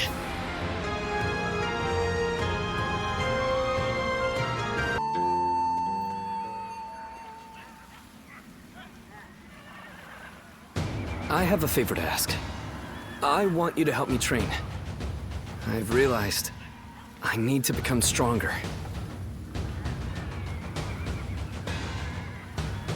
While your attack on Wu was underway, we were assaulted at Xuan Castle by the Shen Yue. It was nothing unexpected, and we were fully prepared to fend them off, but they used some kind of strange magic, causing our army to lose discipline and crumble. I only made it through thanks to Jotai, but he sustained a great number of injuries while trying to protect me. We were not sure if he'd make it, but a man named Yuan Hua saved his life. I believe he's your acquaintance? Please, give him my thanks. In truth, I feel disgusted with myself. Safe within the castle with my bodyguards, I grew complacent. And that led to Jotai being injured. He has told me to not worry about it. I consider myself fortunate to have met such a noble man. On the other hand, I am weak. A coward. I put him and everyone else in danger. I must become strong, like Tsa, and repay my debt to Jotai and the others. I will need to train both my body and my mind. Let us start whenever you're willing. Everyone trusts you. So I believe you'll be the ideal training partner to help me better myself.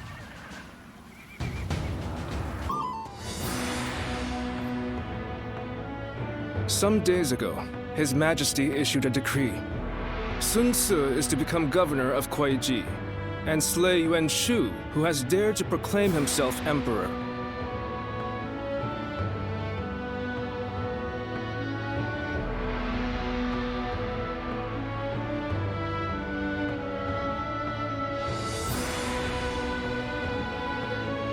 Father was governor of Changsha, and now you've reached the same rank, brother. You've done us proud. Enough of that, Chuan. This is something I could never have accomplished alone. The only reason the Emperor appointed me is because everybody helped me come this far.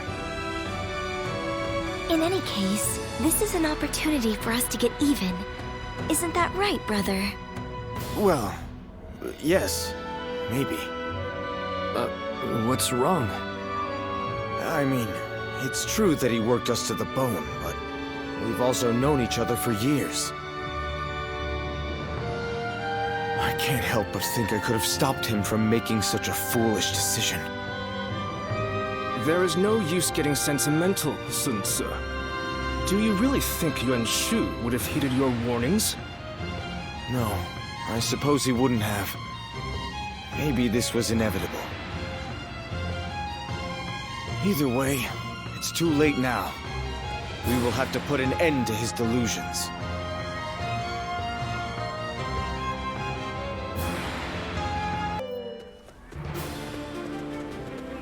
Lord Sun Ce, there you are. Allow me to thank you for heeding the call. We also have a score to settle with Yuan Shu. The Emperor's order was a blessing, if anything. We know exactly how he operates, and exactly how to counter him. That is reassuring. It feels as if I'm talking to Lord Sun Jian himself. Your father was by our side when we fought to put down the Yellow Turban Rebellion and slay Dong Zhuo. We saw for ourselves why he was known as the Tiger of Jiangdong. I hope to see you match your father in battle. Yuan Shu's army is nothing but a swarm of pests. Your assistance will not be required. You think you'll outperform us, do you? We'll see about that.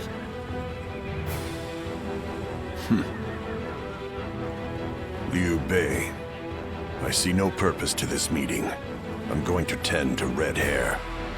You've got some unique acquaintances, don't you?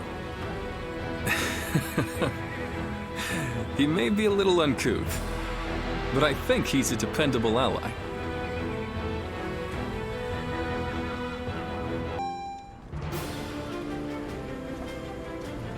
Well, look at you.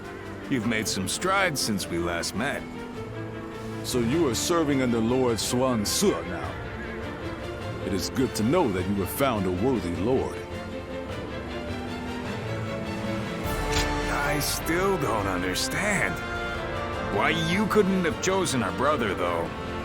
Do not take Zhang Fei's words to heart. He simply misses you. But looking at who's here, it reminds me of the times we fought Zhang Jiao and Dong Zhuo. Our brother, Lord Cao Cao, and Lord Sun Jian's successor, Lord Sun Ce. Indeed, it does take me back to those days. Once again, the fiercest warriors of these dark times have gathered. Yuan Shu will be no match.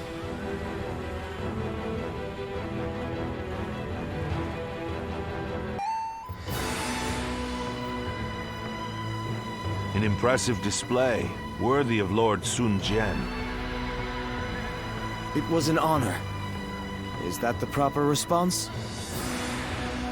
But really, I was given the title of governor, and this was the least I could do.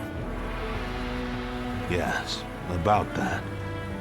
His Majesty is considering giving you the title of the general who attacks rebels, and making you the Marquis of Wu.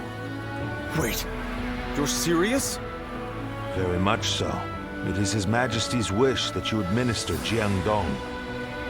You would not dare to refuse this offer, would you? Of course not. I gladly accept. Please express my gratitude to His Majesty. Very well. I shall do so. I look forward to seeing even more feats worthy of your lineage, little conqueror. Little conqueror.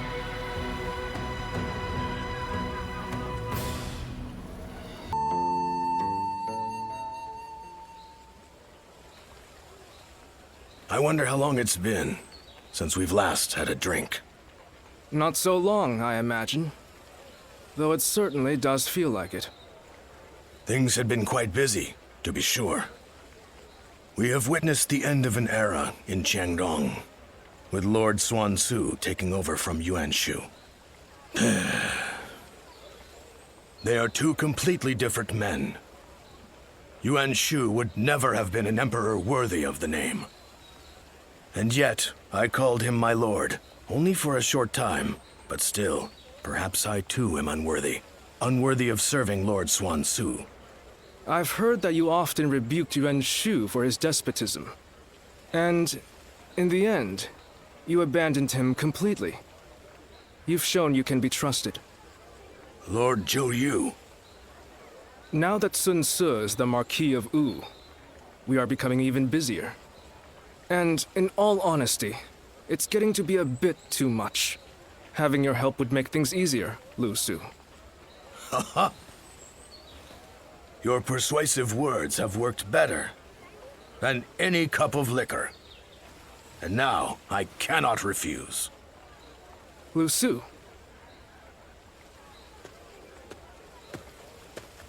Ah, you're just the man I wanted to see. Allow me to introduce Lu Su. He will be fighting alongside us from now on. I am glad to be in your company. Ah, Lord Zhou Yu has spoken of you a number of times. He is a close ally who has remained with us through our darkest days, trusted by his lordship and many others. One of those who got you to where you are today, then. I shall have to work hard to gain your trust as well. So then, what do we need to focus on at the moment? Our territory has spread as rapidly as the rays of the rising sun. As a result, we lack stability. Of course. One is often at the most vulnerable when things are going well. I should be able to help you on that front. I shall serve as your arms and legs as we pave the way for Lord Xuan Su's road to conquest.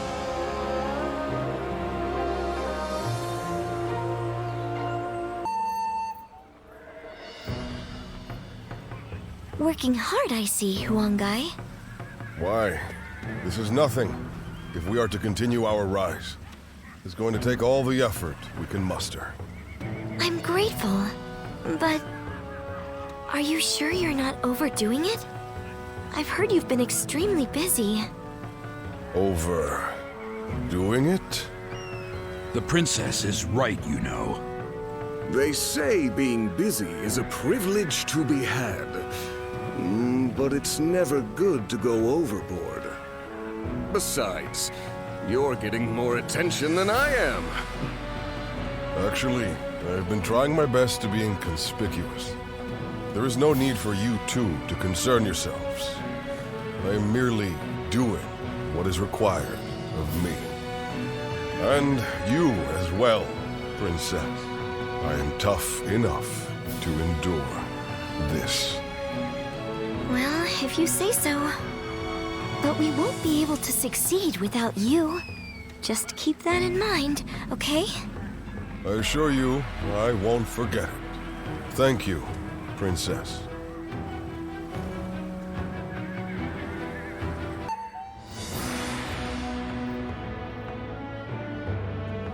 Attack Jing Province and defeat Liu Biao. That's what the Emperor has ordered? Yes. Although we should bear in mind that Cao Cao is likely to have influenced the Emperor's decision. I know we should be glad we have the Emperor's trust, and a chance to avenge Lord Sun Jian. But it doesn't feel quite right. It's like we're dancing to Cao Cao's tune, like when we fought Yuan Shu. It seems that Cao Cao intends to take on Yuan Shao, who now dominates Hubei.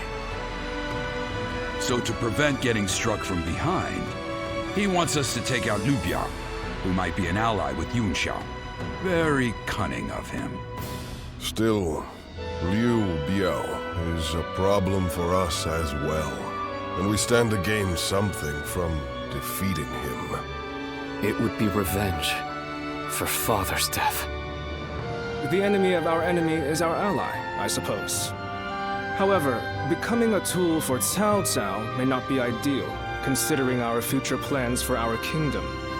Cao Cao took advantage of chaotic circumstances to gain control of the Emperor, so I realize that we need to be careful with him. But I think I'm going to obey the order. We of the Sun Clan are the Han's loyal warriors. That was the ideal Father always strove for. It would be a disgrace to him if we refused a call for aid from the Emperor while claiming to be building a kingdom that will protect the people. Lord Sun Ce. This isn't the time to waver. We now have the strength to take on Liu Biao. This is for Father. Let's get our revenge.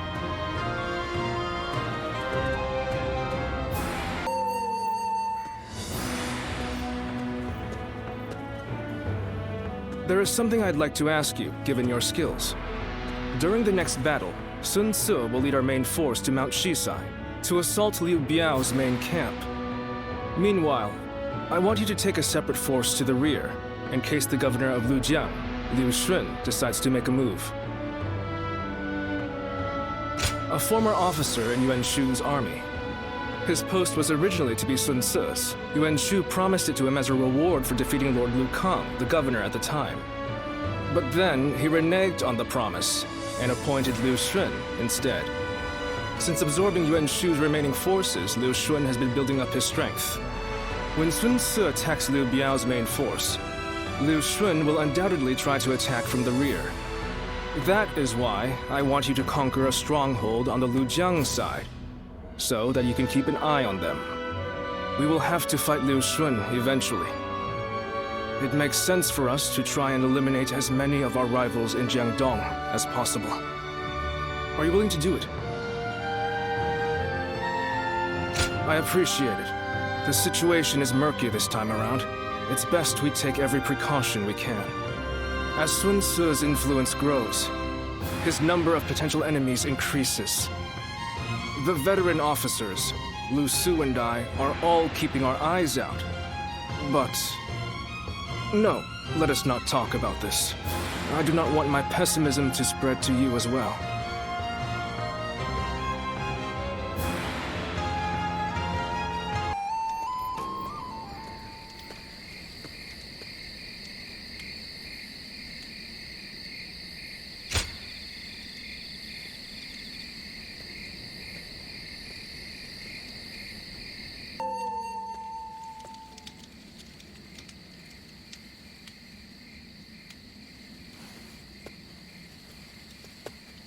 Zuluan, it's been too long.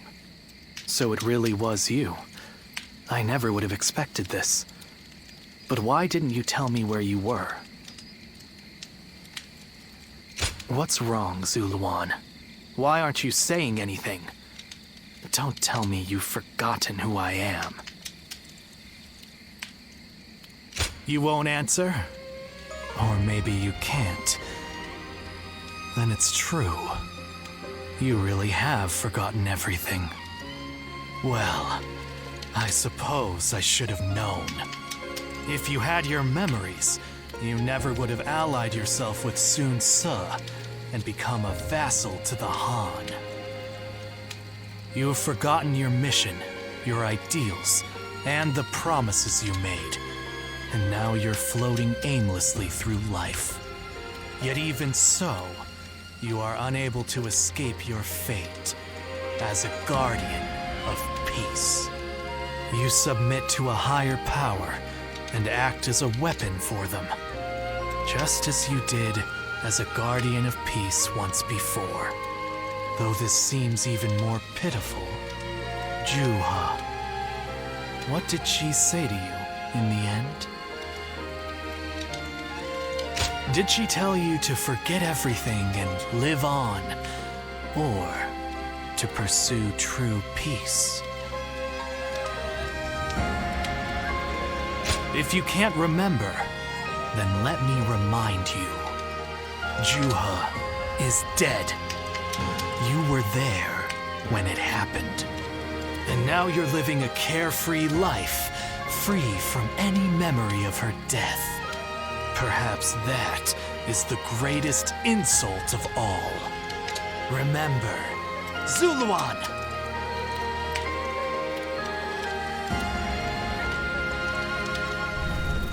Are you crying?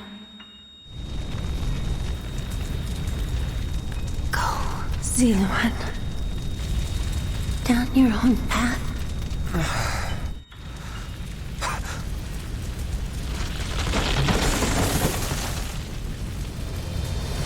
you crying? I'm fine.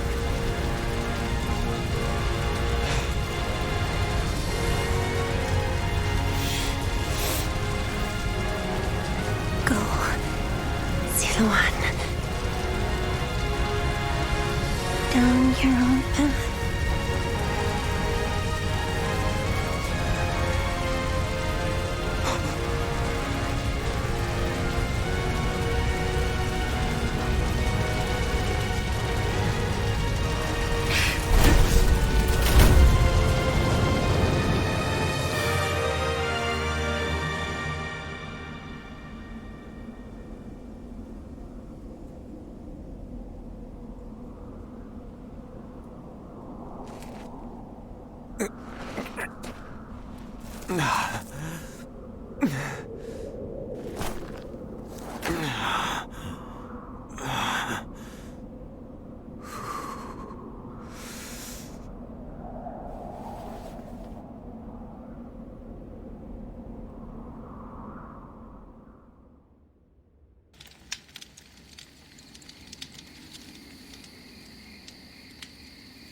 I thought you had both died. I never imagined.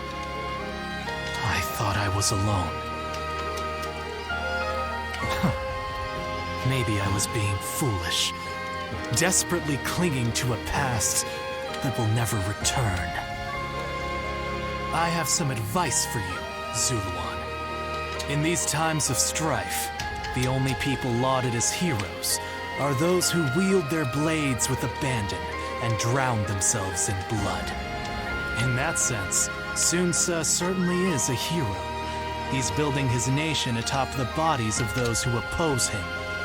If you choose to follow his path, I will not hesitate to stand against you once more.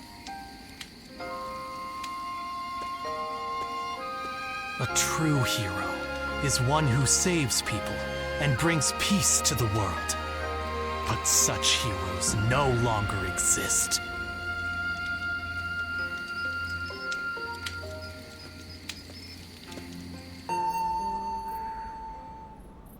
Juha. I see. I had been wondering who she was, and why she chose to help you.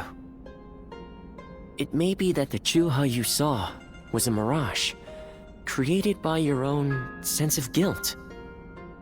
That seems to be the logical conclusion. Zuluan, I believe now is the time for you to face the real Juha. You should figure out what it was that all of you staked your lives to accomplish. You, Juha, Bailuan, and all of the Guardians of Peace. Don't you think you're underestimating me, Zuluan?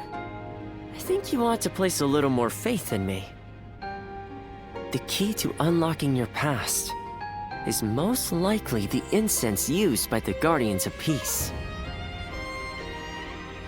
I investigated your village and went through just about every relevant text I could find.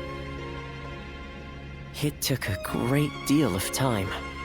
However, I'm afraid the truth is crueler than you might imagine, Zuluan. I would understand if you wish to avoid learning the truth. That too is a valid choice. But if you do decide you want to unravel your past, it would be my duty as a doctor to offer my full assistance. That said, we had best try out the incense first of all. I will be rather embarrassed if it doesn't help you remember anything.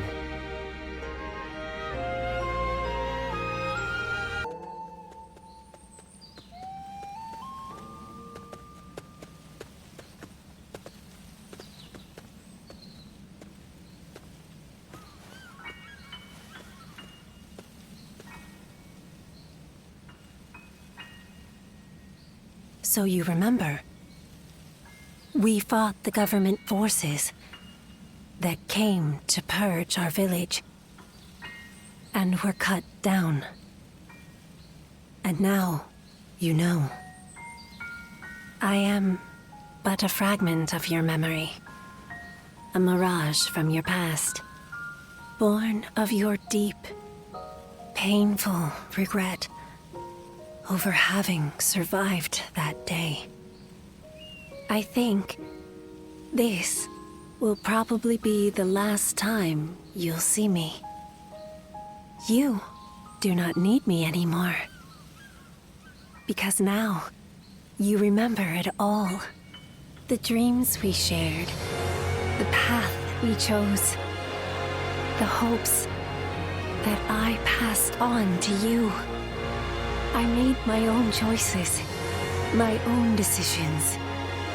I lived my life without regrets. Feeling guilty for our deaths only cheapens our resolve. So please, do not blame yourself anymore. From this point on, do not let your desire to atone for your past shape your future. Instead, be guided by your will to see your choices through. Now, go forth. You do not need to look back at us anymore. And thank you.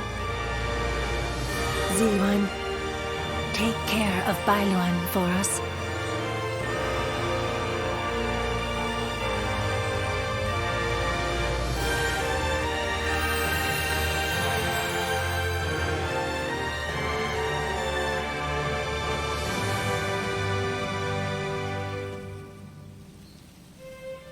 Good. It seems you were able to remember Chuha. That success is a weight off my mind. You did well. I officially pronounce you cured, which means my work is complete. Yes, there is nothing more to be done. Well, I haven't really decided just yet. That's sad. I've always thought of visiting the land where my father studied medicine. Perhaps now is the time. As for you, Ziluan, you will be fine without me. Now that you know who you are, you're free to live your life as you wish.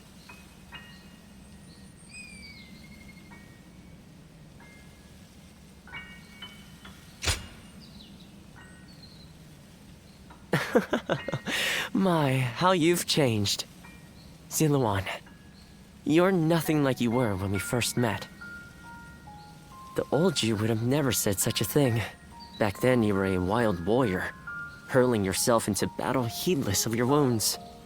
But yes, despite my teasing, our journey has been one of the most rewarding times in my life. I met so many people, all fighting to survive this chaotic era. On second thought, maybe I could linger for a while longer yet. After all, what better place to fulfill my duty? Well, I call it a duty, but it's a humble matter compared to the exploits of someone like yourself. I learned medicine from my father, and he from his father. Along with that knowledge, they passed down the ideal of healing the sick and aiding the wounded. Now that I'm of a certain age, it's my duty to pass that ideal on to someone else. Just as Chuha passed her dreams and ideals on to you. Which is a roundabout way of asking, would you let me travel with you a little while longer? Thank you, Ziluan. I mean, that is to say, I shall continue to be at your service and provide what help I can.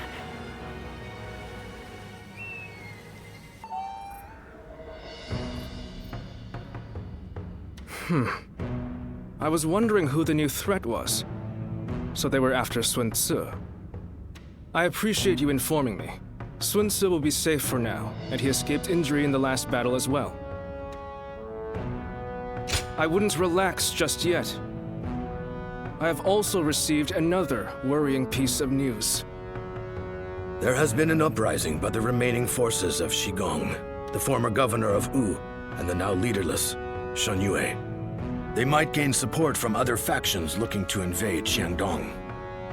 If we attack Liu Biao without taking care of them, the ground we stand on will swiftly collapse. We have made all this progress through sheer momentum and the force of Sun Ce's will. But now, the cracks are threatening to show. It may be wise for us to hold for a moment. We cannot proceed without solid footing, after all. But I know Sun Ce, and he's not one to just stay put.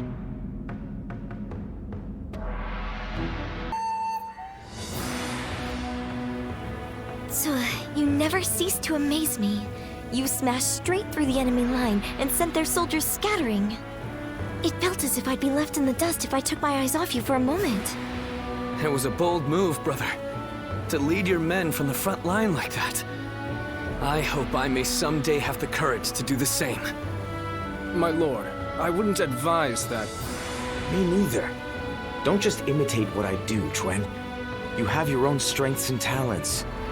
Charging ahead like an enraged bull is just in my nature, though I suppose I may have inherited it from my father.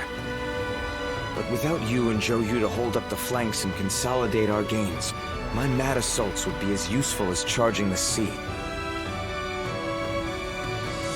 Sun Ce. What's with that look? I'm just following your advice and trying a little self-reflection. But, Ce, you didn't mention me. What do I bring to the table? Well, that's easy. You're just as crazy as me and the old man. Next battle, let's smash through the enemy lines together. Thanks for that. This family. But come now. Your kingdom is growing stronger by the day, which is why you must move to solidify your position. I've been hearing some disturbing rumors from the north. A new storm may soon be upon us, and we do well to prepare for its coming. So once we've quashed this rebellion, Ce should take a rest from his labors and leave the work to his faithful siblings, right? There are no enemy lines to smash at the moment. A perfect time for you to rest and recuperate, Ce, until your particular talents are needed again. All right, all right. You know what? I think I'll visit Father's grave. A lot has been going on, and he'll want to hear the news.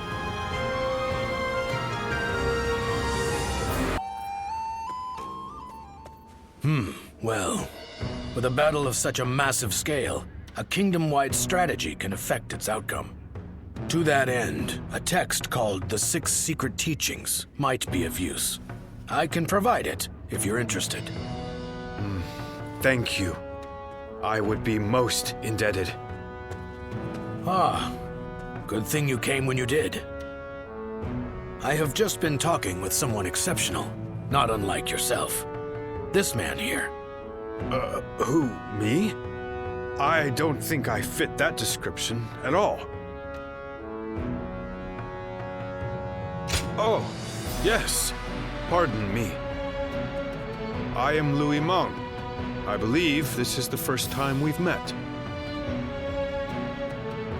He is the mightiest of all our young officers, and is also highly talented in matters unrelated to war.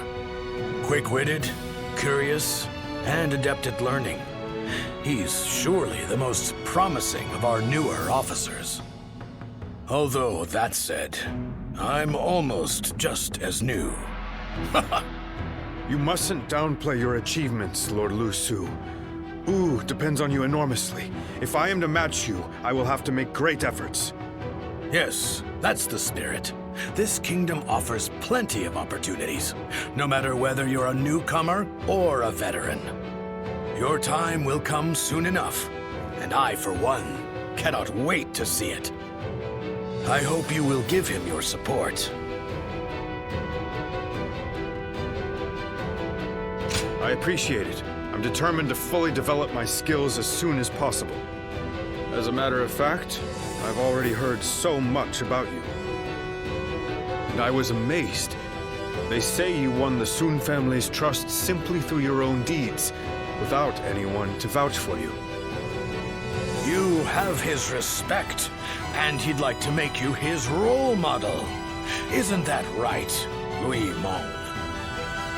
Lord Lusu! I'm the one who's embarrassed. I should have asked him to keep that secret. In any case, I intend to continue improving. Even more so now that you've heard that. I hope we can better ourselves together.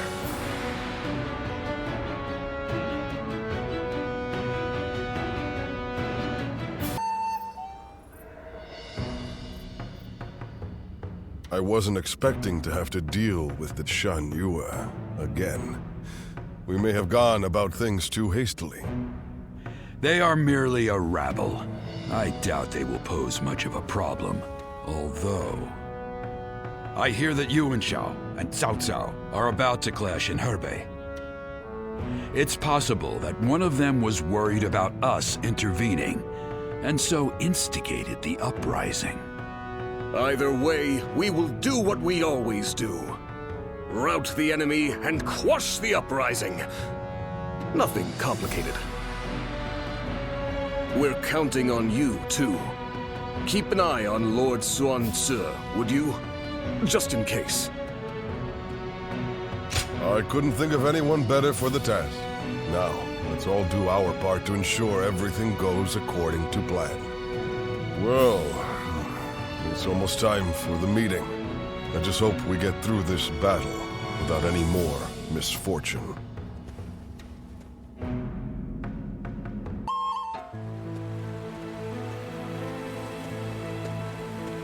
Zuluan, hear me. Your hero shall never take flight again.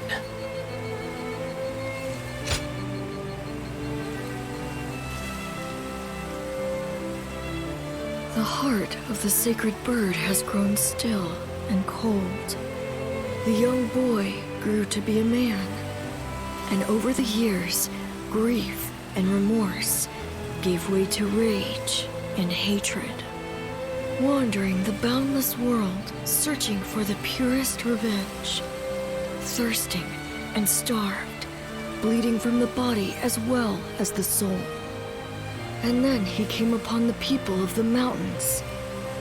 But how could you possibly fathom what lies within his heart?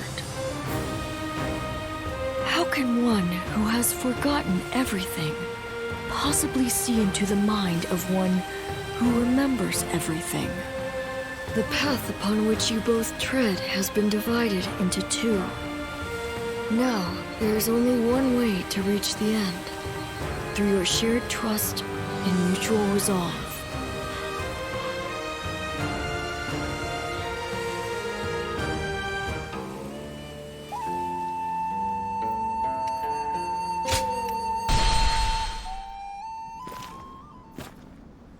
I must be caught up in some bewitchment.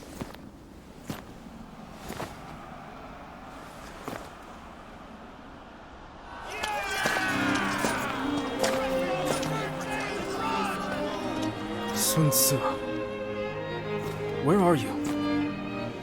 Well, we won. Looks like they won't need me leading the charge anymore.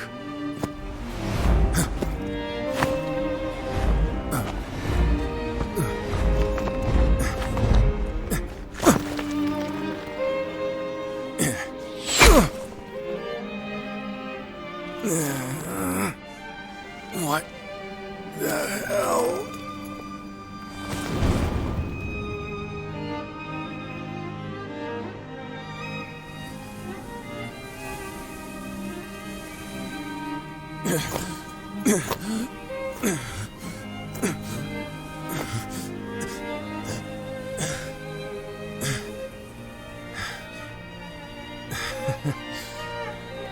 I didn't expect this.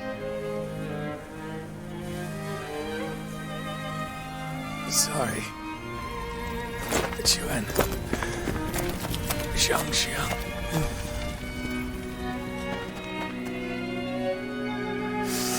Jiu Yu. Hear me. My friend. Our country. Our family. You must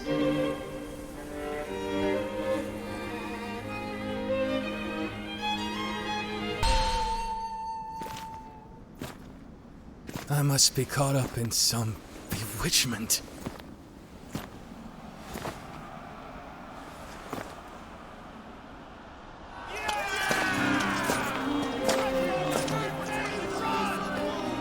Sun Tzu, where are you? Well, we won. Looks like they won't need me leading the charge anymore.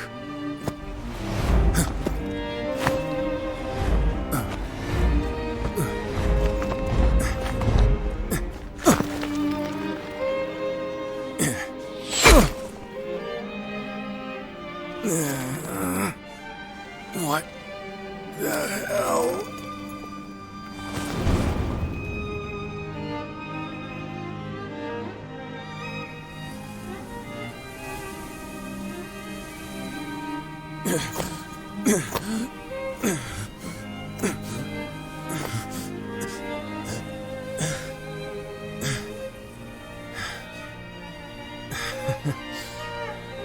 I didn't expect this. Sorry. Yuan. Xiang.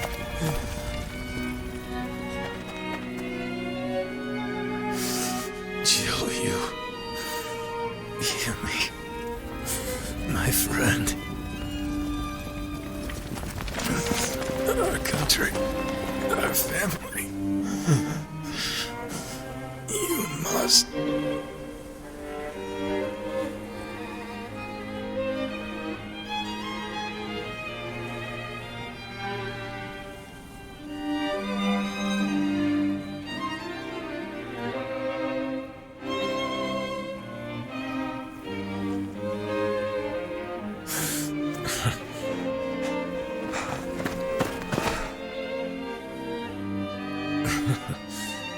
Took you long enough.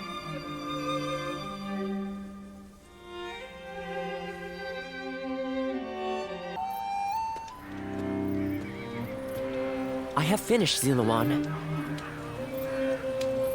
He has survived, though he is still unconscious. Such deep wounds would have spelled death for most. It seems he was born with an exceptionally strong constitution. But I must say, even if the wounds do heal, I'm not sure if he will ever be able to fight the same. I must ask you something. Do you intend to let Lord Sinsua go into battle again? Knowing him, he will not wait for his wounds to heal before heading back onto the battlefield. His impatience will be the death of him. I will make sure he gets enough rest, no matter what either of you say.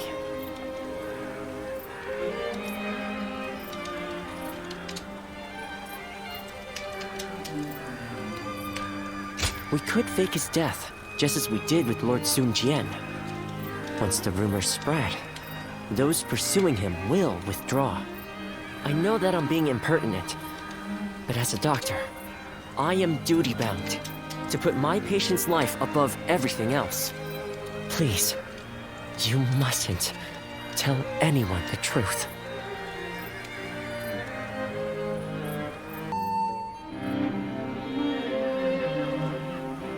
So, my brother really has... Yes.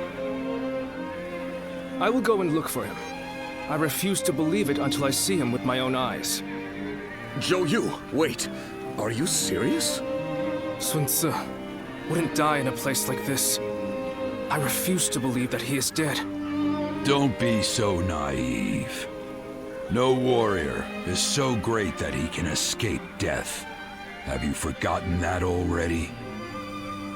But Lord Changpu... You are no fool, Zhou Yu. That is why you of all people should understand. What is the correct choice in this situation?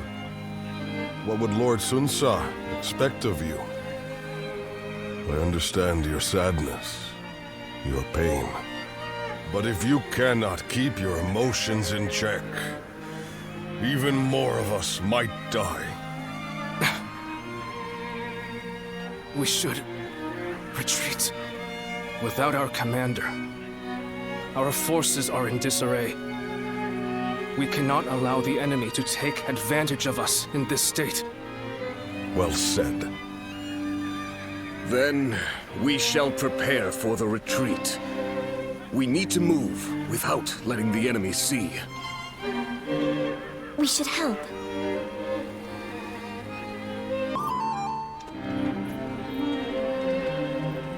My brother really is gone, isn't he? Everyone must be feeling devastated. Zhou Yu and Shangsheng too. Although they're trying to act strong. But I don't understand. I can't work out what this is I'm feeling right now.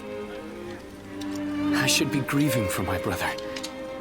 But what I feel is so much less admirable than that. Rather than grief, I simply fear the responsibility that now falls upon me. Can I really take over my brother's role? It's kind of you to say so. But no. I must do whatever I can in his stead. I need time. My apologies, but I would like to be alone. Cao Cao emerged victorious from a decisive battle with Yuan Shao, becoming the most powerful individual in the land. He actively strove to establish hegemony over Hebei, and in turn, the entire land. The Sun clan fell into turmoil after being tragically deprived of their lord once again. However, with their combination of capable youth and dependable seniority, they were able to secure territory for the kingdom of Wu. Their future now lay in the hands of their young leader. Liu Bei had yet to establish his territory and could not realistically attempt to gain supremacy. But he focused on gaining something worthwhile out of his indecision. The turbulent sea of the era turned into a powerful whirlpool, and before long, into a violent torrent. Chapter 5. With Chu Galiang's assistance, Liu Bei decides on a plan to gain power. A decisive battle is held at Chibi. Recently, we have been hearing reports of potential upheaval in Lujiang. There are rumors of Governor Li Shu plotting a rebellion. Another rebellion. Things have been getting worse and worse since we lost Lord Sun Tzu. The death of a leader always brings conflict. We should consider this a good opportunity to eliminate some of our rivals. I have also heard that Li Shu is receiving support from Cao Cao. We should quell the rebellion swiftly, if only to suppress his influence. What say you, my lord? Yes, I agree. Many thanks. Now then, let us prepare our troops for battle. The kingdom has not yet recovered from the loss of our leader. How about taking the field yourself to prove your might to the other lords? Fine. I will defer to you in terms of battle plans, Zhou Yu.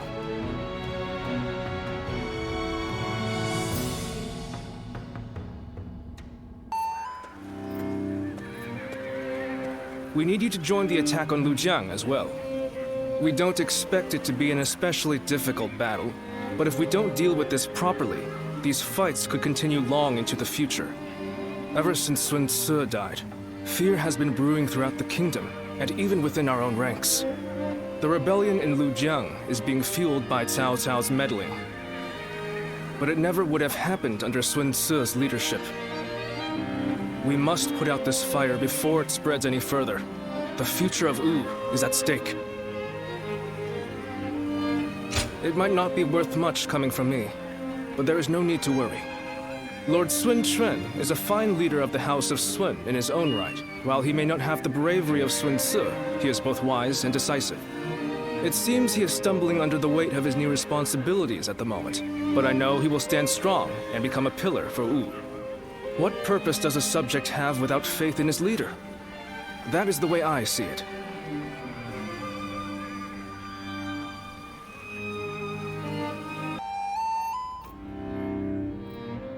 It is indeed very unfortunate that he lost both his father and a brother, but he cannot expect to lead if he continues to be so timid. Lord Zhengjiao, you may wish to speak a bit more softly. I must speak loudly if I am to be heard. If you doubt our leader's ability, you should close your mouth and raise your banner in revolt. That's what I would do. If you lack the conviction to challenge him, keep it to yourself, Zheng Chao. Nothing's more useless than a retainer who offers only compliments. I did not intend to sow doubt. But as it stands, Lord Sun Quan is the leader of a kingdom. If he doesn't get a hold of himself soon, there will be trouble. Hopefully, the next battle will be a turning point for him. Despite what he says, I get the feeling that Zheng Chao is more worried about Lord Sun Quan than any of us. Yes, true loyalty can be a difficult thing to perceive. Be that as it may, we are only officers in the House of Sun. It is not our duty to meddle in our leader's personal affairs. Very true. There are some things that Lord Sun Quan must face himself. For now, we should keep our thoughts to ourselves and prepare for battle. That is the best way to express our devotion to our Lord.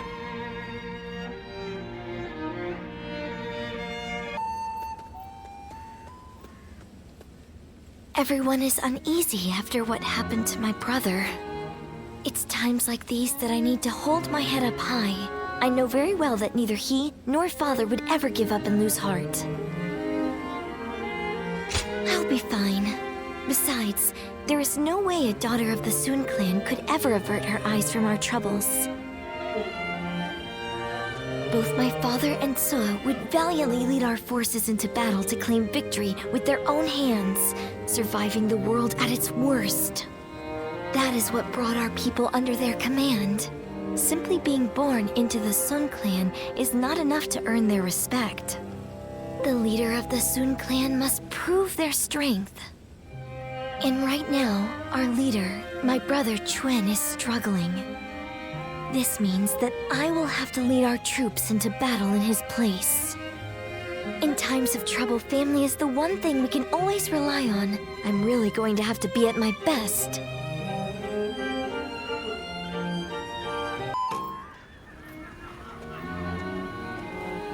Lord Sun Quan, you look rather discouraged.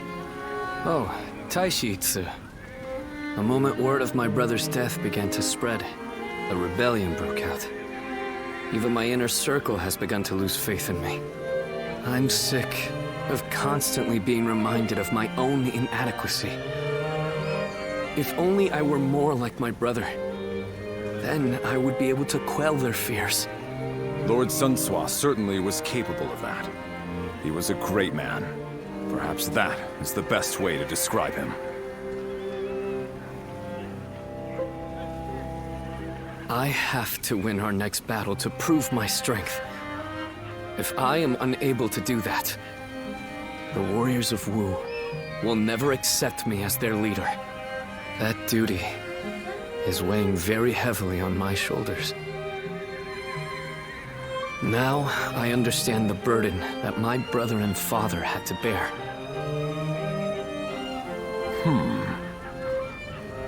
If I may, Lord Sun Quan. There are men under my command who know only of horses, and others who do nothing but read. Some can barely hold a sword. And yet, they are all excellent soldiers, with skills that can be put to great use in battle. Each of them is invaluable in their own way. The same principles applies to the differences between you and Lord Sun Sua.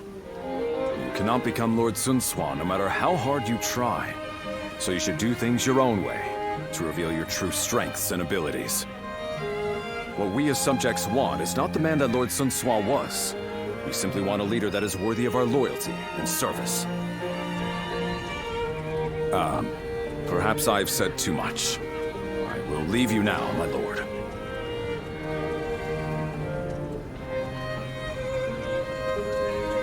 My own strengths. You have your own strengths and skills. You were right, brother.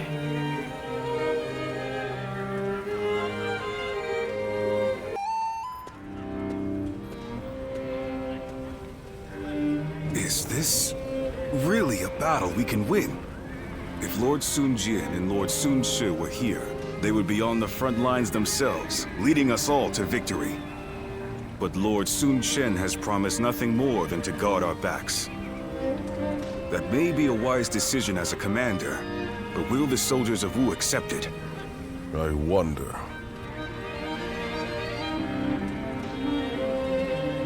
Lord Sun Quan, many of our men have expressed their dissatisfaction with our strategy for the next battle.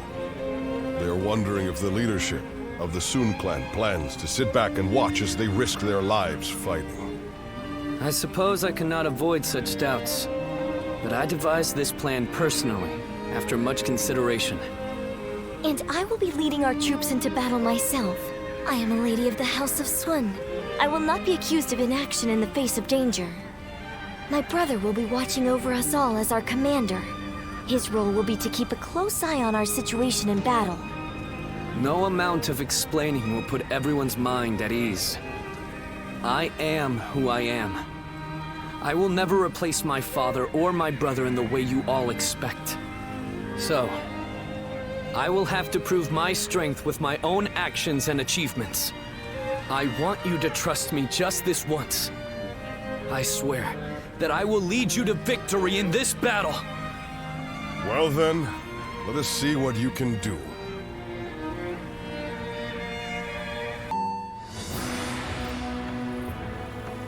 Listen up, everyone.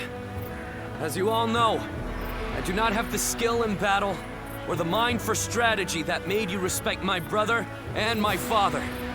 I don't have the strength or the courage to lead the charge. Sword in hand, to clear our path forward myself. However, I have my own way of fighting, and that is what will allow me to lead you all to victory. Our path forward will not open before a single hero leading the charge. It will be the combined strength of all who reside in the kingdom of Wu. That incredible force will carry us into a glorious new future. That is how Wu will fight together and thrive together from now on. There are those who fight boldly on the front lines, and those who valiantly guard our backs. We cannot win if either force is missing. You will all come to understand that very clearly in this battle. In this kingdom, and in this army, no one is without a purpose. Each and every one of you is irreplaceable, like family. I trust that everyone will contribute to Wu in their own unique way. Please, all of you, lend me your strength.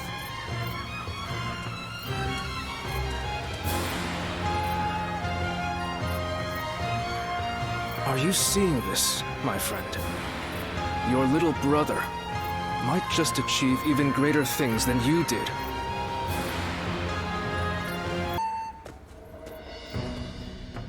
The battle to restore order in Luqiang ended very favorably. It was all thanks to Lord Sun Quan discovering his own strengths. He has brought our forces closer together than ever before. And I'm sure this will help to crush the ambitions of those who are looking to stir up trouble in the kingdom. You still have Cao Cao's meddling to contend with, but this is wonderful news. Quite. And it certainly doesn't hurt to have a steady flow of incoming talent like yourself. Oh, I wouldn't consider myself talented. I still have much to learn, which I plan to remedy with rigorous study. That's what I like to hear. The future of Wu is secure with you, Wei Meng. Now, about our next battle. I think with the momentum we have now, the time is right. We should march on Jing and avenge Lord Sun Jian by defeating Huang Zu. If we can all rally behind the same goal and unite as one to achieve it, our bonds with each other will grow even stronger. There are certainly many among us who desire revenge on him. Whatever the case, we cannot take this plan any further on our own.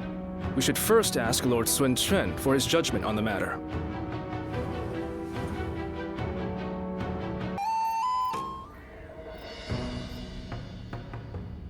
They want to take down Huang Zu. It's just an idea being discussed for now. I figured this would be a good time to hear everyone's thoughts on the matter. Not even Lord Sun Ce was able to avenge the death of Lord Sun Jian. We're certainly able and willing to do it now, but... Is there something worrying you, Father? No, I just thought it was a bit too soon to stir up trouble. But if this is what Lord Sun Quan desires, then we will respect his wishes. I too agree with the decision to attack Huang Zu.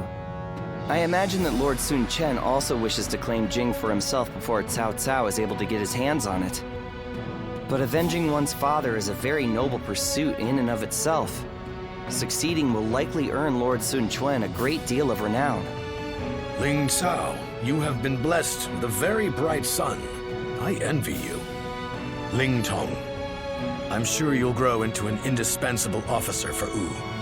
I hope to see great things from you. And with that, I will take my leave. I still need to discuss this with everyone else.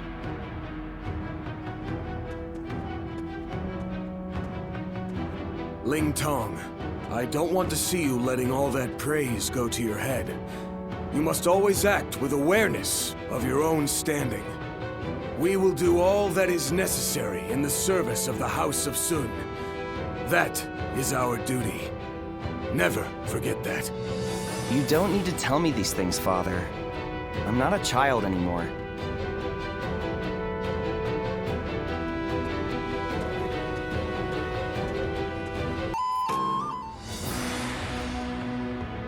I have heard you all. Your dreams for the Kingdom of Wu and your regrets at the loss of my father. Your thoughts on these matters have convinced me to mount this attack. In fact, they have made me believe that an attack is absolutely necessary.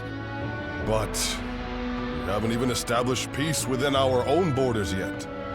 Obsessing over revenge while ignoring the unrest brewing in our own kingdom will bring nothing but needless bloodshed. Of course, I do not intend to ignore our domestic affairs, which is why I will be leaving some of our most reliable officers here in Wu.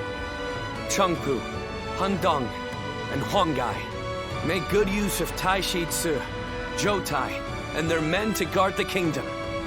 It pains me not to bring you into battle against Huang Zu, given that you served since my father's day. Lord Sun Quan, do not trouble yourself over our feelings. As your loyal officers, fulfilling our duty to you is our only desire. You've made this decision based on your trust in our abilities. That makes it much harder to reject your request. Forgive me. I know I ask too much of all of you. Please take good care of everyone while we are away.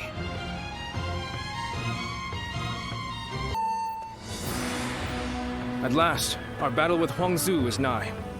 As I am sure you are aware, he is responsible for Lord Sun Jian's death. You could say that he is the sworn enemy of the House of Sun. Not even the renowned Sun Ce was able to slay him.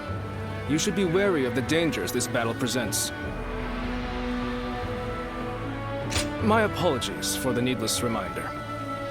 There are rumors going around lately that he has managed to recruit a hero renowned in Jing. I believe his name was Gan Ning. This battle is, in essence, a fight to bring unity to the Sun clan. I do not want any of us to die needlessly. I will do everything in my power to prevent that, of course, but I want you to keep a close eye on everyone as well.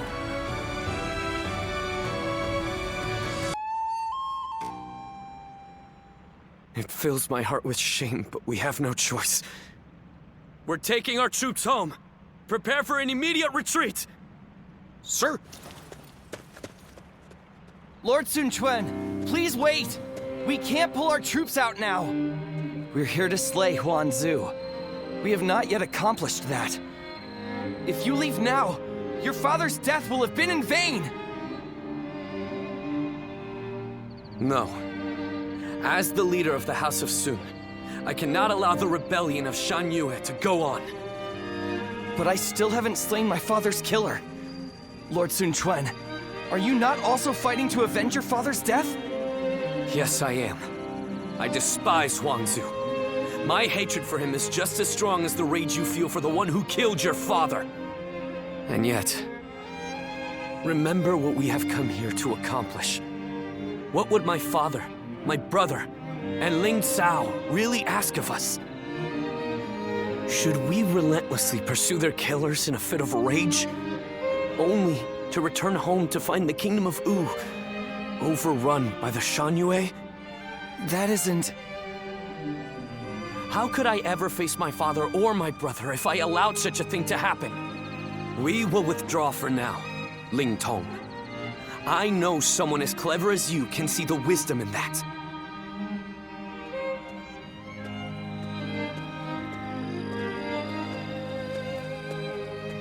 Father...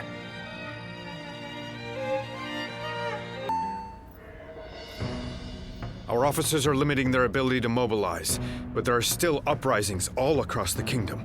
They seem to be centered around Kuei-ji. It seems that leaving the kingdom in your hands in anticipation of such a calamity was an excellent decision on my part. To stop this chaos from spreading any further, we must eliminate the Shan Yue. I am counting on all of you. I am at your command. I'd like to agree with your judgment here. But are you sure this is the right decision, Lord Sun Quan? I guess, if there ever was a time to speak my mind, it's right now. Driving out the Shan Yue won't bring an end to the fighting. What do you mean, Huang Gai? During the reign of Lord Sun Ce, I was tasked with negotiating with the Shan Yue. I spoke with them directly, and we even drank together as friends. Lord Sun Quan, if you tried to get to know them better, you would understand. The Shan Yue are just like the people of Wu at heart. They live just as we do. They love their families in the same way. And like us, they will pick up weapons to protect their homeland. And right now, you're trying to suppress them by force and threatening to take away all that they love. I don't think you will ever be able to bring a true end to the Shan Yue uprisings with that approach. Some of what you say does ring true, but whatever the circumstances, they have come to attack Wu and are therefore not worthy of mercy. They are a threat to our kingdom. Tell us, Lord Huang Gai, what exactly would you have us do? Are we to hand over all of the territory conquered by our previous leaders? I don't think any of us would find that even remotely acceptable. I will take some time to consider our approach to dealing with the Shan Yue. But whatever we ultimately do, we cannot ignore those who have become victims of this conflict through no fault of their own. If only for their sake, we should prepare to establish our presence on the battlefield.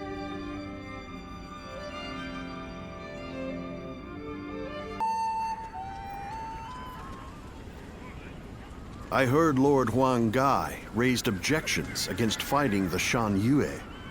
He even had a bit of an argument with Lord Zhou Yu earlier. Why would he ever even think such a thing, let alone say it out loud? Who knows? In my opinion, there was no reason to give up our chance to kill Huangzu if we weren't even going to fight this battle on our own land. The Lord Huang Gai has long served the Sun clan. I don't think he would suggest such a thing based on emotion alone. I really want to believe that, but there are many strange rumors going around about Lord Huang Gai. Some of them even go back to the days of Lord Sun Jian. Rumors? Yeah, like the one about how he isn't satisfied serving the House of Sun, or the one about him being with Lord Sun Jian when he passed. Lord Huji, you would do well not to speak so carelessly. But if those rumors are really spreading among our ranks, I think it might be worth reporting them to Louis Meng and the others.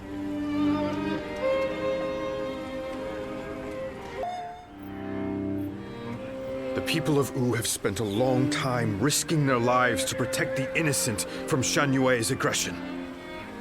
And after all that, they are suddenly told to treat them as equals. It is only natural that such strange rumors would spread among them. That may be the case, but it doesn't mean Huang Gai intended to cause harm with his suggestion. For my part, there is much in Huang Gai's plan regarding the Shan Yue that I cannot agree with. But it is not prudent for everyone to fawn over the opinion of a single man. Someone must speak out as he did for there to be a proper discussion. But won't letting these rumors spread among our ranks affect the morale of our soldiers? After all, we even had to give up our defeating Huanzu, only to find ourselves waiting around back in Wu. What are your thoughts on the matter? We are all finding Lord Huang Gai's idea very difficult to accept.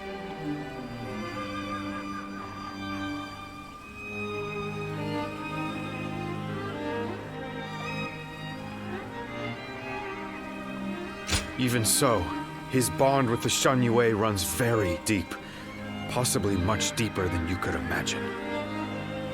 They have been our enemy on the battlefield. Half measures will not be enough to bring about peace.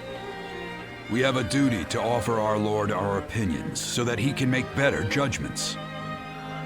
If you still take issue with Huang Gai's stance, even after taking that into account, go and debate him one-on-one. Right. I'm sure Lord Suan Chuen himself would prefer an open and honest approach in this situation.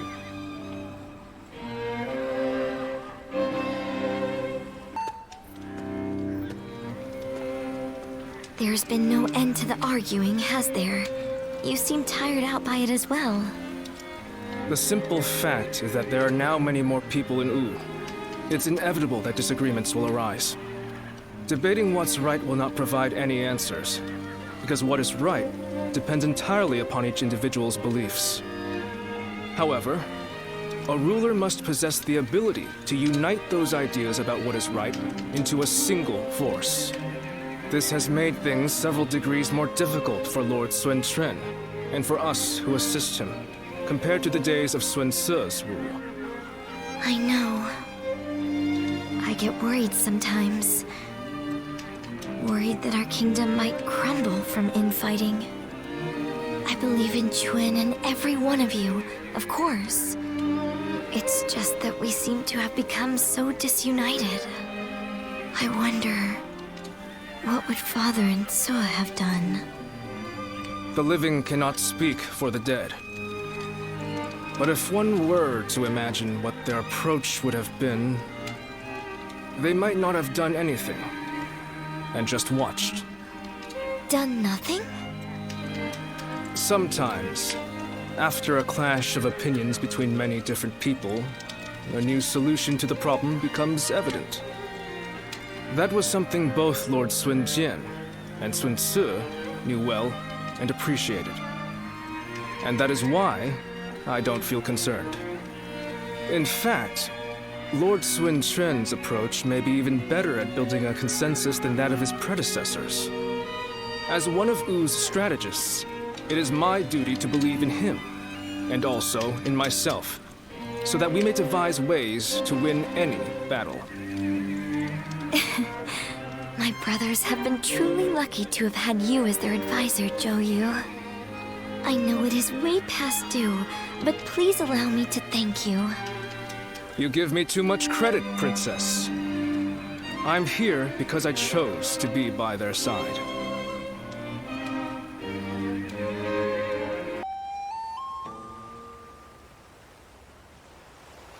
Do you mean to kill me, Zuluan? It would be a fitting end. But first, there's one thing I never could understand. After this, I will ask nothing more. So tell me, with the little conqueror slain, Wu has lost all of its heroes. Those left are no longer capable of heroism. They simply wield their strength as their lord commands. In spite of this, you follow the path of Wu. For what, and for whom, do you fight? And fighting alongside the remnants of Wu benefits you in some way? I find it very difficult to understand what you are thinking. We've always lived as dogs on the leash of tyranny, forced to partake in slaughter after slaughter for what is said to be some great cause. The screams of those who fell at our hands, the grief of the villagers. Surely even you have heard the pain we left in our wake. And yet, you still shamelessly cling to the powers that bind you. I have nothing left to say to you. Hurry up and kill me. No, do not kill him. Sun Quan. It's just as you say. There are no heroes in Wu. I'll never be anywhere near as great as my father and brother. And on my own, I'd be lucky to be able to protect myself, let alone bring prosperity to an entire kingdom under my rule. However, I am not alone. I'm surrounded by people of wisdom and bravery, and I know that together, we can accomplish anything. This might seem like a ploy to win you over, but all who reside in our kingdom support each other as a family. And together, we will be a force for good, bringing peace to our world. That is my dream for the future of Wu. You dare say such things after how brutally you crushed the Shan Yue. You are arrogant beyond redemption. Yes, I suspected you might say as much. Bai Luan, was it? Just watch and you'll see. I will make every last member of the Shan Yue, and even you, into heroes who fight for peace.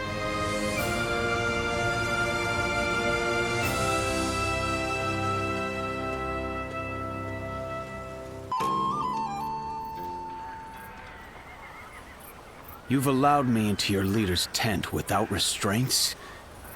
What are you thinking? Hurry up and kill us.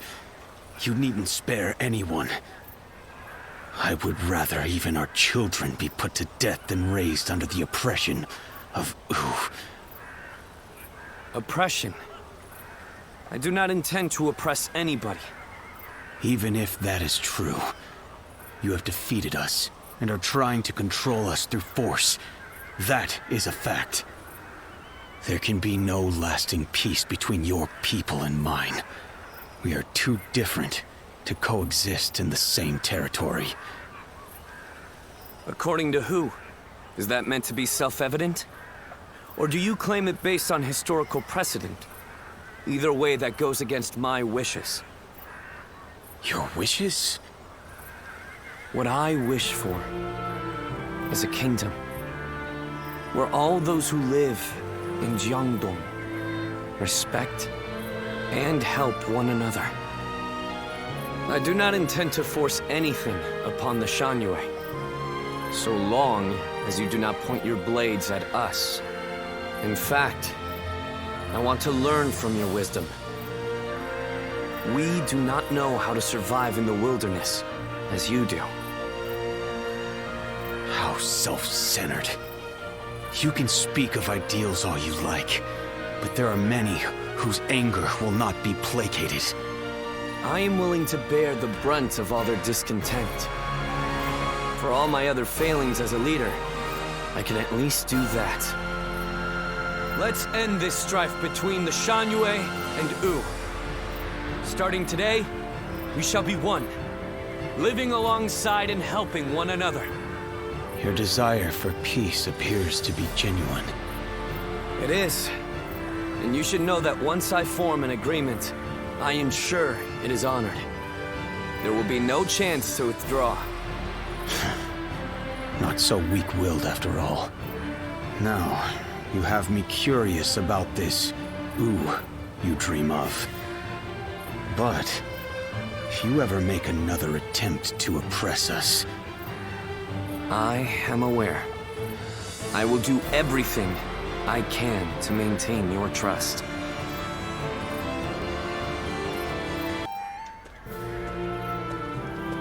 In striving for peace, anyone from a lord to a peasant may be called a hero. He has forged alliances not only with his clan's bitter foes of old, the Shan Yue, but even with me. It's impressive, I admit. That Sun Quan. He's an interesting man.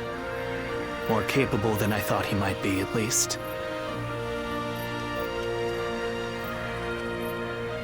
He has not the bravery of Sun Qian or Sun Ce, but I see why you were drawn to him.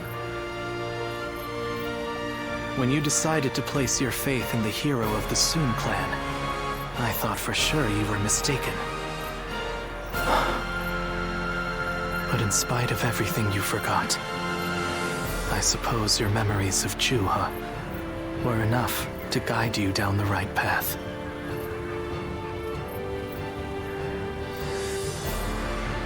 I did?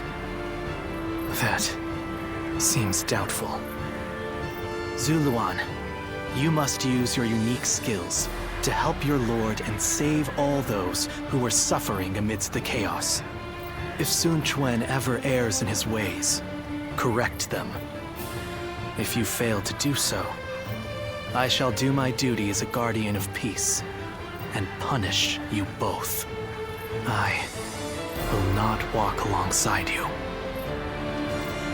After all, is it not the role of a guardian of peace to keep watch over the powerful from the shadows and ensure that they do not go astray?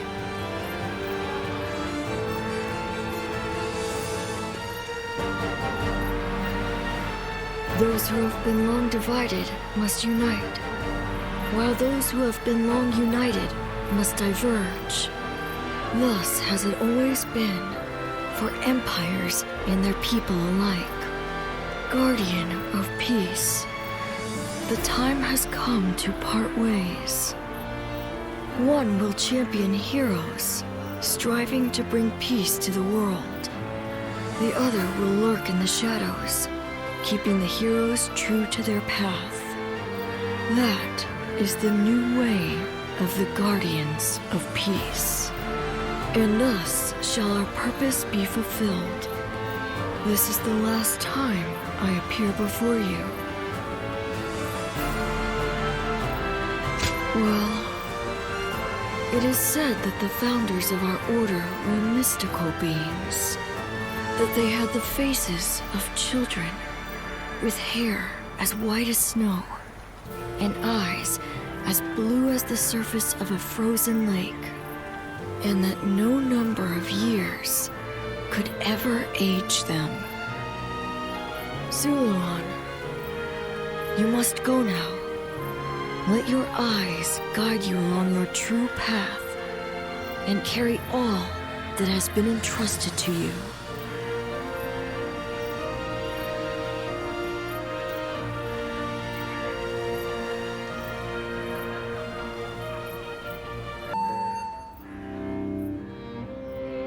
I hear many of the Shan Yue have surrendered to Wu, and it appears things have remained peaceful. Surprising, given how deep their animosity was. Is this a testament to Lord Sun Quan's skills, or... He only agreed to peace because, in a fit of temper, I suggested I'd have no part in a war against them. You call that a fit? But looking back on Lord Sun Quan's words, I feel that this may have been the right choice. Hold on, there's one thing I need to say before we end the conversation. Huang Gai, don't you think you've been stealing all the attention lately? That may be so, but it seems that this time I've stood out in a negative way. My words and actions have created a rift in the kingdom, and I must accept responsibility for that.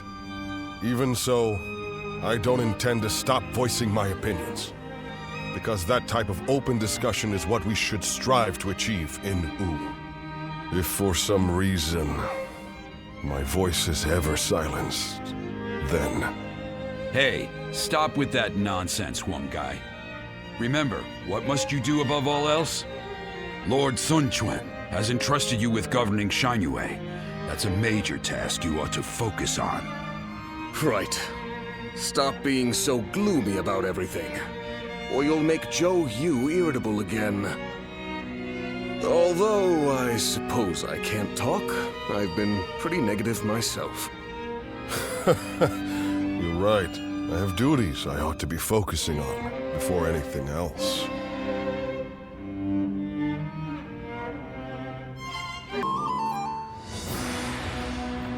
Now that Jiangdong is at last peaceful, our next military objective will be...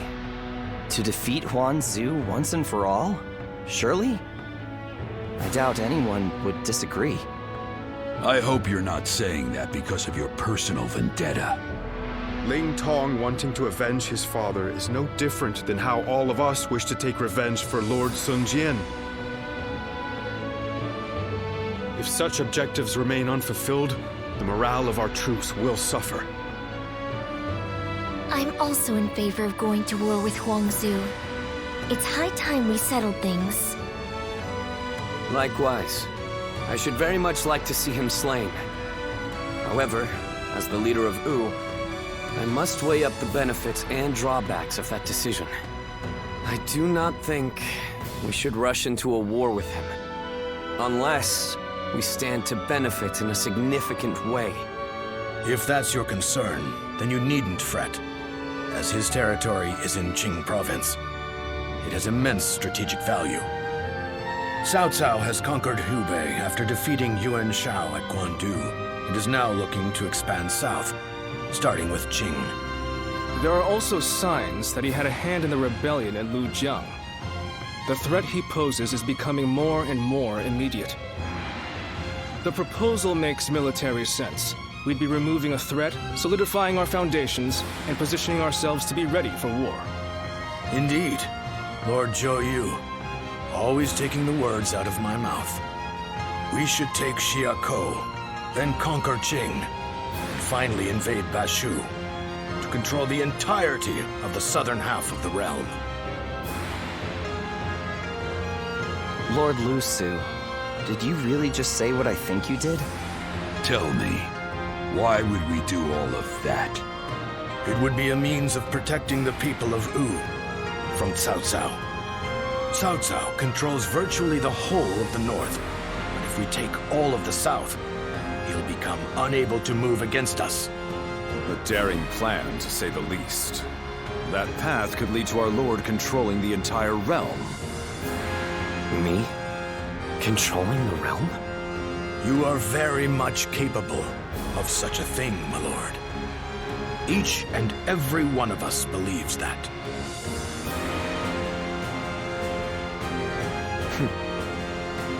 So I have your trust. Then our next objective shall be Xiakou in Jing province. We will bring down Huangzu and avenge my father.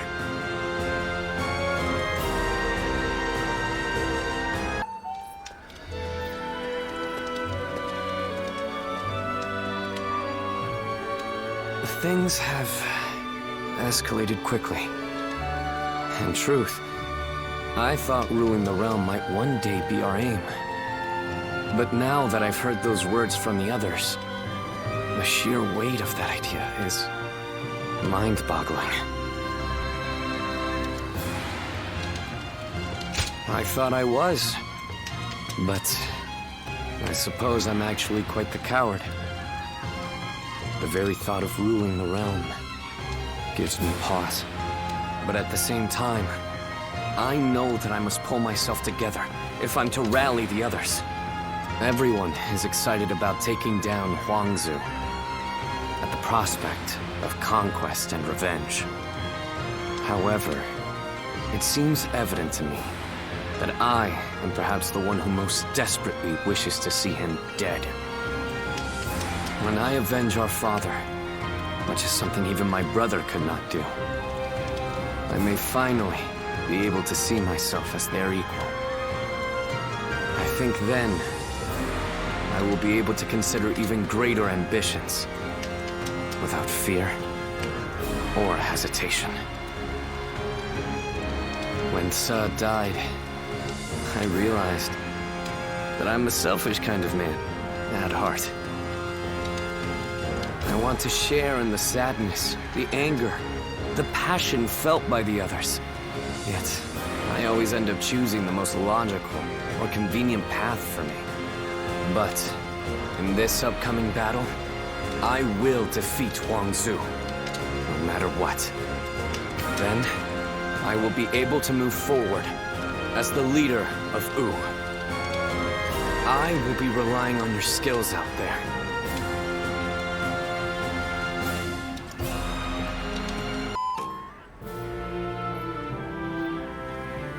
It's over, isn't it? Yes. We have finally avenged our father.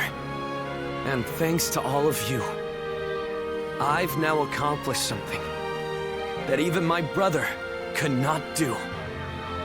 Brother, there's something I've been thinking. You ought to believe in yourself more. I'm not sure anyone other than you could have succeeded in defeating Huang Zu. I'm not so sure. But I'd like to believe you're right. Whatever the case may be, we shall no longer be haunted by our father's death. We can move forward as a kingdom. Let us continue to pursue our path to a safer and more prosperous nation. Right. We have a lot to live up to. We mustn't forget, even for a moment, our pride as members of the Sun clan.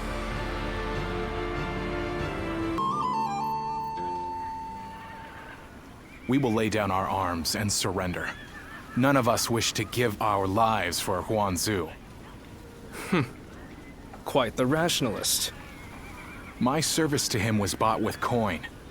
I'm not so dutiful as to die for such a man. Gan-Ning, what about you? I mean, I'd rather live, but... Good. That makes things simpler. And even if you did give yourself up, I wouldn't have accepted your surrender. I'm not surprised. I've got nothing to say as long as you take Su Fei in. So go on. Take your revenge. We all know that when you go into battle, there will be hatred on both sides. And when the dust settles, the loser rarely forgives the victor. That's why I won't beg for my life, nor will I apologize for killing your father. Well, that is a rational outlook. My lord, executing someone as formidable as Gan-Ning would be a waste. He would surely prove himself extremely valuable to our kingdom. Wait a minute, Lord Zhou Yu. You cannot be serious. I am sorry, Ling Tong. But I was thinking the same thing. Lord Sun Quan, you have taken your revenge by defeating Huang Zu. But I still haven't avenged my own father. I know. I know how bitter and miserable you feel. But for now, I want you to direct that hatred at me instead. I cannot bring myself to have him executed after seeing his strength firsthand. I know it may be hard to stomach, but for Wu to make progress, we must gather as many soldiers as we can, and even let go of our grudges if need be. That is why we made peace with the Shan Yue the way we did. And you are wise. You must know this already. But Lord Sun Quan,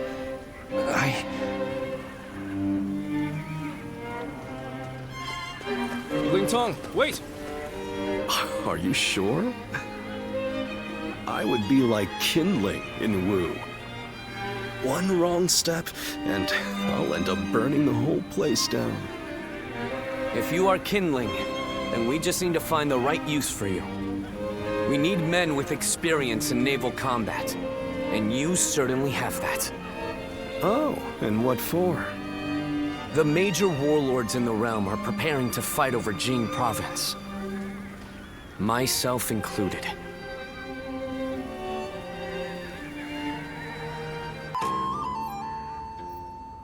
bringing Lord Ling Cao's killer into the fold, and then asking Ling Tong to fight alongside him.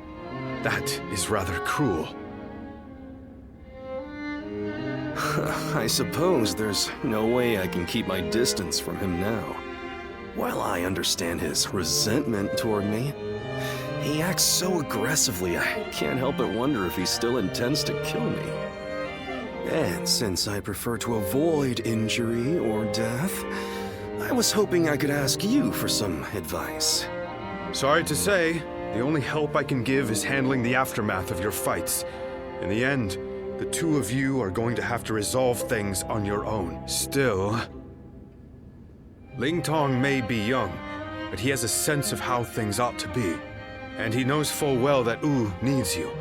The only question is whether he can make his heart obey his mind. So what? I need to appeal to his emotions somehow? I wouldn't really have a clue how to go about that. I'm telling you, we need to get this sorted out, or one of us is going to end up out of action for good. If you're going to clash with one another, why not choose a way that won't put your lives at risk? Like a game of Go. Me? Play Go? Ling Tong's quite the master at that game. You won't have a chance unless you practice a lot. I'd never be able to beat him. Well, that's too bad. Whatever you do, you're going to have to prove in earnest and through action that you're someone worthy of his trust. Anyway, look after him, will you? You're much more battle-hardened than he is.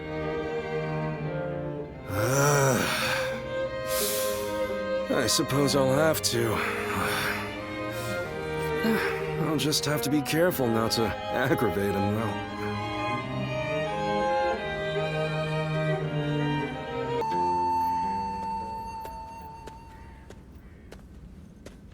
Have you heard the news? Liu Biao of Jing died the other day. And Cao Cao is not a man to miss an opportunity. I'm sure he will begin his southward advance. Should he take Qing province, his conquest of the realm will become virtually unstoppable. For Wu to survive in the face of such a threat, we must strengthen our kingdom until we have the power to rival him, and that will require more territory.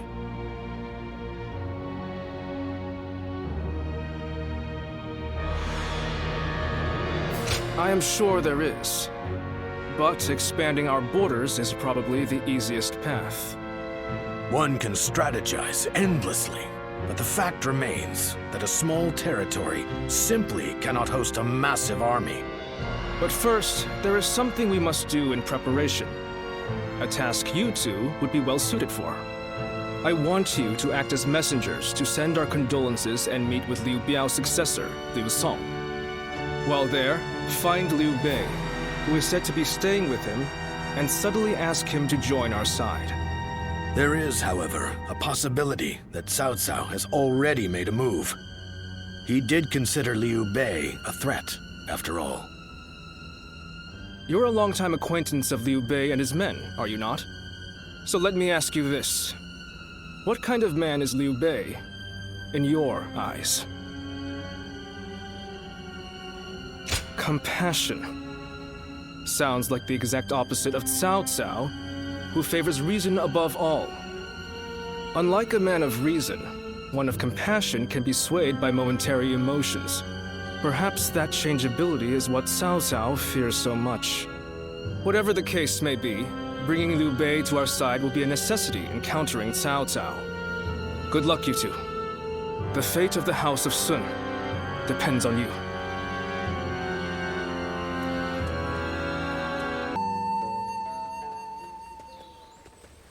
Have you heard? They say Cao Cao invaded Xingye with a huge army. Xingye? Isn't that where Lord Liu Bei is? It was, but apparently he fled and headed to Shanyang to ask Lord Liu Song for help. Then, Lord Liu Song went and surrendered right away, instead of trying to shelter Lord Liu Bei. He probably didn't want him around because he was so well liked by Lord Liu Biao. So, do you know if Lord Liu Bei is safe? These are just rumors, but I hear he left and took the people of Xiangyang with him to seek help from Lord Liu Qi in Qiansha. You mean everyone in Xiangyang? That's incredible! Lord Liu Bei was extremely popular with the people there. I guess they all wanted to go with him. It appears things are rather tense. Cao Cao is moving much faster than we thought. Let's see if we can head to Qiangxia. And let us hope Liu Bei is still safe. I did not expect Cao Cao to make his move this quickly. But I am glad you are safe, Lord Liu Bei. Though I must say I was surprised that you've brought your people with you. We would not have made it here if not for the remarkable efforts made by everyone. And by Guan Yu, Zhang Fei, Zhao Yun, and Zhuge Liang in particular. We are thankful to them as well. For it would have been a grievous blow to lose you. Ah, and what might you mean by that? Compared to someone like Lord Sun Quan, who controls all of Jiangdong, I am but a minor leader without power or land. Without power and land, perhaps. But you are also one of the few lords who garner a lot of attention. We believe that if we can join forces with you, we may even be able to counter Cao Cao. As we speak, he is seeking to take Jing province, a critical territory. If his invasion is successful, both your forces and ours will soon be overrun. To put it simply, we believe our interests align. Lord Sun Quan has control over Qiangdong proper, and has even expanded Wu's reach by taking in the Shan Yue and minor lords. If you wish to take on Cao Cao, it may be worthwhile for you to ally with us. We are very grateful for the offer. We have been searching for allies as well, so we would be... Lord Liu Bei, may I interject? Lord Lu Su's offer is truly a gracious one. However, I have a hard time believing that there is a consensus on this matter within Wu. Joining up with a small group like ours to fight against the mighty army of Cao Cao? That seems like mere bravado at best. It pains me to admit it, but you're right. When we heard that Liu Song had surrendered to Cao Cao, we left for Jiangxia right away. Our orders in coming here were indeed to secure an alliance with Lord Liu Bei. But I cannot claim that our side has reached a consensus on the matter. Then, it is only fair to obtain the agreement of those in Wu. For an alliance without mutual understanding will only bring division. Lord Liu Bei, I would like your permission to act as a messenger to Wu. I will convince the officers there and make this agreement a reality.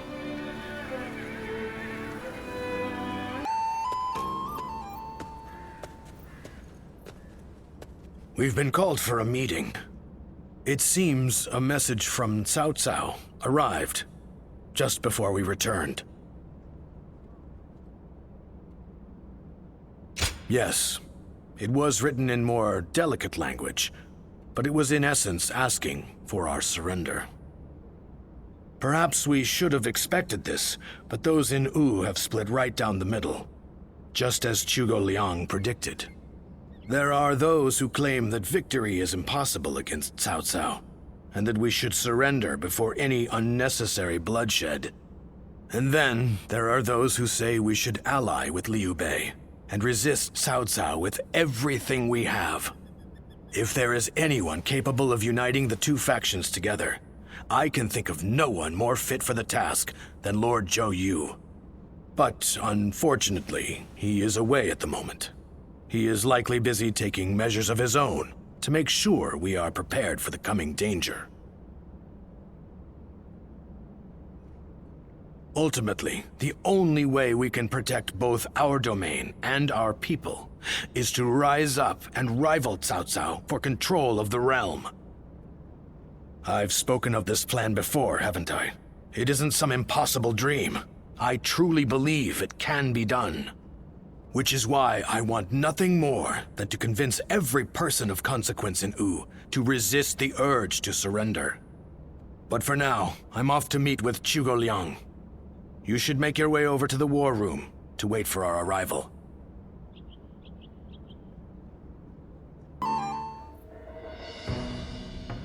I think we can all agree that fighting Cao Cao is extremely reckless.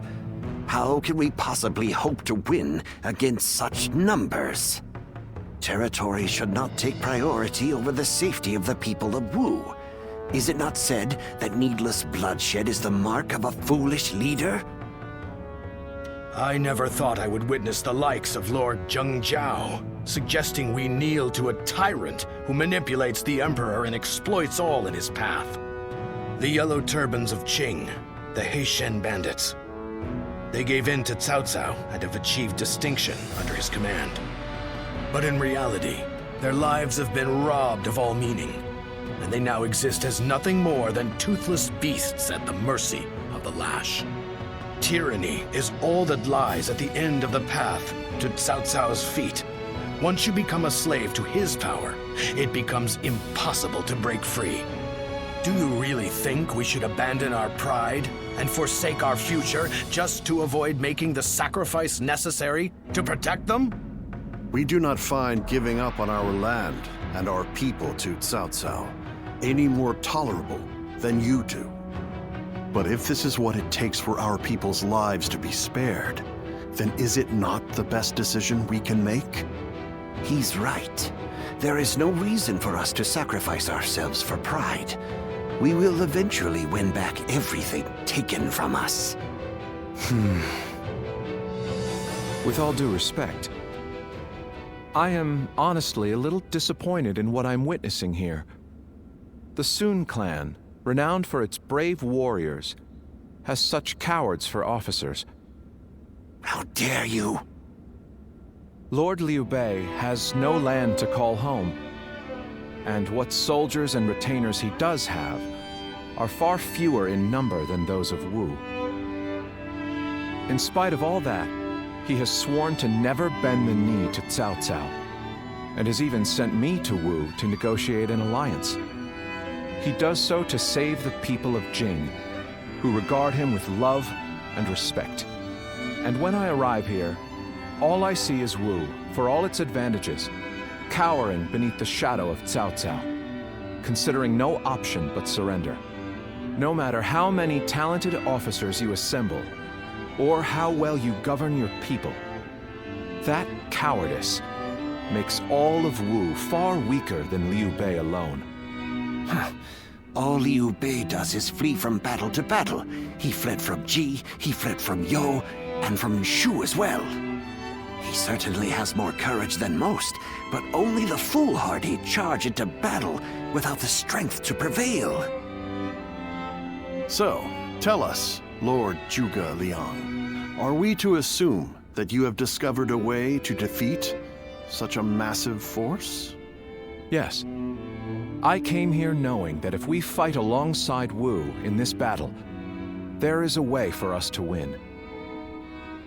But if the mere thought of having to face a powerful enemy has robbed you of the will to fight, I'll just have to come up with a new plan. Lord Sun Quan, I highly suggest you carefully consider your circumstances and your ability to lead.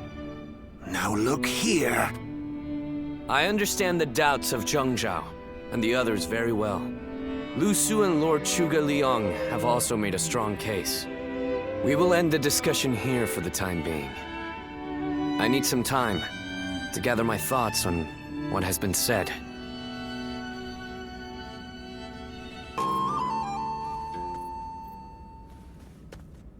This is terrible. I'm a complete failure. What do you mean by that? My father laid the foundations.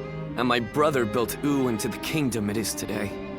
And yet I can't even muster up the courage to defend it. The shame that I feel is overwhelming. I know full well that we must fight. Yet, I can't help but realize how little chance we have of winning.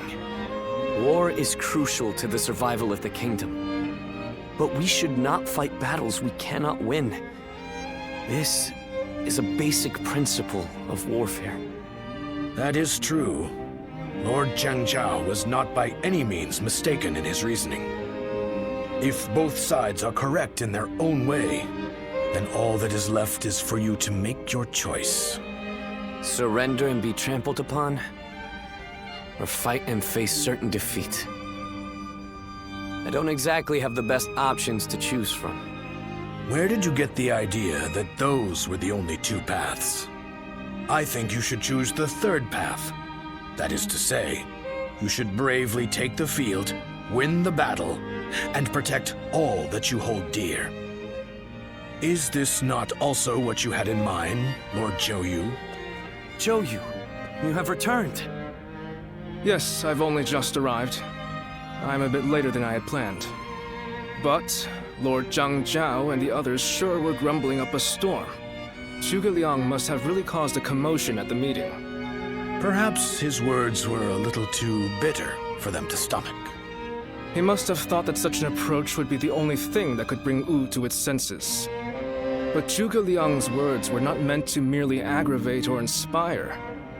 I think he may actually believe that we can win. He plans to lead Liu Bei to victory, even if it means wringing every last bit of strength out of Wu. He would not have voiced his discontent so strongly without firm conviction. They are fully committed to this fight. We must make use of that.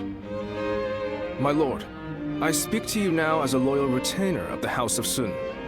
I have prepared a secret strategy that will ensure Cao Cao's defeat, but this plan cannot work unless we are able to use Liu Bei's forces. With my plan and the brave warriors in our ranks, we can protect the lives of our people, the domain of Wu, and everything we hold dear. But this matter has divided us into two separate factions. What can I possibly do to convince everyone to unite as one? Even the soundest strategy is meaningless without the will to fight. I will explain to them that there is a path to victory, and then I will urge them to reconsider. And if that isn't enough to inspire them to take action, well, we'll just have to appeal to their hearts instead of their minds.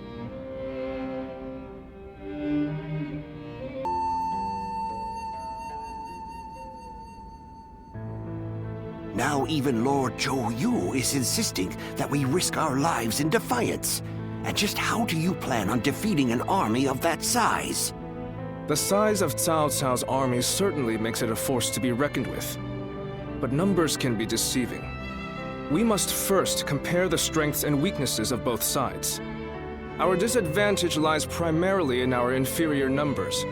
But what do we have that we could use to our advantage? The enemy is far from home, and they are also poorly trained. Most importantly, long boat journeys tend to bring sickness and fatigue. Precisely so. And that's why we will fight them on the banks of Jing. No matter how imposing a force may be on land, on water, they become a mere jumble of poorly trained soldiers. You have a point. Well, even a huge army makes for easy prey if its movements are sluggish. As they will be slow to maneuver, all we need is a strategy to wipe them out before they have time to escape. What we will do is burn their entire fleet to ashes. So we're to rely on nothing but unconventional tactics and sheer luck? Even if your fire attack were to succeed, how do you know we can win? War is of course unpredictable, and I do not claim to have the ability to know the outcome of a battle before it is fought. But to consider no outcome but defeat before even taking the field, how is that any different than losing the battle before it even begins? Now, allow me to ask you all in plain words. Which path will you choose? Will you abandon the kingdom of U to live carefree lives without ambition? It is true that taking such a path may prolong your lives. You may even live long enough to reclaim your land and pride. But we would not be the ones to fight and die for the cause. That task would fall to none but our own children. Lord Sun Jian, Sun Ce, and all our forefathers. What would they think? Could you justify that choice to them? If you have even one small shred of pride left as retainers of the Sun clan, as the people of U, you will rise up, draw your weapons, and fight with all of your strength! He's right! We must be the ones to protect U, no matter how powerful the enemy may be. You can count me in. I'll honor my ancestors by fighting to the very end, so that my father and Ce can look down on me with pride. Those who wish to surrender should do so. That is, if there are any among us that don't mind licking the boots of our enemies. So we have no option but to fight. However...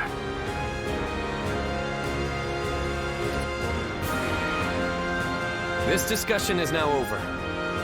This is a fight for our lives. A fight for all of the people of U, past, present, and future. We must defeat Cao Cao's forces once and for all!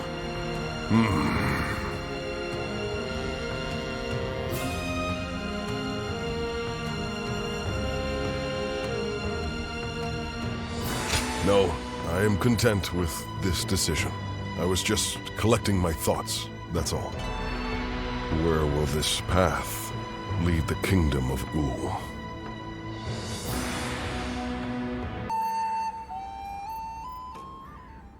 I have such admiration for this kingdom. I'm sure in most kingdoms the leader gives orders from on high and everyone must obey. But not here. In U, no one is forced to serve blindly. We debate the merits of each choice and decide together. Yes, it's one of the things that I like most about our kingdom. But even so, it is very hard to get everyone to agree. I wonder how that last meeting would have gone without Zhou Yu and the others. If my father and brother were still alive to see how much U and I have changed, I wonder what they would say. Once gone, the dead can never come back to life. Yet, I can't help but wish I had the chance to show them.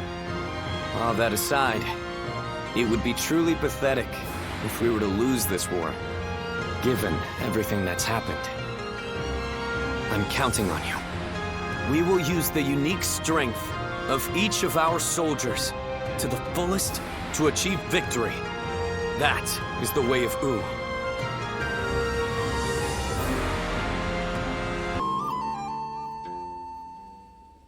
Lord Pengtong, I know you're in there. Today's the day you're going to hear what I have to say. Good grief! How's a man to relax with lords of the land barging in uninvited? I am a humble man of little consequence. It doesn't matter how many times you come here.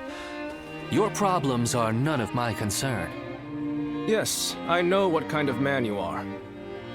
But I have a reason for being so persistent in soliciting you to join our side.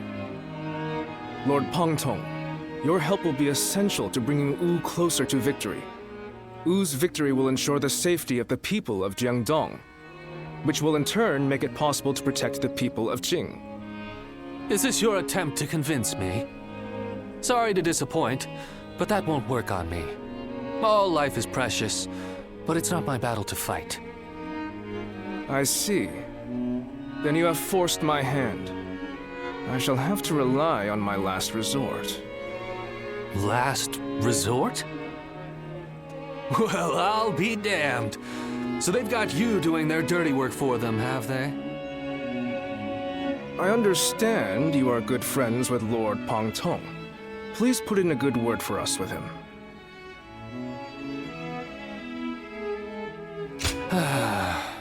I almost feel guilty for causing you to be dragged out here. Oh, if it were anyone but you. I don't think I could ever bring myself to refuse if it meant damaging your reputation. Oo's leaders are a sinister bunch, aren't they? Fine, I'll help. But just this once. Lord Pang Tong! But don't expect me to swear fealty or anything like that. I'm going to do things my way, no matter what.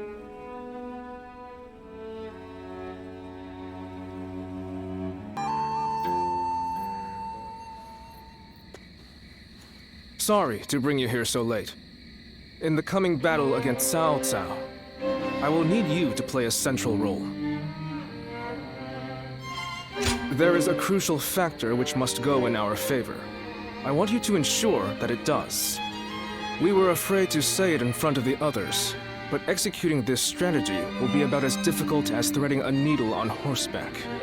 Cao Cao is not an enemy that can be defeated without a great deal of luck.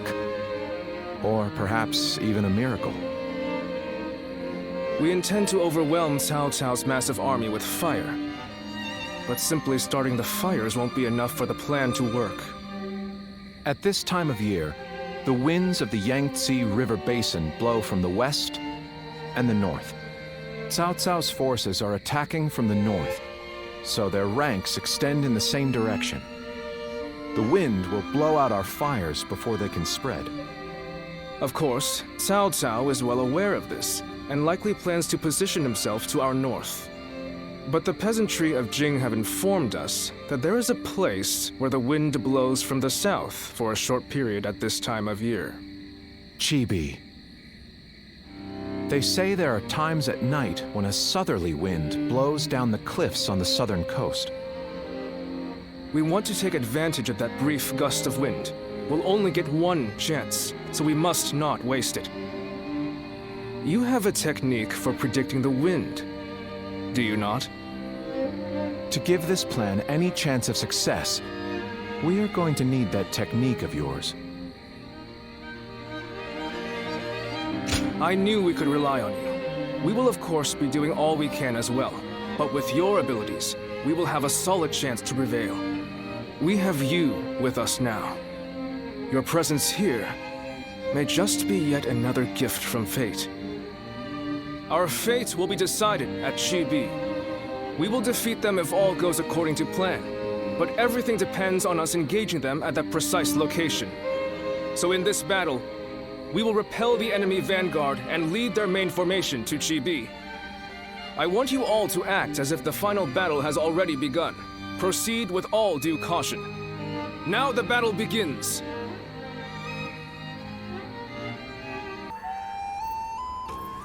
Zuluan.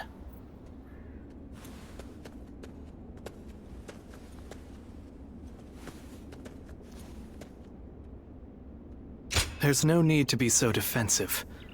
I have not come to harm Sun Quan. So, they say Sun Quan is going to war with Cao Cao. Cao Cao has taken control of the Emperor and is now wielding the power of the throne to establish dominance over the Central Plains. I cannot turn a blind eye to his tyranny. If Sun Quan is going to fight him, then I want to help him do it.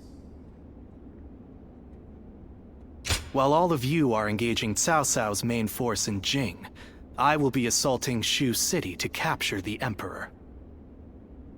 The Emperor is the foundation of Cao Cao's power. If we can take that advantage away from him, his influence will be greatly diminished. It's difficult to be sure, but I have the soldiers. There are entire factions of the Shan Yue and the Wu Huan ready and willing to heed my call. But even so, I must admit that such a force on its own is nothing more than an unwieldy horde, which is exactly what brings me to you. I need a commander that can turn my rabble into an elite fighting force. Do you know anyone capable enough? I knew you would. If they come with your recommendation, I think it's safe to assume their abilities will meet my expectations. I will gladly meet with anyone you think is up to the task.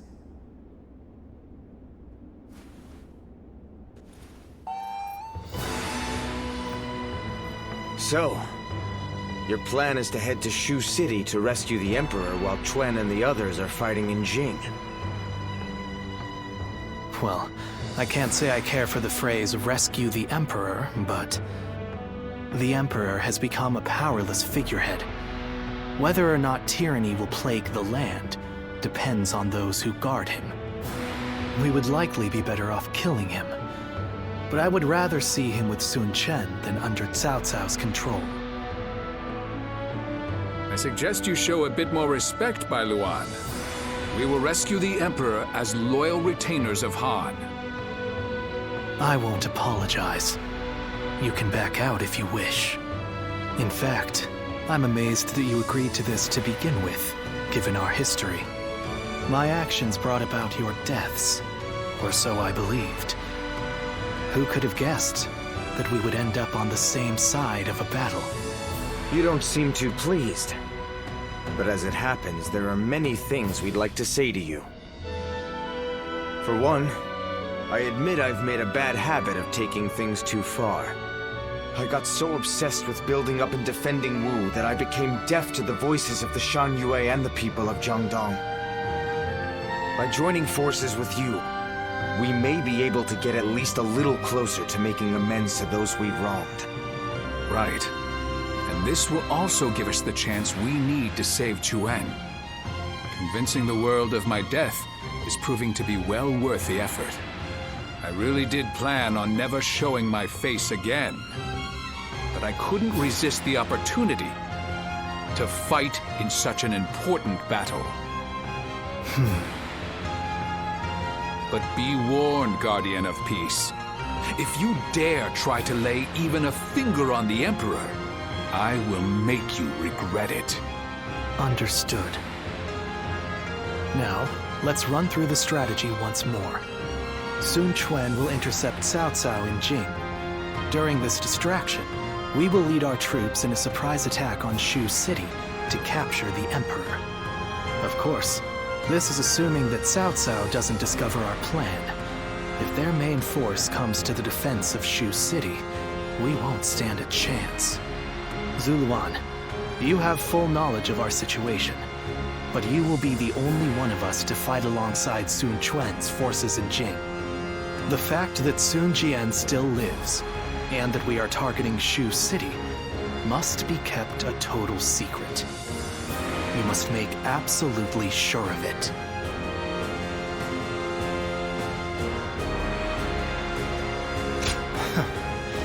I suppose I needn't worry. You have always been a man of very few words. With that settled, we will depart immediately. I'm counting on you, Zuluan. Together, we fly.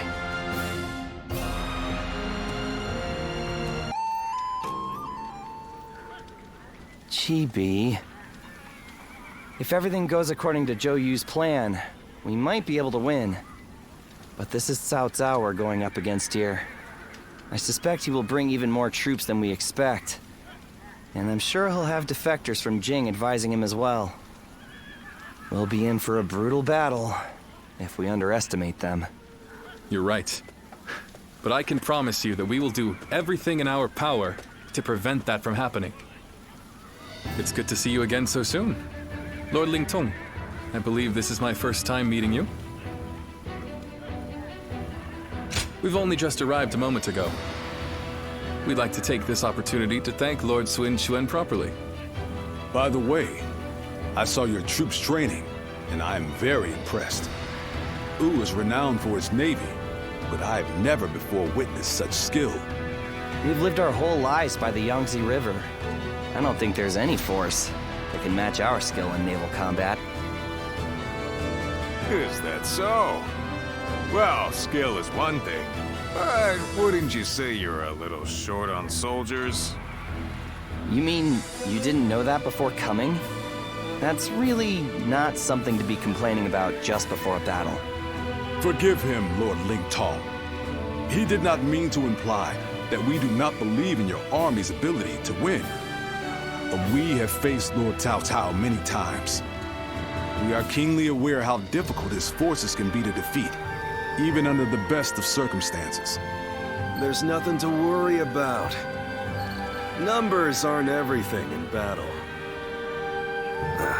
Haven't you been fighting long enough to know that? I would have thought it's obvious. Well, just you watch. We'll prove it, once and for all. You only just joined our side. Don't act like you know everything. I fought in a lot more battles than you, so I'll say whatever I think needs to be said. Oh? What? You got a problem with that? Wu has such reliable and brave officers in its ranks. This has been true since the days of Lord Sun Jian, but now even more so. I am sure this is all the result of Lord Sun Ce and Lord Sun Quan doing their best to follow in their father's footsteps. You found a great lord to serve. As a friend, I couldn't be happier for you. Well, I'm sorry for interrupting your discussion. We'll be on our way now.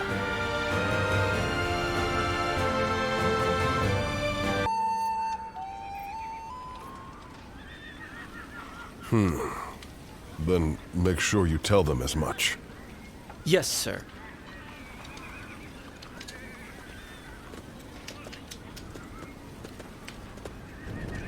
I didn't expect to see you here.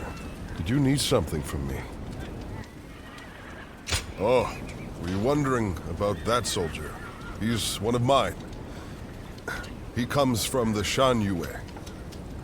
But forget about me. It's almost time to head for the battlefield. You'd best get yourself ready before it's too late.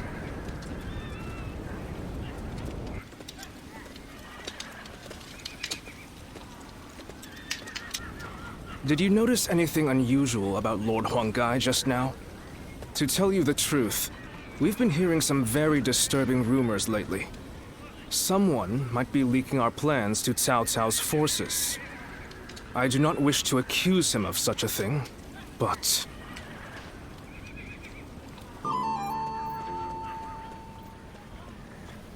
Well, Zhou Yu's plan worked just as expected. Cao Cao's forces could barely move out there. They ended up sinking like rocks. Don't get too overconfident, or it might be you sinking next time. As if I'd ever let that happen. You two spend every free moment arguing with each other. If you have time to be spouting nonsense, you should use it to prepare for the coming battle. Yeah, I got it. Huh? By the way, where's Huanggai? How am I supposed to know? Lord Handong, do you have any ideas? Huanggai? Well, he did allow that enemy officer to get away in the last battle. So maybe he doesn't feel like he has the right to celebrate our victory. I wouldn't worry about him. Besides, we should be getting back. From what I have gathered, after fleeing the battlefield, Sai Mao was suspected to be a spy, and was summarily executed by Cao Cao. I see. Good work. You may leave. Sir. I will make this clear. In the last battle, we were in communication with the enemy officer, Sai Mao. We had planned from the beginning to engage the enemy forces, then wait for the right moment to steal him away from the battle. Did you really? I didn't notice anything out of the ordinary. It is said that to fool the enemy, you must first fool your allies. The only ones who knew about this plan were me, Lord Sun Quan, and Lord Huanggai, who we had entrusted with the task of contacting Sai Mao. So, Lord Huanggai, how exactly did Cao Cao become aware of Sai Mao's betrayal? Let me be very clear with you. Lord Huanggai, I consider you to be the primary suspect in this case. Wait, Zhou Yu. Why do you believe Huanggai would do such a thing? If he has a reason, there is no one who wants to hear it more than me. But I think recent events tell us everything we need to know. Looking back on it now, Lord Huanggai has acted suspiciously on several occasions recently. He expressed his displeasure with Lord Sun Quan's leadership every chance he had, and treated the Shen Yue the way a king would treat his army. Your heart has strayed from the path of Wu. That is the only conclusion I can draw from all of this, Lord Huanggai.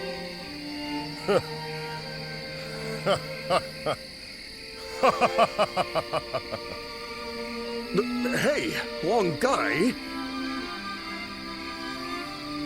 I always wondered, what was it that Lord Sun Jian had that I did not? If my ancestors had not been driven from their position of power, would I not be the one to rule Jiangdong? And just when I'd had my fill of taking orders from an impotent runt, I discovered a people of my own who treated me with respect I deserve. What's more, Lord Cao Cao has promised to protect my people and grant me dominion over all of the lands of the Shan Yue. What reason could I possibly have to reject such an offer? Tell me, Zhou Yu. Lord Huanggai, you are no longer the man who brought me back from the brink of despair after Sun Ce's death. I think it is safe for us to assume as much. Someone execute this traitor immediately! Lord Zhou Yu, please wait. We are on the edge of a great and decisive battle. Executing Lord Huanggai now would have dire consequences. We may be certain of Huanggai's intent to rebel, but there still is no evidence that he acted on it. Yeah, so give it some time. For our sake.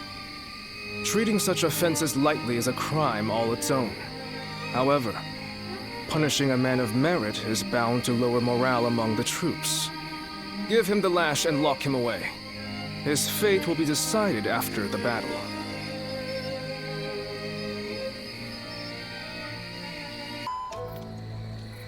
Hey, do you think that's how Huanggai really feels?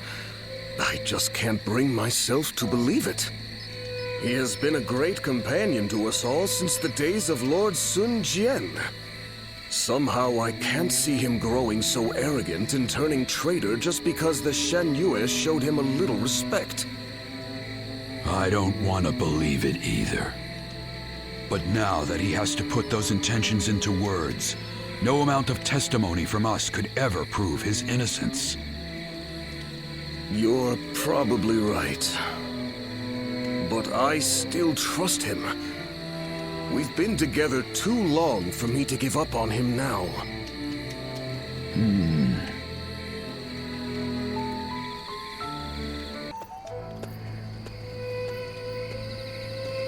Ah, it's you. I have nothing more to say on the matter. Even to you, I'm afraid. We cannot lose this battle. The survival of Wu is at stake. It's best that we minimize such grief if we can. Ever since we were children, Sun Ce was a dear friend. I followed him around for nearly my entire life. We played together, we fought together, and we swore to build this kingdom together. I thought that standing behind him in support was my purpose.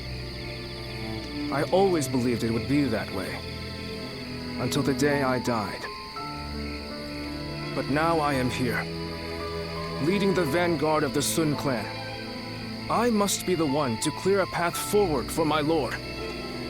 No matter what it takes, no matter how lonely I may become, I am oath-bound to fulfill that duty.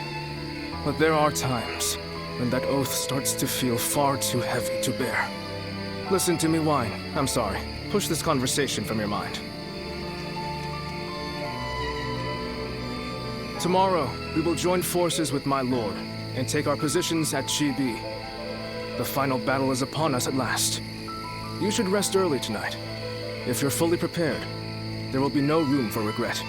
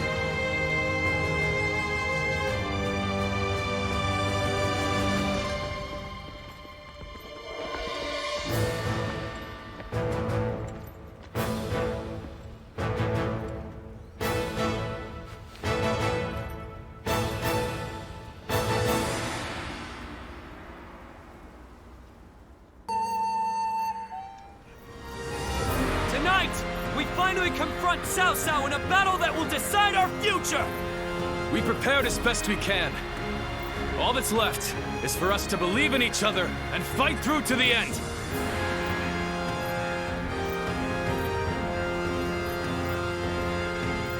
Hold your heads high! This is a fight we will win!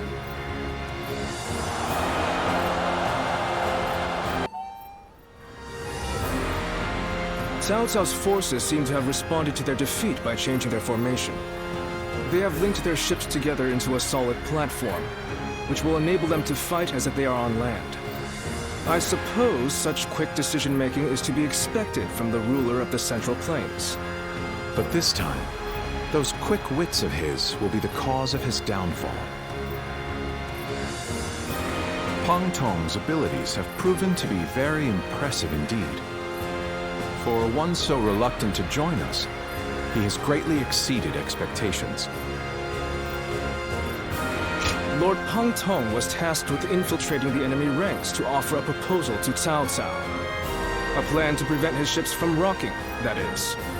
A fire attack against a scattered fleet would give the flames no path to spread, rendering it largely ineffective. Having their vessels clustered together and bound by chains will make the fire much more devastating. In short, Lord Pang Tong's scheme is but the first step in our greater plan to defeat Cao Cao's army. The chain stratagem, implemented by connecting several plans together in order to topple a powerful foe. Still, we must keep in mind that a chain is only as strong as its weakest link.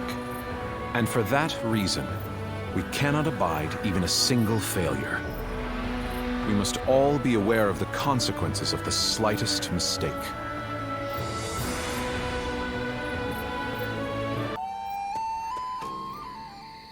Lord Zhou Yu, I have urgent news. Lord Huang Gai has disappeared from the prison. What? The officers we captured in the last battle are also nowhere to be found.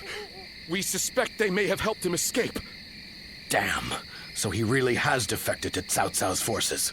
Lord Zhou Yu, what are your orders? There is nothing we can do about it now. We have no choice but to accept this state of affairs. But with Lord Huang Gai under the command of Cao Cao, we now have to assume that the enemy knows our secrets, including the plan for this battle. Lord Zhou Yu, how can you be so calm in the face of all this? If the enemy manages to stop our fire attack... Yes, that would certainly make our defeat inevitable. Lord Zhou Yu! There is no turning back now, Lu Su. The battle has already begun.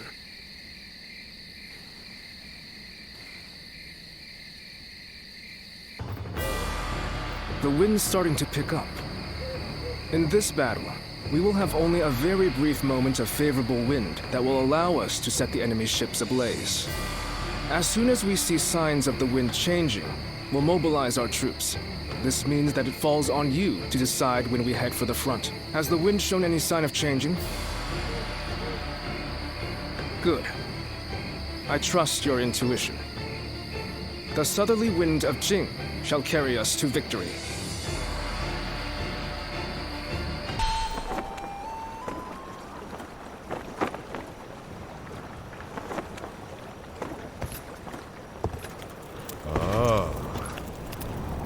Lovely wind.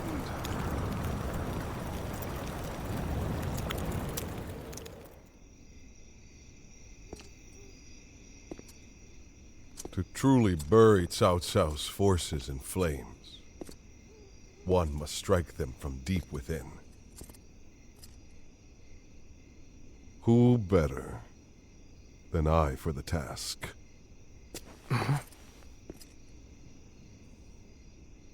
I see.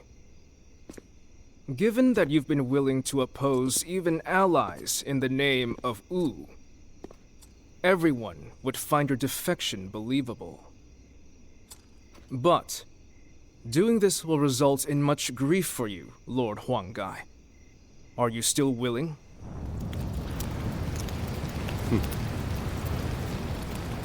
Truth be told, acting the betrayer is more painful than 1,000 lashings, Zhou Yu. However, it is even worse to fail to protect my people.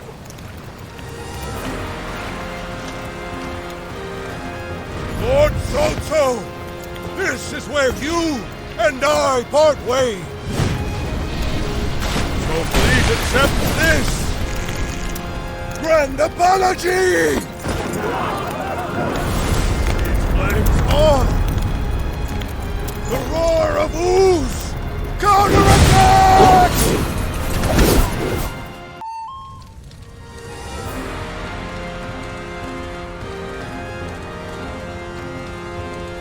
You two have really outdone yourselves.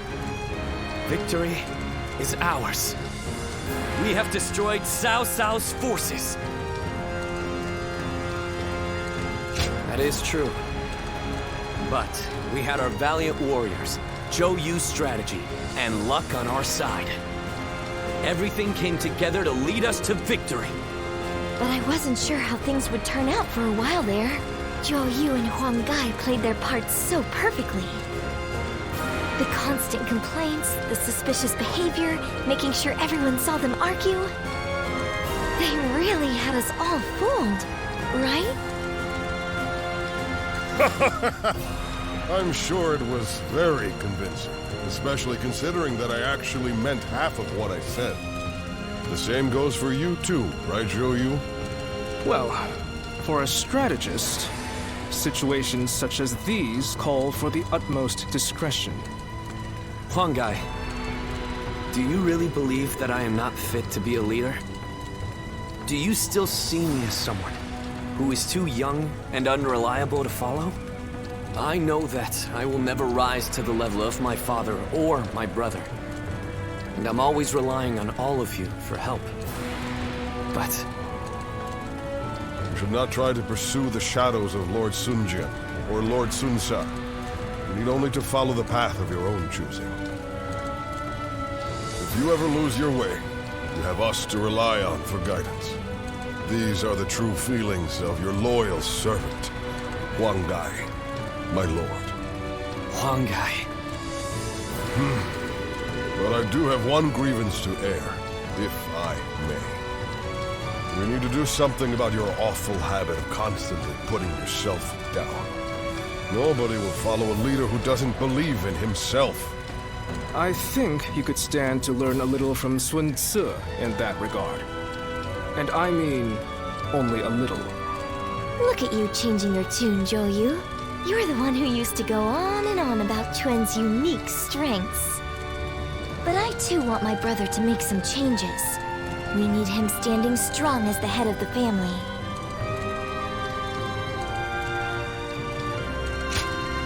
Not you too. Very well then. I'll do what I can to improve. I bet Lord Sun Jian and Lord Sun Sa are looking down on us now, with smiles on their faces. What is it? Tell us everything you know.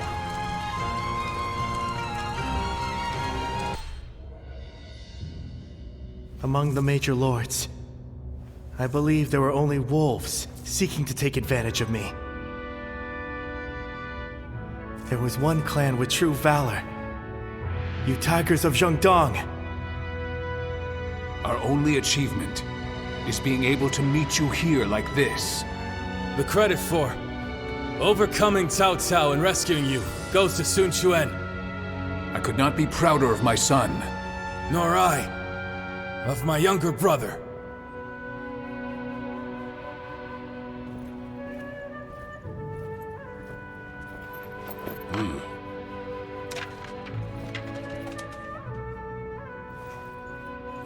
Word from Lord Sun Jian and Sun Tzu has arrived.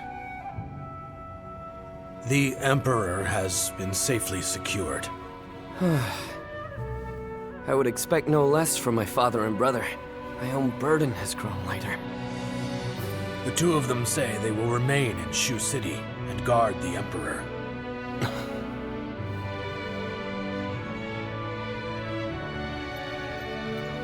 Now, it'll be you that keeps everyone together, my lord. Are you sure I'm the person for it? How could you even ask that?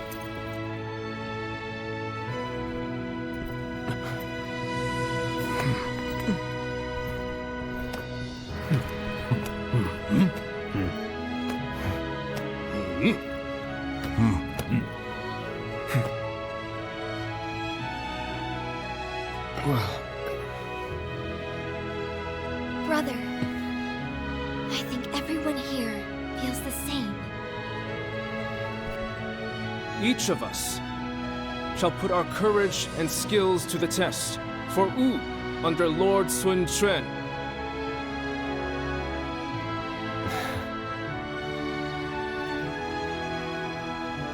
As a leader, I am young, not yet reliable. This is something that I share with our kingdom at present. And because of this, I will need all of your help. Please, feel free to speak your mind to me, whether positive or negative. Let us work together to create a kingdom we can be proud of.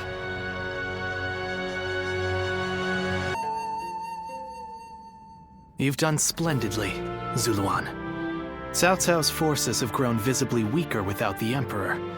It won't be long before Sun Quan builds the strength to overcome any rival. But don't ever forget that the moment Sun Quan strays from his path... Yes, as you should. I've come only to remind you of that. I have no further business here. I'm leaving. I am the guardian of peace that resides in the shadows. Reason would suggest that I am returning to the darkness. Farewell, Zuluan. Take care, and live well.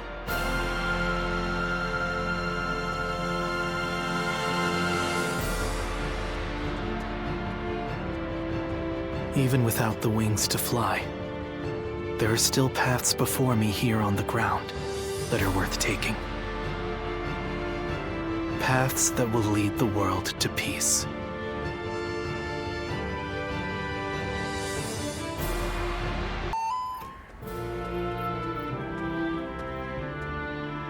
There you are.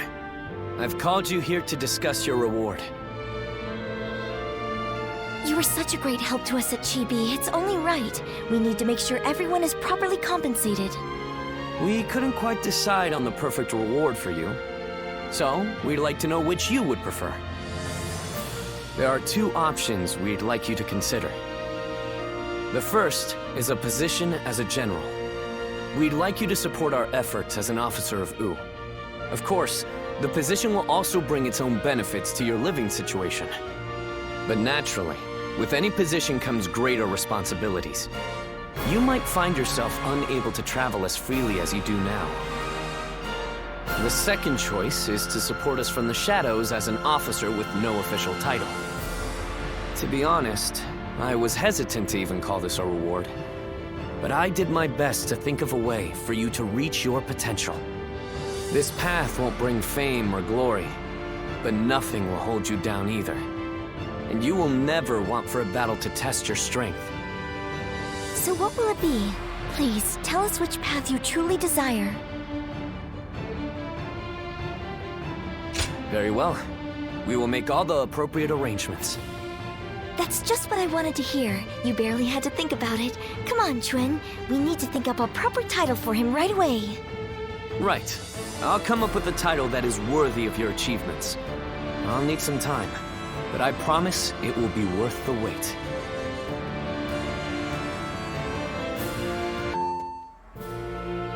How can I ever thank you enough for curing my father of that dreadful disease? It is I who should be thanking you. Your request allowed me to gain yet another valuable experience as a doctor. And I am always glad to be of service. Please tell him to take care of himself as he recovers. I will. By the way, Master Yuan Hua, do you plan on leaving town already? Yes, I do. I've received word that my companion is waiting for me outside the castle. But I am not really sure where we will be going next. And with that, I bid you farewell. I hope you never need to see me again.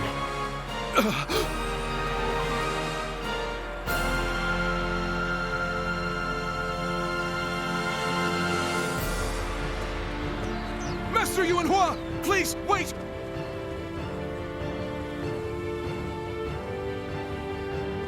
Didn't I just say I hoped you'd never need to see me again? Is something wrong? Have I left something behind, perhaps?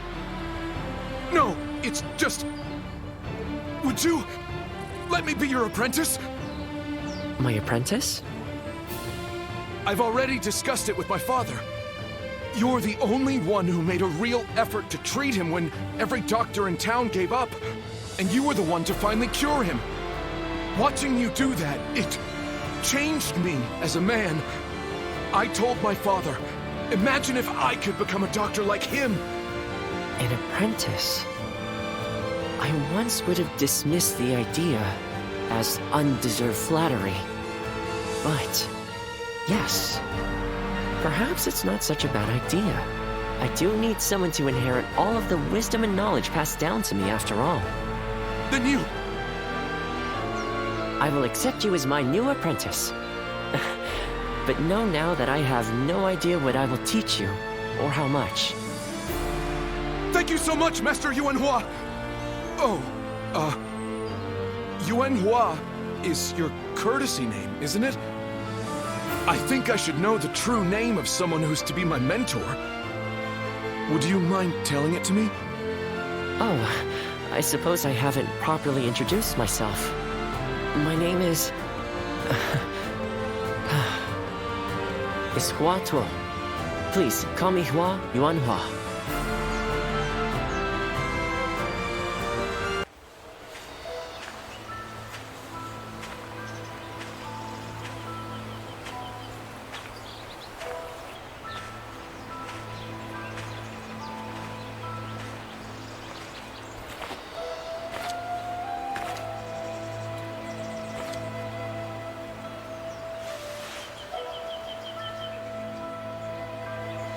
Go, Ziluan.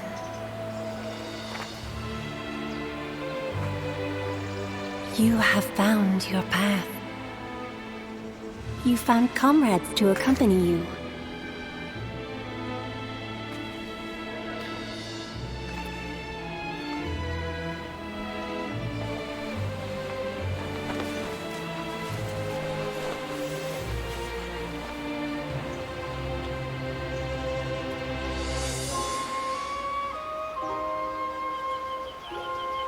And you're certain to reach it.